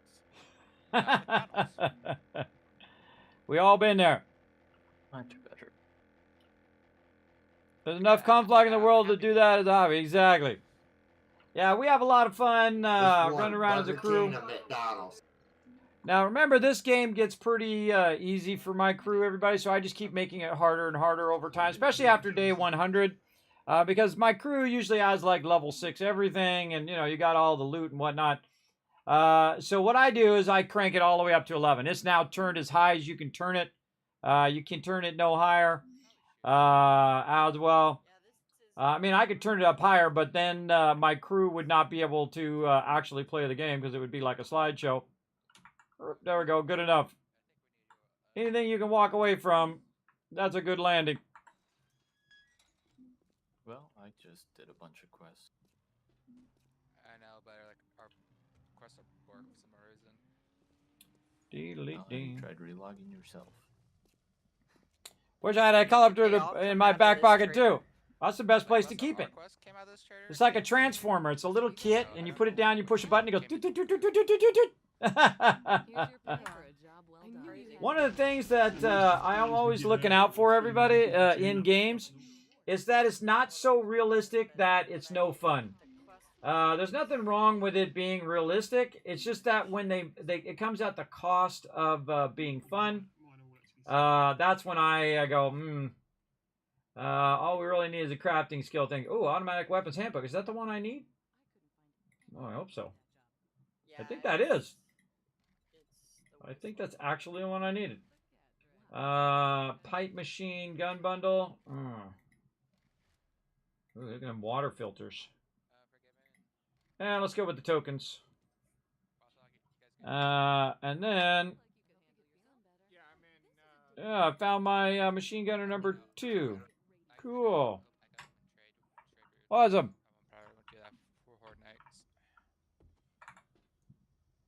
You have any jobs? Let's just do cleared. I'm going to hang out at this trader because they reset tomorrow, so since it's night time anyway, I'll just hang out here and then do a run. We still got time. It's 1:61, by the way. It's Horde Night, so we got time. Got booted. Yeah, you could easily Oh no. I got booted. No. You kicked me out bad. I'll pick you two up. In here. I'm out back looking for the mines. I might need some assistance.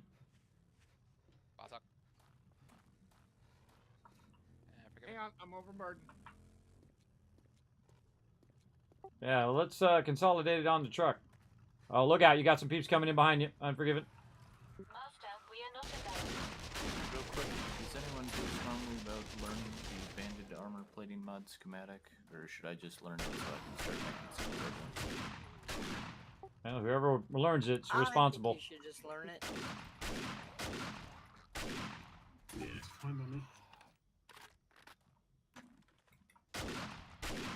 I will start making some, so hopefully we'll have some for home. All right, we consolidating on the truck here. I'll drop a bunch of loot in there. I'm doing a open trade quest, so don't follow me. Can you let me? I can't pick it up because there's too much loot in there.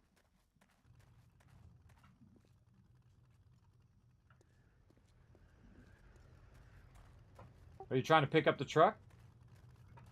No, I was trying to unlock it so you can consolidate all the loot in to the truck. Yeah, truck already was unlocked. All right, put a bunch of stuff in there already. There we go. See, I keep my stuff clear, everybody, so I can fly away if I want to, or pick up my vehicle and just like put down my motorcycle wherever I want. Again, it's okay if you pick it up and put it in your inventory, but that's more fun. It makes the game more enjoyable. It's not very realistic of putting a motorcycle in your pocket, but they've had it where you couldn't do that before. We had to take the whole thing apart way long ago. You would be driving along and you'd hit some water and it was like instant stop. Boom! You would just stop.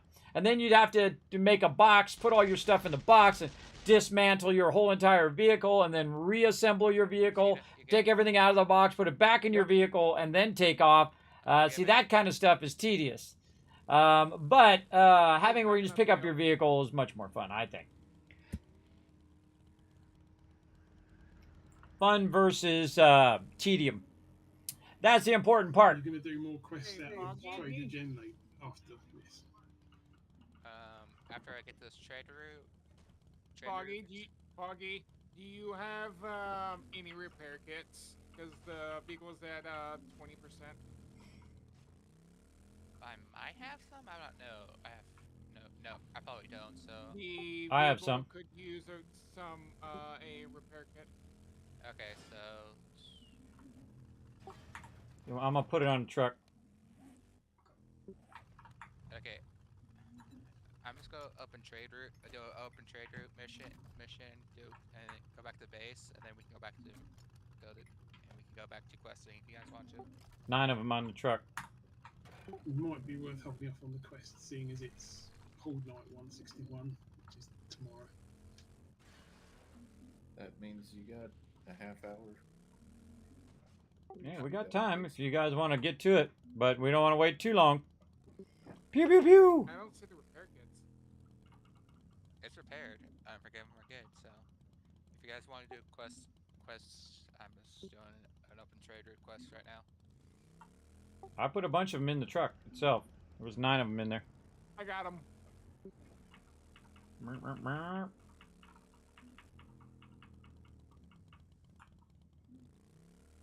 Thanks, Kiss.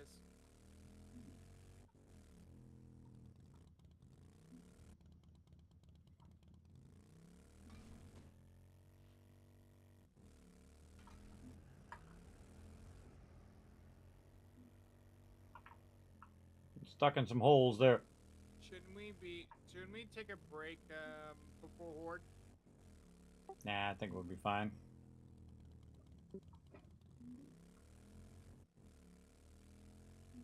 Look at this driving. Driving in the forest. Driving in the forest at nighttime. Whoa! Through the most dangerous lands in the game. Whoa, there's a bear! We are not alone. Oh, it's a radiated zombie bear. Where? Watch out for landmines, Kiss. I'm the best, everybody. I find landmines like nobody's business. Where's the zombie bear at? It's to the north. Just keep driving north. I'm just screwing around out here. Oh, I was gonna say, we need the bones. Bones. We need the round flesh. I'll go back and see if I can find it.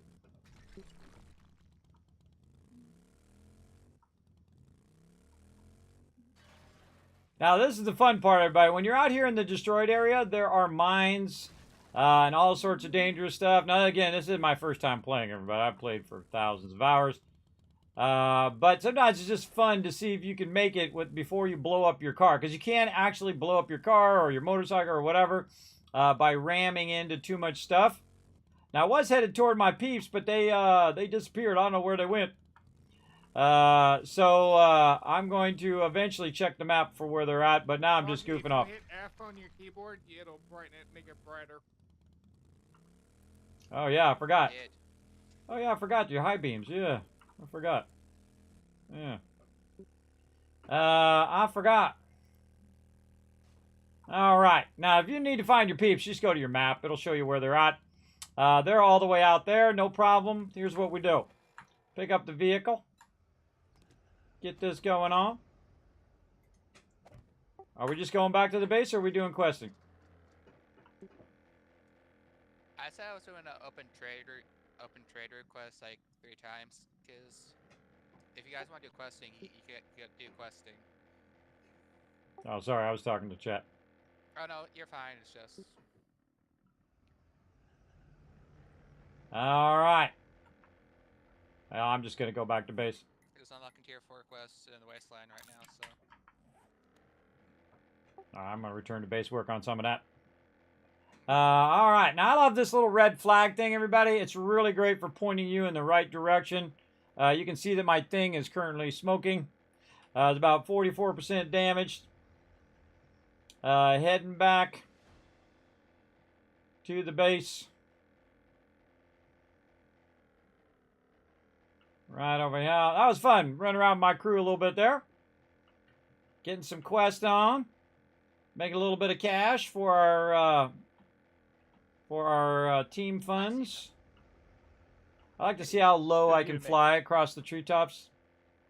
And whenever I play this game, everybody, whoa, tree coming up. Yeah, I made it. I try to get into all sorts of trouble, as you can see. Whoa, tree. Just some low flybys. Oh, look at that cool deal right there. Whee!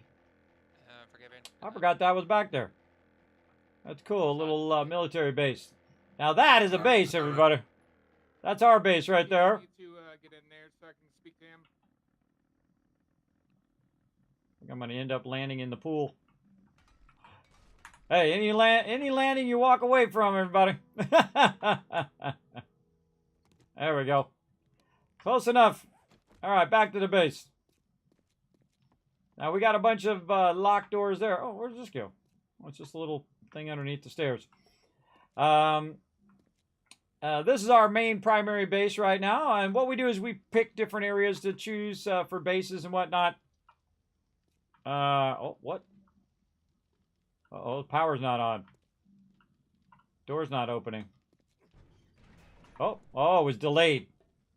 A little delay there. And this is our primary base. It's okay, I got things to do, everybody. Back over here, let's work some more on our resources. Foggy, let me repair the truck before I, Let's get this going on. Okay. Put a bunch of these bundles just straight away into the box. Lug that around. Lucky looter number 7. Perk books. Yeah, there we go. Everybody using them books up. Good, good, good. That's what I like to see. Your mic is hot. Alright, anybody again need lucky looter number 7 before I use it?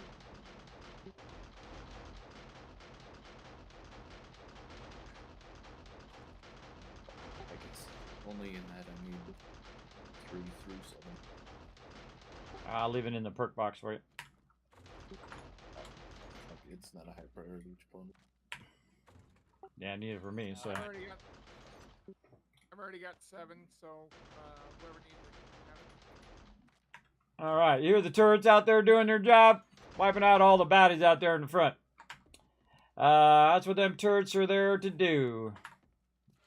Alright, look at these drop boxes filling right back up again. Oh, I like to see it. Like to see all that loot. There we go. Drop all that stuff in there and deal with it next time. Boom. Looks good. Boom. I guess I'll just ride with you. Since we're all going to the same place.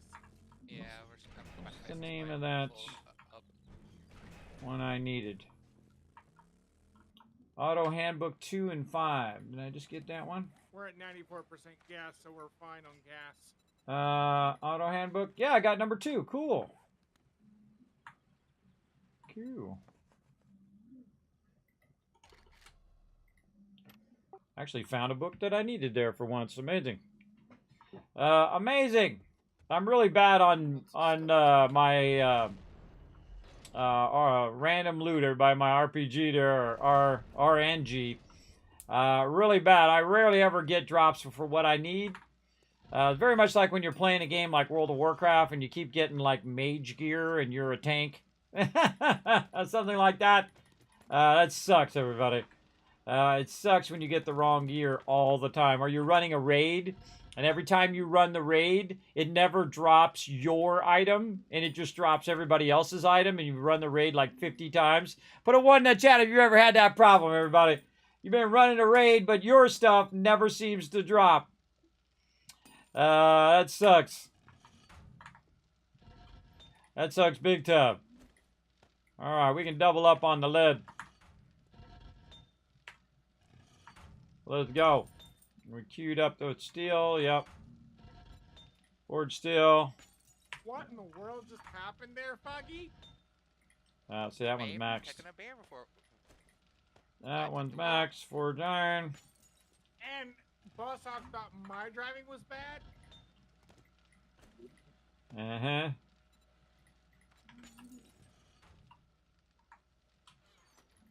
All part of the fun. All right. I'm still here. And you thought my driving was bad? Well, look at this. Another 45 minutes. I love it when that happens, I may or everybody. may not get you there in one piece. I love that when you just queue it up for a really long time. See, this is where you get your rhythm in, where you actually are queuing it every 45 minutes. This is where you want to get in the later game. Yeah, be Where you careful just that come in, queue vehicle it. really fast. Queue it for 45 minutes, and then in 45 minutes you come back and you queue it again, because then you're busy doing other things. You could be doing a whole lot of other things other than sitting there waiting for it to do its thing. Never did a raid in WoW? Really, Shy Lude? Man, we should do dual 40-man raids. That's where you have two 40-man to run. That's 80 people in there doing multiple raids at the same time. We were hardcore, everybody. We were in it big time. Hard enough just to get a 8-person thing together sometimes, but if you got an awesome crew like mine, we used to go big time. This is true, Guardian. Yes, that is the way it is in a lot of raids. For sure. Oh, we got something that stopped up here. Oh, we got loot that's got to be worked on. All right, let's see what we got here. Let's put that in there and take a bunch of this out, and it's time to make some more concrete blocks. Let's go. Concrete blocks. There we go. And then clay up here. Get in there, clay. Oh, that clay is full, too. Man, we got to find something to do with this clay. We are running out. We certainly got plenty.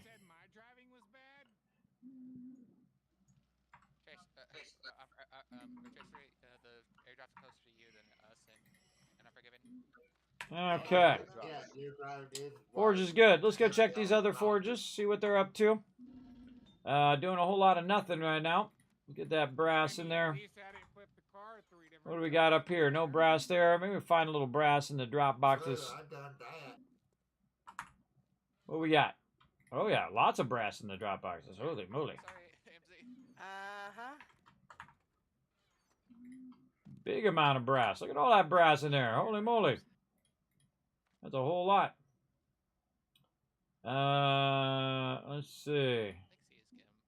Tactical warfare. Let's learn a little bit of that. Foggy, Boss and I are just giving you a hard time because he messaged me last week. He goes, "I'm not gonna even say nothing about your driving." Oh, I know. I forgot. Right there. And all right. And he thought my driving was bad. More brass in here. Melt that down. Very nice. And then put the rest of that up there. Let's see how our lead's doing over here.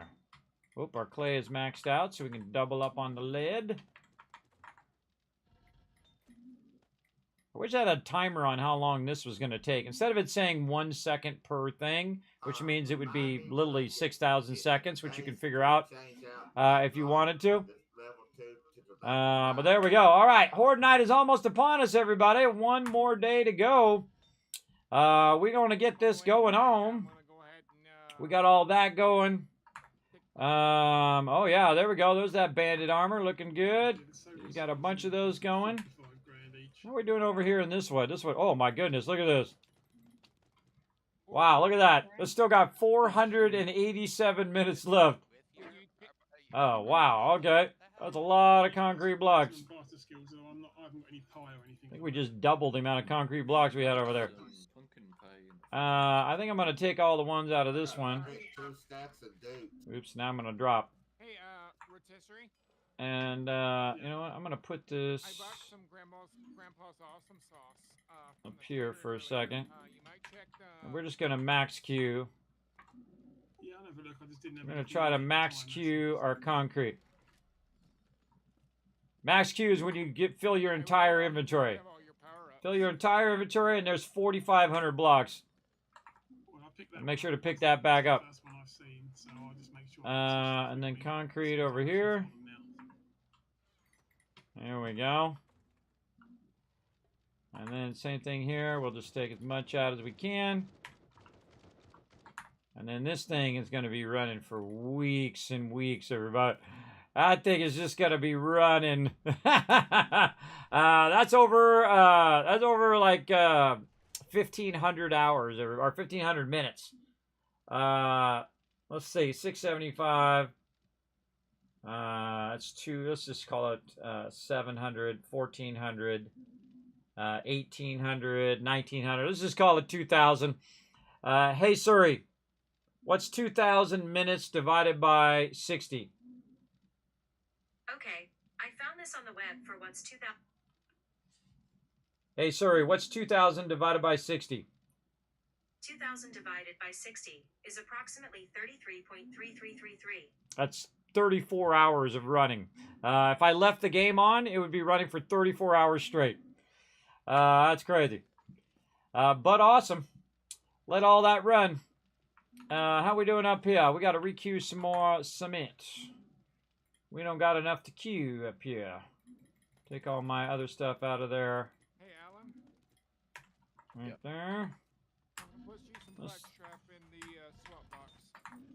See if we can grab a bunch of this. Black strap copy.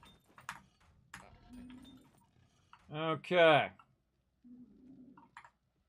How we doing? Oh, that one's done. I actually managed to get 7 of them. Yeah, I mean, I can make those also pretty easy, so you don't need to worry about seeking them out.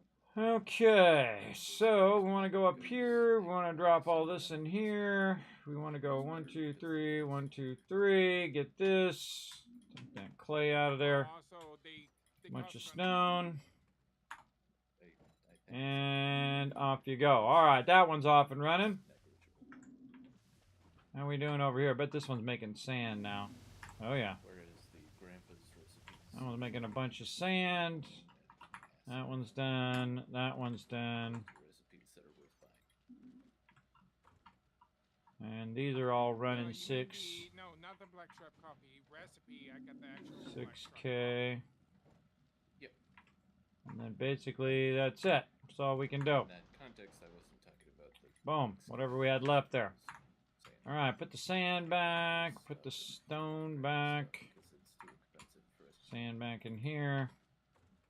And then clay. So by Grandpa's Clay is awesome. full. Take all that clay out of there. Grandpa's anything, that should be fine. Oh boy, that box is filling up too. But only if you Oh can. boy. Well, it's Yeah, that's I an bought it overflow. For, like rotisserie or whoever needed it.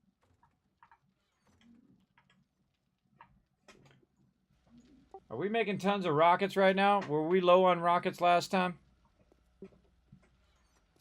We were mostly low in that we didn't grab enough. Yeah, they did change We it. had more rockets in the box. Oh, I see. Yeah, they changed it where you don't have to. Miss Benches. They changed it where you don't have to go in and then, you know, fill it in, wait for it to dry, and then fill it in again and wait for it to dry again. They took that out, which is great because I told them to do that a long time ago. Night Shy Lou, thanks for hanging out. What's up, Wes? Thanks for coming in. Bring that Tycoon twisted.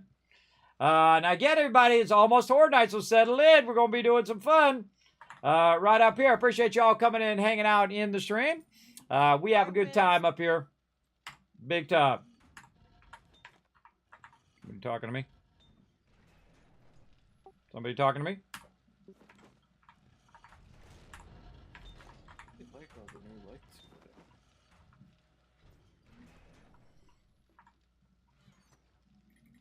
Oh man, we almost got a whole box. Almost a whole box of forged iron. That means I got to switch over to steel. We got enough forged iron. We'll probably need some more duct tape for the rockets. Time to go all steel now, everybody. We're going to try to get a full box of both. Dropping off just over 2,000 cut.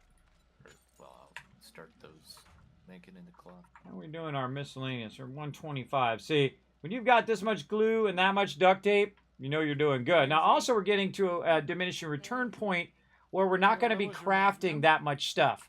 And that's because we have pretty much all the highest end stuff, all of the mods, all of the things for it. And so now we're starting to taper off on how many things we're actually making, right? Like the things you want to make a bunch of, like repair kits and things like that. Once you have that squared away, where you have like 4 or 5 stacks of repair kits, and then of course you have everybody has enough gear and everybody has all the stuff. that's when it really starts crushing it. That's when you really start doing good. That's for sure. So settle in, everybody. We're going to get this going on over here as well. I just thought of something over here. Press some buttons and flip some switches. Kismet, are you gonna reboot before we start? No, not today. I think we'll be fine.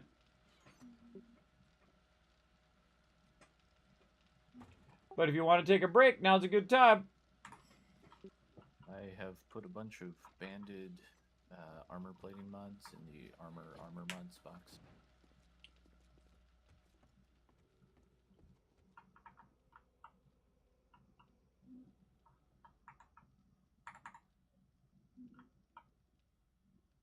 Look at everybody. Not everyone yet, but it's a start. Ooh, big lag. Thank you. Yes, thank you. That's great. I'm gonna get some.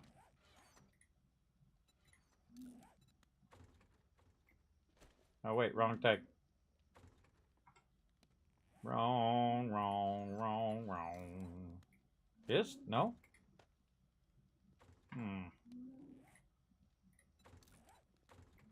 There we go. If we turn that cotton harvest into just duct tape, that'll be just over 200 duct tape.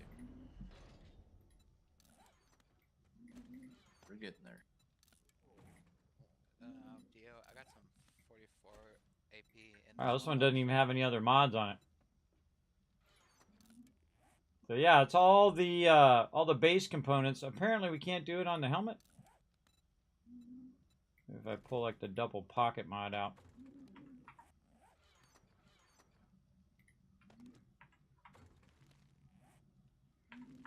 Banded armor.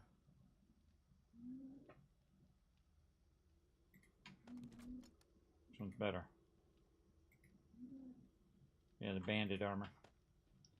Banded armor better.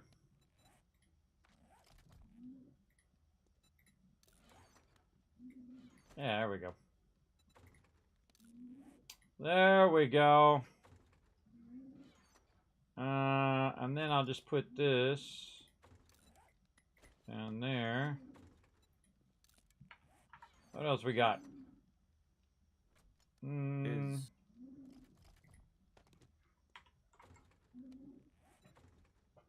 Yes. It looks like you're still wearing scrap armor. I am. I'm gonna get around to getting myself some steel going on at some point. I'll get it going right now. I'm letting everybody else get geared up first. Well, I think you and I are the only people wearing heavy armor, and I'm geared up. So, any heavy armor is yours.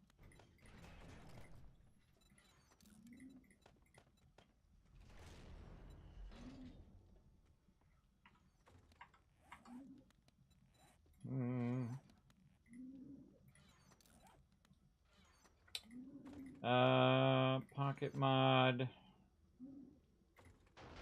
Yeah, what else can I put in there? What's the other option? Cooling mesh mod.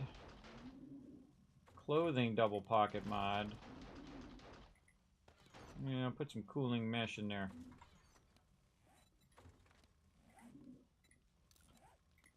There we go. Alright.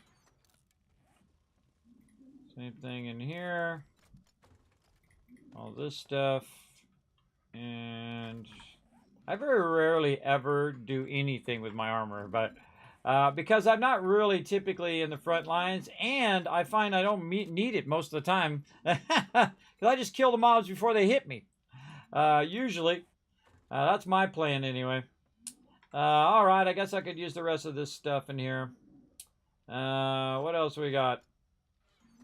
You got any actual steel stuff? I don't have any steel stuff. Oh, only had a couple things of steel armor in there anyway. Didn't have all of it. I'll have Ro or whoever make me some later. I don't really need it right now.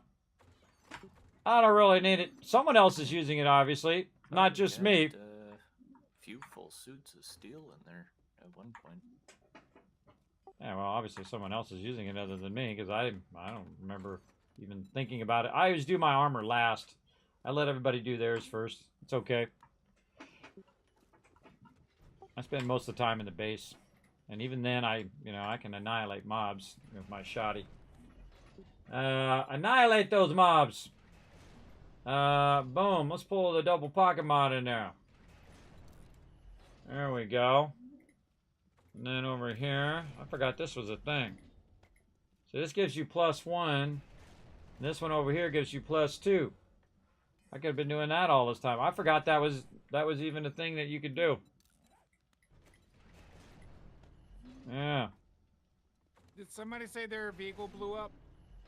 Yeah, look at that. I just got a bunch more slots. I should have done that earlier. I'll get you a vehicle going shortly.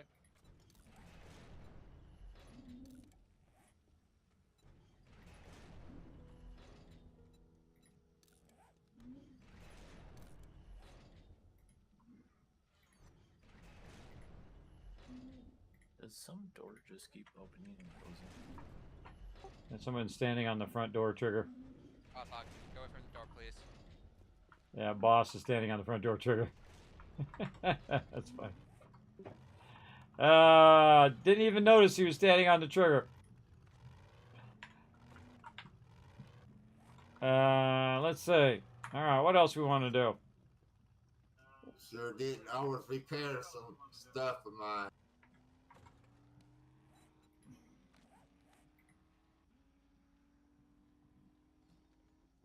Boss, your vehicle is in the bike bench. Okay, I forgot what we need. We need repair kits. Alright, let's get ourselves all ready for Horde Night here. Let's get some repair kits. Get all of our gear all the way up. In there, by the way. In one of the straw boxes, by the way. Oh yeah, I picked up a chem bench in the questing I was doing. This is scrap, so this is iron. Swap box.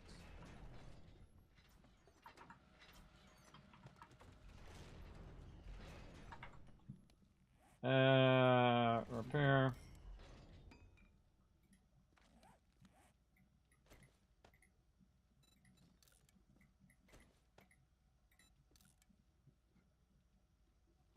Alright, now we're getting somewhere. Look at me with my gear and stuff and things. Yeah. Double pocket mod. Cool. Yeah, I've only got, I think, 3 more slots. 3 more slots to get. Need some double pocket mods. Am I the one that can make double pocket mods? I forget who it was who can make it. Who's the one who can make double pocket mods? Also make some double clothing mods if you guys got that. We're all out. Because there's a chem station and swap box for you. Alright, yeah, I don't think we need any more right now, but I'll put it in the building box. Thanks. And then I need to get my solar bank. Put that in the building box. Because we need that later. We should get our solar thing up on the roof. Connect that in.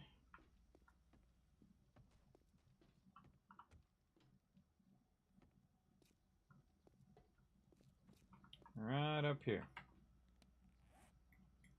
All right, we're working toward our solar power. But to do our solar power, we have to get the actual stuff that goes inside the solar slot bank things in here. And those cost an absolute fortune for those. Thank you. So that's what we're working on right now. To get that going in there. And we got Horde Night coming up here in just a moment, everybody. Thank you, Unforgiven. And so we're just going to keep on rocking. Now, normally we restart the server, but I think we'll be fine. We didn't really do that much today. Box and get you some mods and mod it out. I'm going to have to do a little tricky way down. 3 full sacks of rock There we go. And 64. If we need any more vehicle mods, let me know. Theo, have you taken rockets yet? Yeah, I took 2 stacks. Yeah, I'm gonna have to rewire that. Just gonna take the rest and make sure we don't run into the same things last time.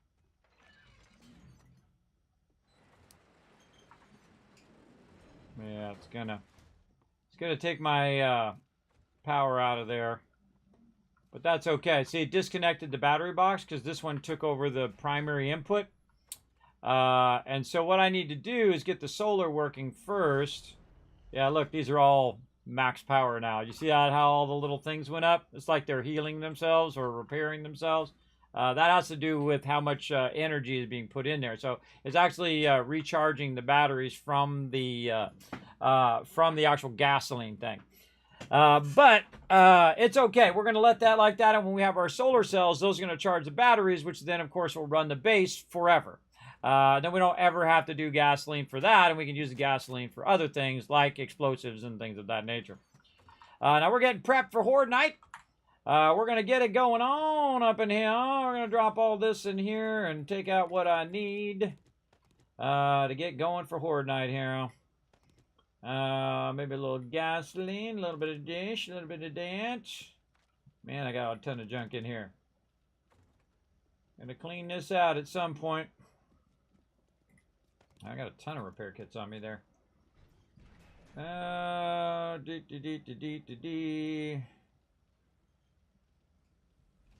what am I looking for? My heavy weapon. Put my auger back in there. Don't need it. Don't need my vehicle. In there. We'll leave that in there. Am I missing the bike mod box? We'll Finished vehicles is the box.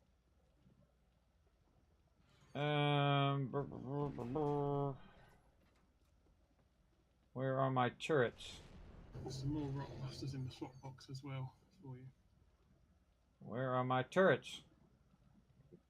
That's weird. Did I put my turrets back in the box? I think I put my turrets back. I think I put my turrets in your guys' truck. Just noticed that they're missing. Oh, they're in the drop boxes then.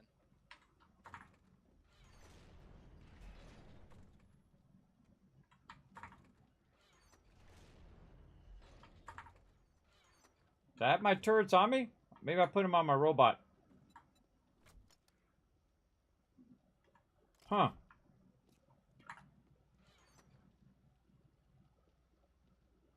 Wow, I have no idea what I did with them. It's like, am I seeing them in front of me? Oh, maybe I put them in the building box. I put them away somewhere? They vanished. So I put a bunch of stuff in the thing and I didn't even look at what it was. And then I suddenly realized that, wait a minute. I don't have my turrets. So I must have put them somewhere. It's a level 5 and level 4 turret. I can always make more. I find the turrets to be not altogether that useful because you got to use lead with your turrets. I really feel like they should change it back to the way it was. There we go. They were in the building box when you saw them in the middle? Oh, okay. Let's go see. Maybe I didn't see it. No, not those turrets. They're called robotic turrets. The turrets that you deploy yourself. Maybe I left them out. Maybe I left them out on Horde Night. Where was I using those turrets? I bet you I left them over here. Actually, you know what? I think I left them out last Horde Night. That's where they went. They must be at the end down here. Yeah, there they are. Yeah, I found them. I left them down here. Those kind of turrets. See, the other turrets are the kind you run power to and you put ammo in. Those ones are like personal turrets where you can run around and just plop them down on the ground wherever you are. You don't have to run power or anything like that. They're incredibly effective when you have ammo for them. If you don't have ammo for them, then they are not ever effective at all. And so I put just a little bit of ammo. I find I don't really need them all that much anymore. My crew's pretty much got it on lockdown when we're battling. Let me get a little bit more in 7.62 here. So I don't really worry about it as much. We need concrete blocks, regular blocks. Whoa, got bumped or something. Concrete blocks. Concrete blocks. Nope. Come on, fingers. There we go. And then some finished concrete here. Oh, Kismet Love Train coming through. Doc Nodder showing some love. 37 months of sub love. Show some love in the chat, everybody, for the awesome peeps that keep this stream going. Appreciate all of you hanging out tonight. Hope you're having a great time. I am. Hope you guys are enjoying our journey here. Feel free to say hello in the chat. We're going to keep it rocking and rolling. And we're going to get this Horde Night in. Okay, shotgun ammo. 7.62. We got our turret ammo. We got all that. We got to get out the base. It's almost time. Let's go. Alright, starting the lockdown.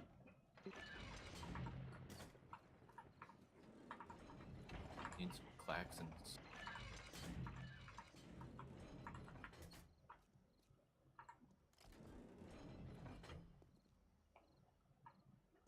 Okay. Man, I love the front of this base. I think this is the best looking front of a base we've ever done. I worked pretty hard on that, everybody.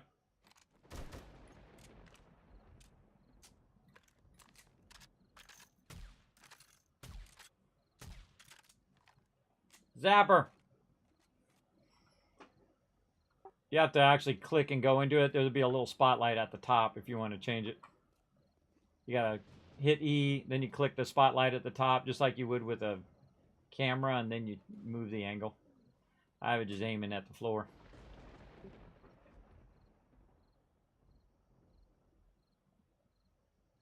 Kismet, there's 4 solar panel generators in the swap box and 1 solar panel for you to play about with.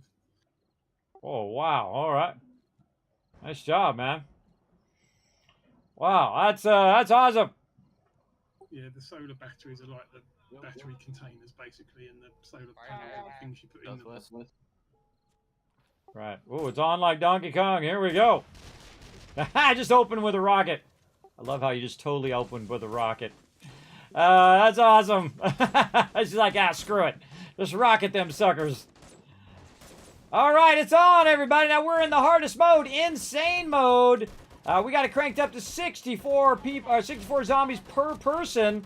There could be over 200 zombies on the screen at the same time. Here we go.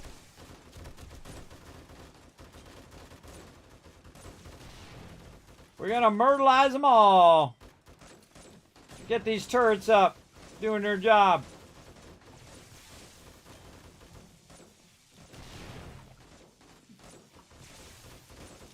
Oh God, the gun never finished loading.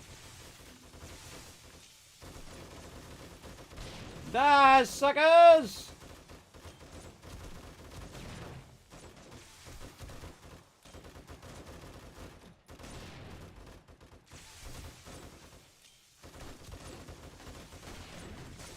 Walking toward the west corner.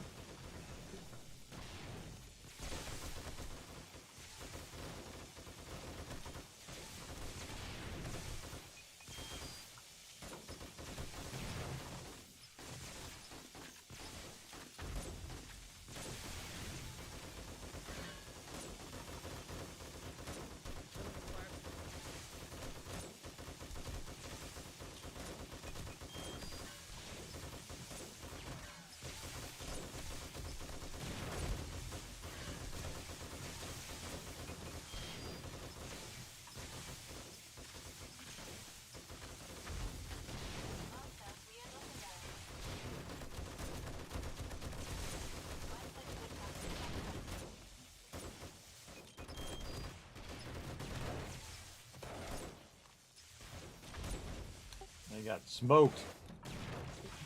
They got smoked. All right, now I'm gonna pick my turrets back up again. Now, see, they already got wiped out that way, and so what they're doing now is they're walking back in the other direction. And so now they're coming more in the center, so I'm gonna go ahead and move my turrets over here. And get out here and start shooting these baddies.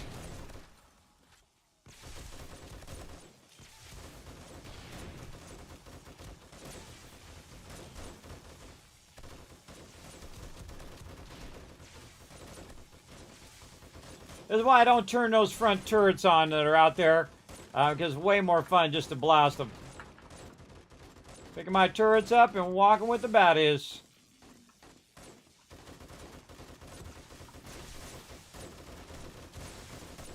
I especially try to aim toward the big ones. And the mutated ones. Don't get up.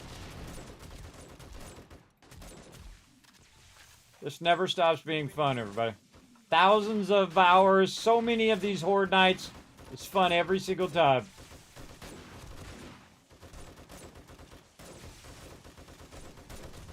If you're not one of the 100 people that I've given a copy of this to, that's right, I've given 100 copies of 7 Days to Die Away on the stream. Out of my pocket, by the way. That's a lot. That's a lot of copies. Like $1,000 worth of 7 Days to Die I've given away. Then demo straight out south.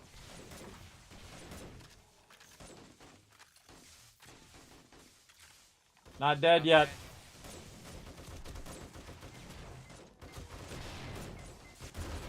Oh, didn't get him in time. They damaged my thing. Oh, he broke my thing. Is that a demo way to the east? A demo way...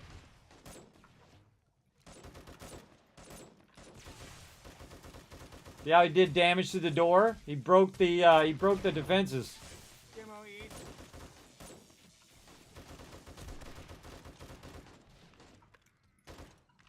All right, time to get out of here. Oh, and I'm out of bullets. Wow. Who fell down? Who fell down? I'm gonna have to go back for some bullets. Somebody fell. Somebody fell. Demo east.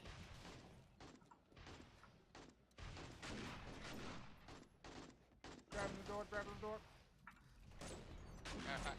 Covered. Door. Wow, Door he open. got a bunch of that. I'm in.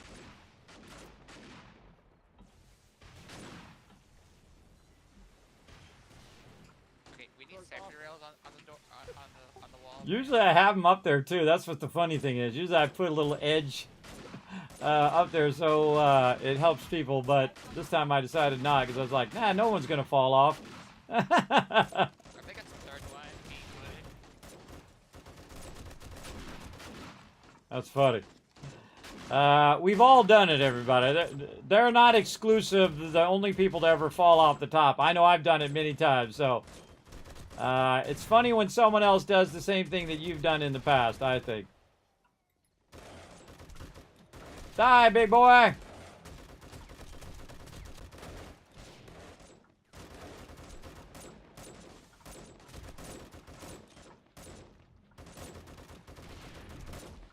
This is the moment you realize that I should have got more 7.62. We need to make a lot more after this.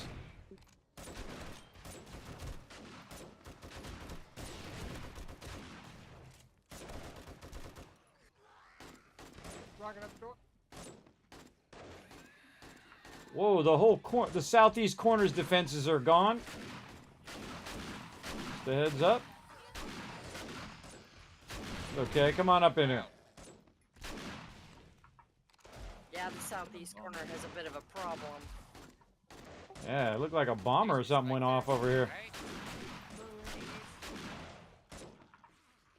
Demo southeast.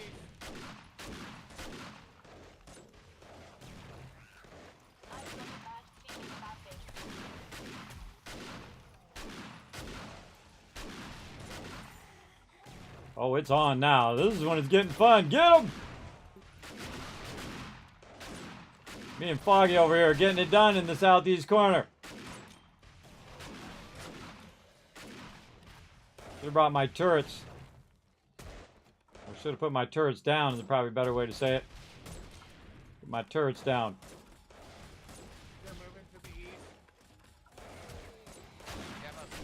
East. Southeast.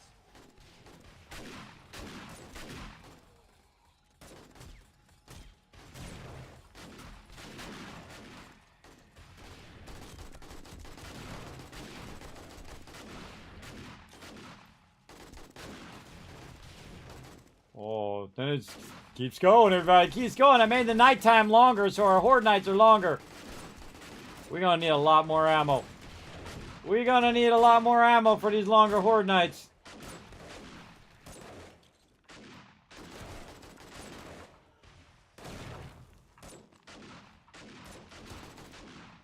No more bullets on that one. Oh, still coming in. Still coming in.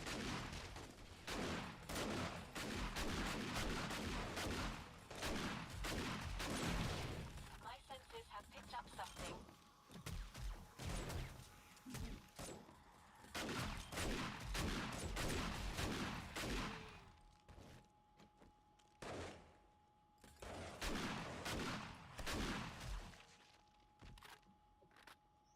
All right, I'll say that one was pretty good.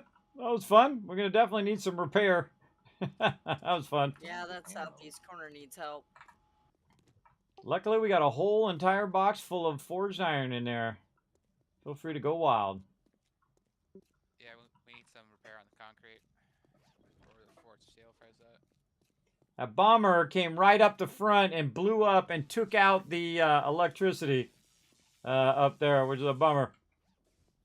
All right. I got to run back over here and turn off our electric fence. Get all of our other stuff back on.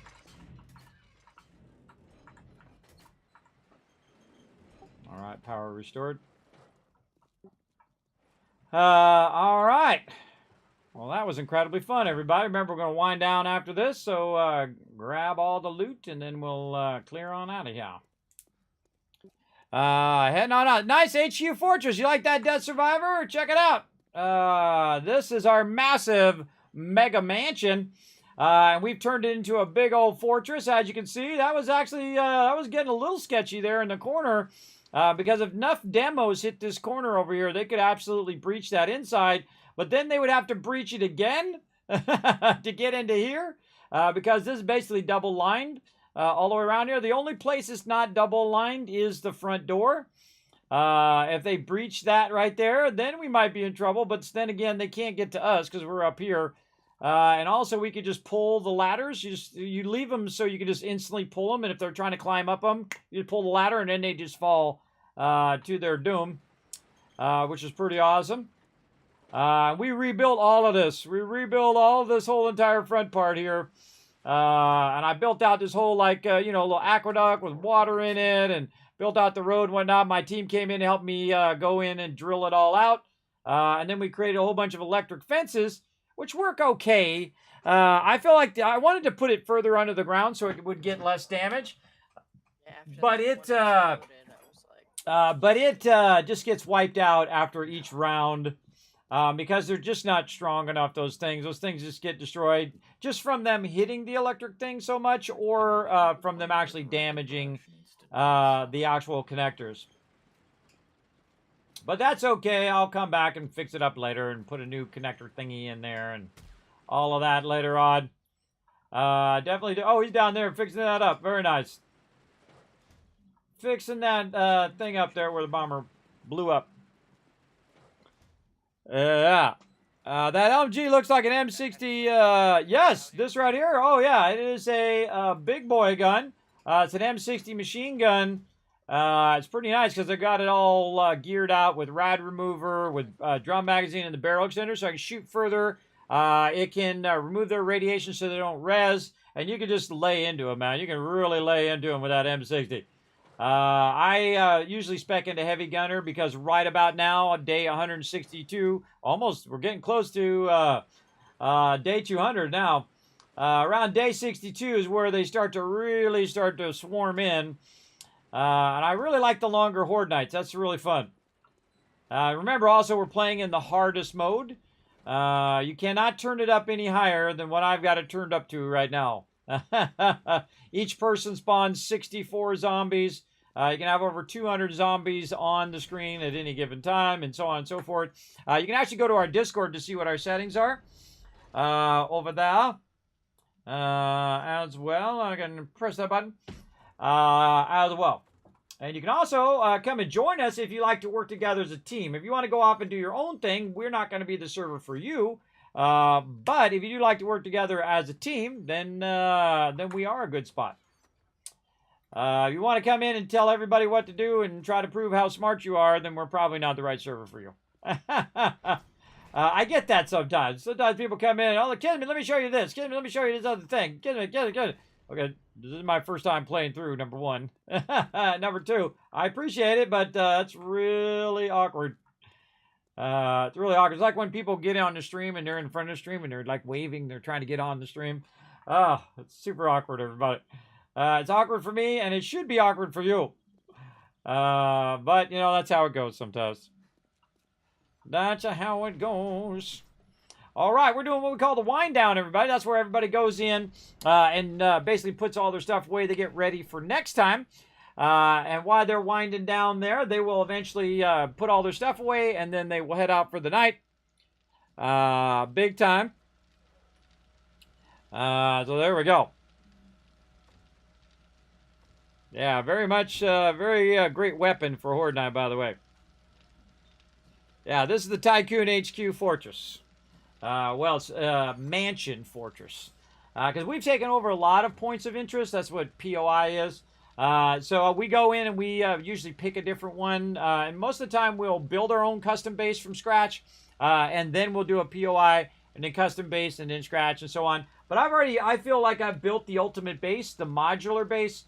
That is the ultimate starter base. It starts with just like a single hallway that you're using just for production, and then you double it up, really triple it up. It's 3 times the size, where you got one side that is production, and the other side which is doing like ammo and things like that, and then the center's doing like forges or vice versa. You can switch it around, and then you keep expanding it, and then eventually it becomes your Horde Night base. You put your Kismet kill box on the outside, and you basically start, as you progress through the game, making the base larger in such a way that you just absolutely dominate the game.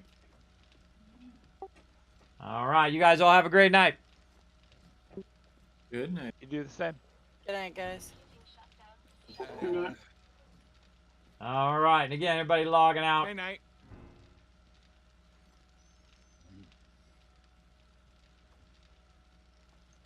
Rotisserie G, the last one.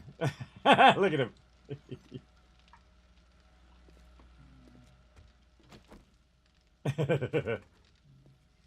Let's just follow him around. There he goes. I'm out as well. I see. Always the last one out. It's funny. All right. We're really technically, I'm the last one out, but still. I'd like to try and kick off some ammo going after we finish, so just so it's going if I don't get on. There you go. Smart idea. All right, we'll see it.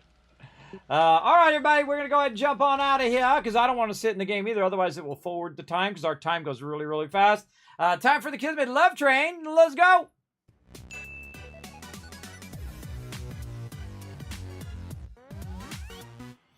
Not only do we have a dedicated server, we have a dedicated mega server by the awesome people over at Nitrado. In fact, you could go get your own mega server because they host people like 4,000 people in some games, like 4,000 people in Minecraft run around getting into trouble.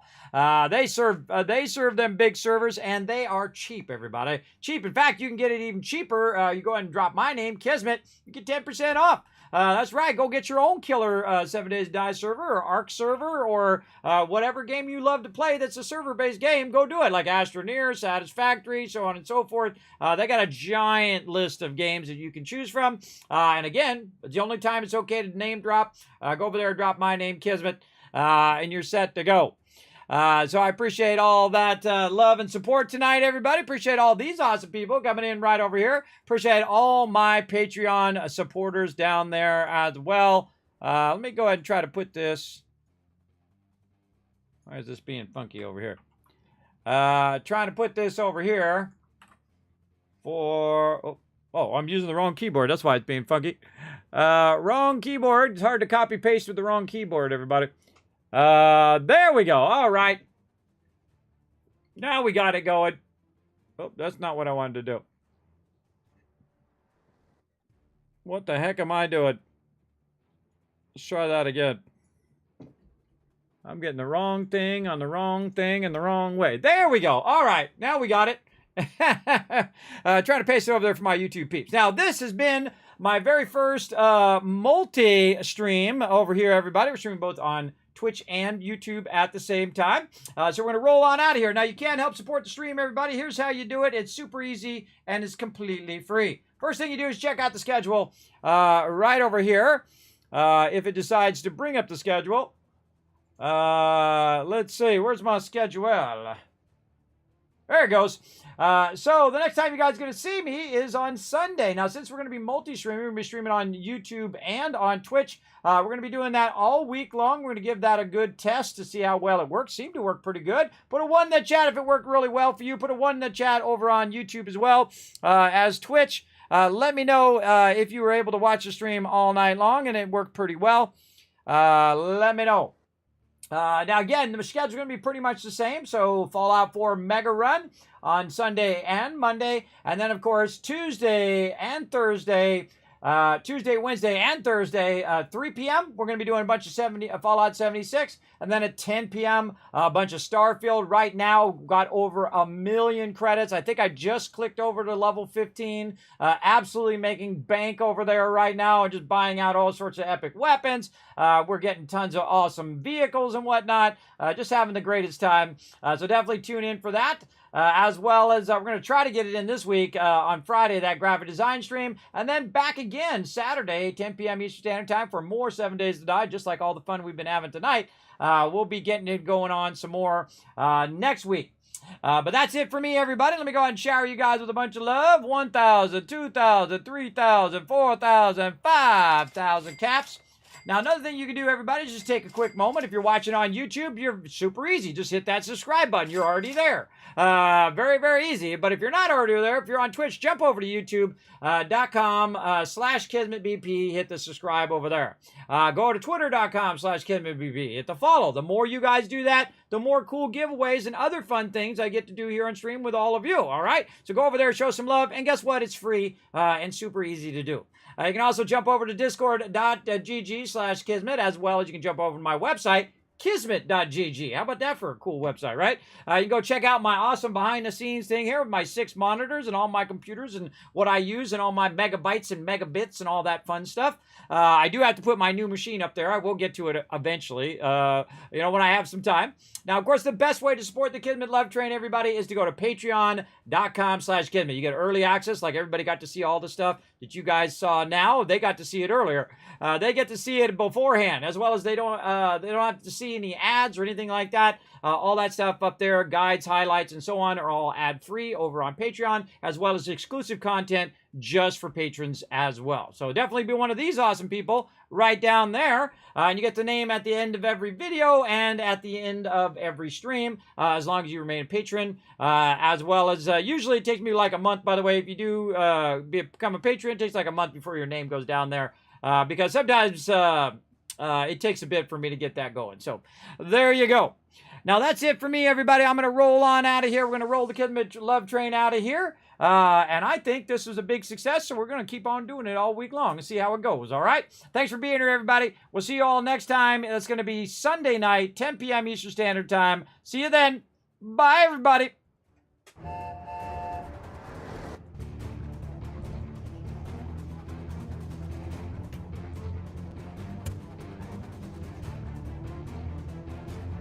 This is Norbert. Thanks for watching.